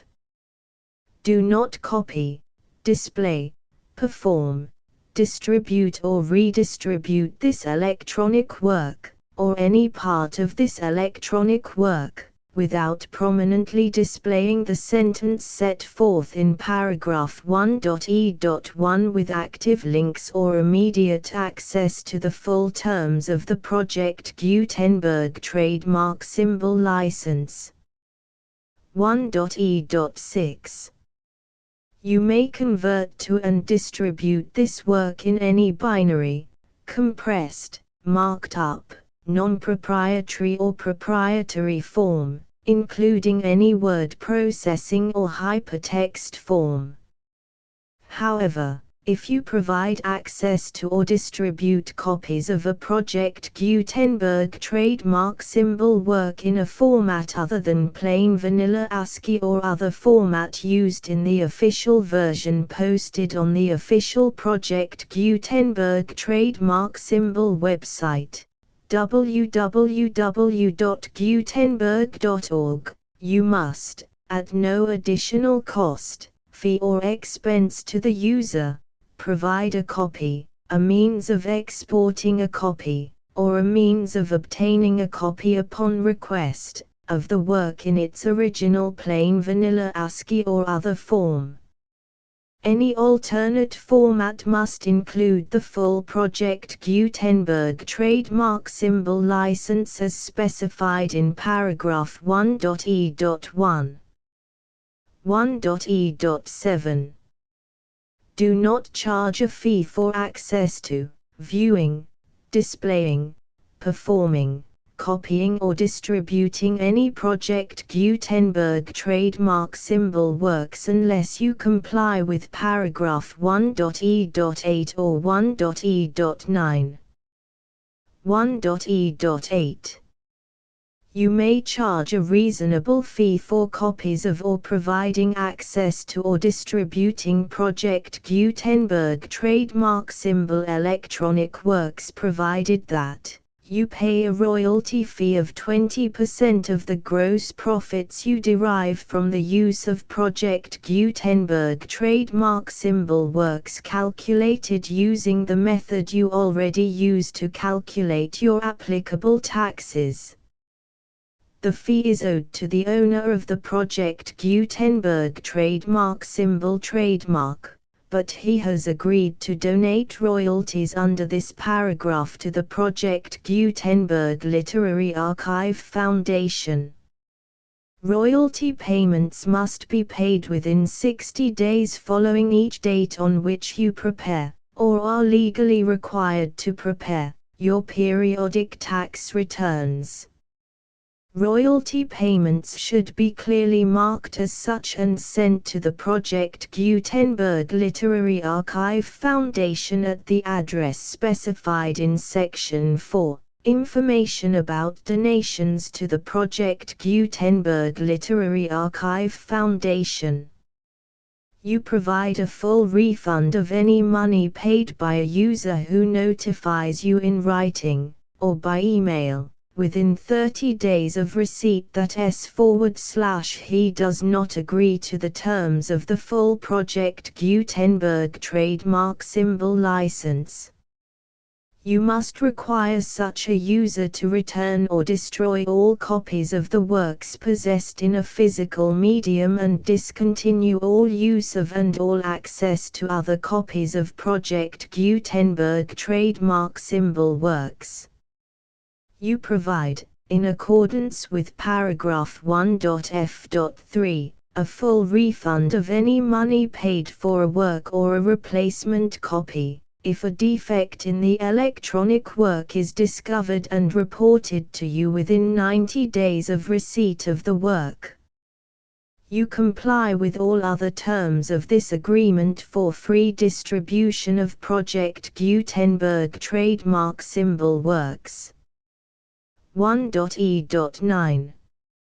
If you wish to charge a fee or distribute a Project Gutenberg trademark symbol electronic work or group of works on different terms than are set forth in this agreement, you must obtain permission in writing from the Project Gutenberg Literary Archive Foundation, the manager of the Project Gutenberg trademark symbol trademark.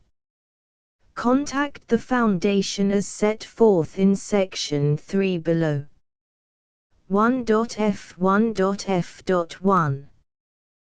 Project Gutenberg volunteers and employees expend considerable effort to identify, do copyright research on, transcribe and proofread works not protected by U.S. copyright law in creating the Project Gutenberg trademark symbol collection.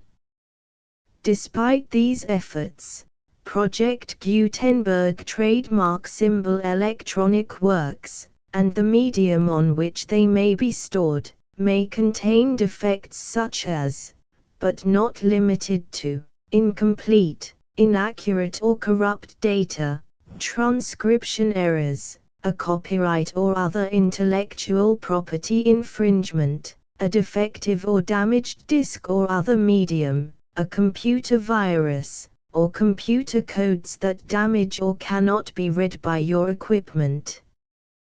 1.f.2. Limited warranty, disclaimer of damages. except for the right of replacement or refund described in paragraph 1.f.3, the Project Gutenberg Literary Archive Foundation, the owner of the Project Gutenberg trademark symbol trademark, and any other party distributing a Project Gutenberg trademark symbol electronic work under this agreement, disclaim all liability to you for damages, costs and expenses, including legal fees. You agree that you have no remedies for negligence, strict liability, breach of warranty or breach of contract except those provided in paragraph 1.f.3. You agree that the Foundation, the trademark owner, and any distributor under this agreement will not be liable to you for actual, direct, indirect, consequential, punitive or incidental damages even if you give notice of the possibility of such damage. 1.f.3. Limited right of replacement or refund. If you discover a defect in this electronic work within 90 days of receiving it, you can receive a refund of the money, if any, you paid for it by sending a written explanation to the person you received the work from. If you received the work on a physical medium, you must return the medium with your written explanation. The person or entity that provided you with the defective work may elect to provide a replacement copy in lieu of a refund. If you received the work electronically, the person or entity providing it to you may choose to give you a second opportunity to receive the work electronically in lieu of a refund. If the second copy is also defective, you may demand a refund in writing without further opportunities to fix the problem. 1.f.4. Except for the limited right of replacement or refund set forth in paragraph 1.f.3, this work is provided to you as is, with no other warranties of any kind, express or implied, including but not limited to warranties of merchantability or fitness for any purpose. 1.f.5. Some states do not allow disclaimers of certain implied warranties or the exclusion or limitation of certain types of damages. If any disclaimer or limitation set forth in this agreement violates the law of the state applicable to this agreement, the agreement shall be interpreted to make the maximum disclaimer or limitation permitted by the applicable state law. The invalidity or unenforceability of any provision of this agreement shall not void the remaining provisions. 1.f.6. Indemnity. You agree to indemnify and hold the Foundation, the trademark owner, any agent or employee of the Foundation, anyone providing copies of Project Gutenberg trademark symbol electronic works in accordance with this agreement, and any volunteers associated with the production, promotion and distribution of Project Gutenberg trademark symbol electronic works, harmless from all liability, costs and expenses, including legal fees, that arise directly or indirectly from any of the following which you do or cause to occur. A. Distribution of this or any Project Gutenberg trademark symbol work. B. Alteration, modification, or additions or deletions to any Project Gutenberg trademark symbol work, and c. Any defect you cause. Section 2.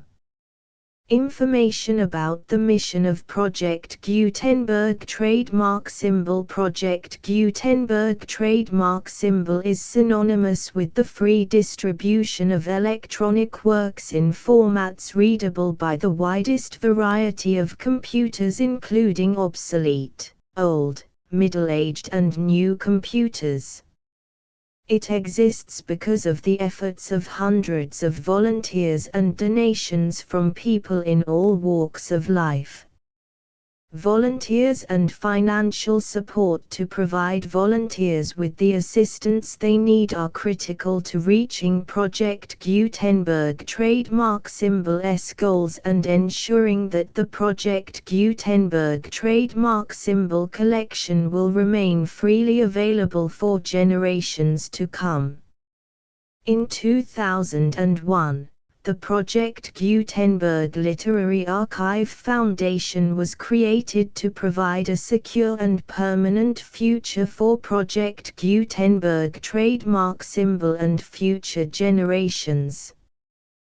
To learn more about the Project Gutenberg Literary Archive Foundation and how your efforts and donations can help, see sections 3 and 4 and the Foundation information page at www.gutenberg.org. Section 3.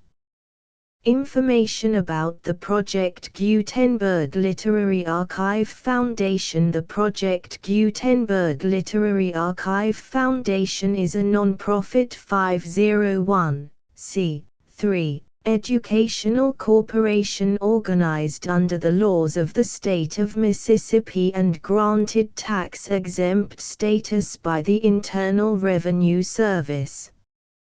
The Foundation's IN or Federal Tax Identification Number is 64-6221541.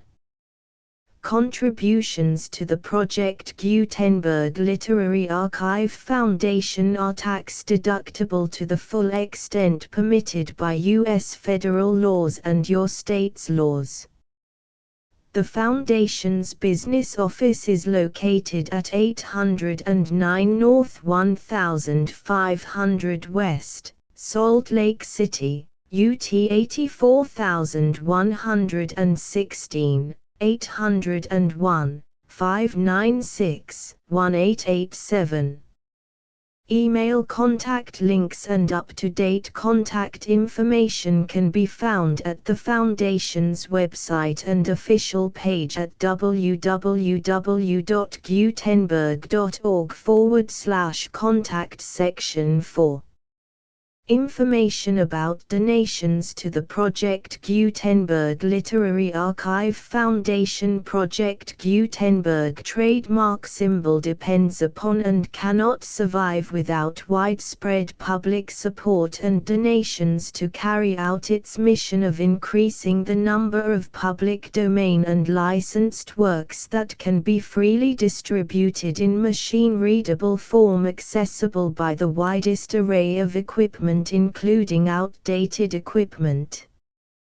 Many small donations, $1 to $5,000, are particularly important to maintaining tax-exempt status with the IRS.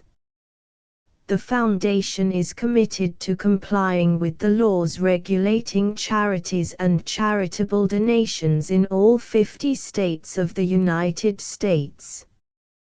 Compliance requirements are not uniform and it takes a considerable effort, much paperwork and many fees to meet and keep up with these requirements. We do not solicit donations in locations where we have not received written confirmation of compliance. To send donations or determine the status of compliance for any particular state, visit www.gutenberg.org/donate. While we cannot and do not solicit contributions from states where we have not met the solicitation requirements, we know of no prohibition against accepting unsolicited donations from donors in such states who approach us with offers to donate. International donations are gratefully accepted, but we cannot make any statements concerning tax treatment of donations received from outside the United States. U.S. laws alone swamp our small staff. Please check the Project Gutenberg web pages for current donation methods and addresses. Donations are accepted in a number of other ways, including checks, online payments and credit card donations. To donate, please visit www.gutenberg.org/donate. Section 5. General information about Project Gutenberg trademark symbol electronic works. Professor Michael S. Hart was the originator of the Project Gutenberg trademark symbol concept of a library of electronic works that could be freely shared with anyone. For 40 years, he produced and distributed Project Gutenberg trademark symbol ebooks with only a loose network of volunteer support. Project Gutenberg trademark symbol ebooks are often created from several printed editions, all of which are confirmed as not protected by copyright in the US unless a copyright notice is included. Thus, we do not necessarily keep ebooks in compliance with any particular paper edition. Most people start at our website, which has the main PG search facility, www.gutenberg.org. This website includes information about Project Gutenberg trademark symbol, including how to make donations to the Project Gutenberg Literary Archive Foundation, how to help produce our new ebooks, and how to subscribe to our email newsletter to hear about new ebooks.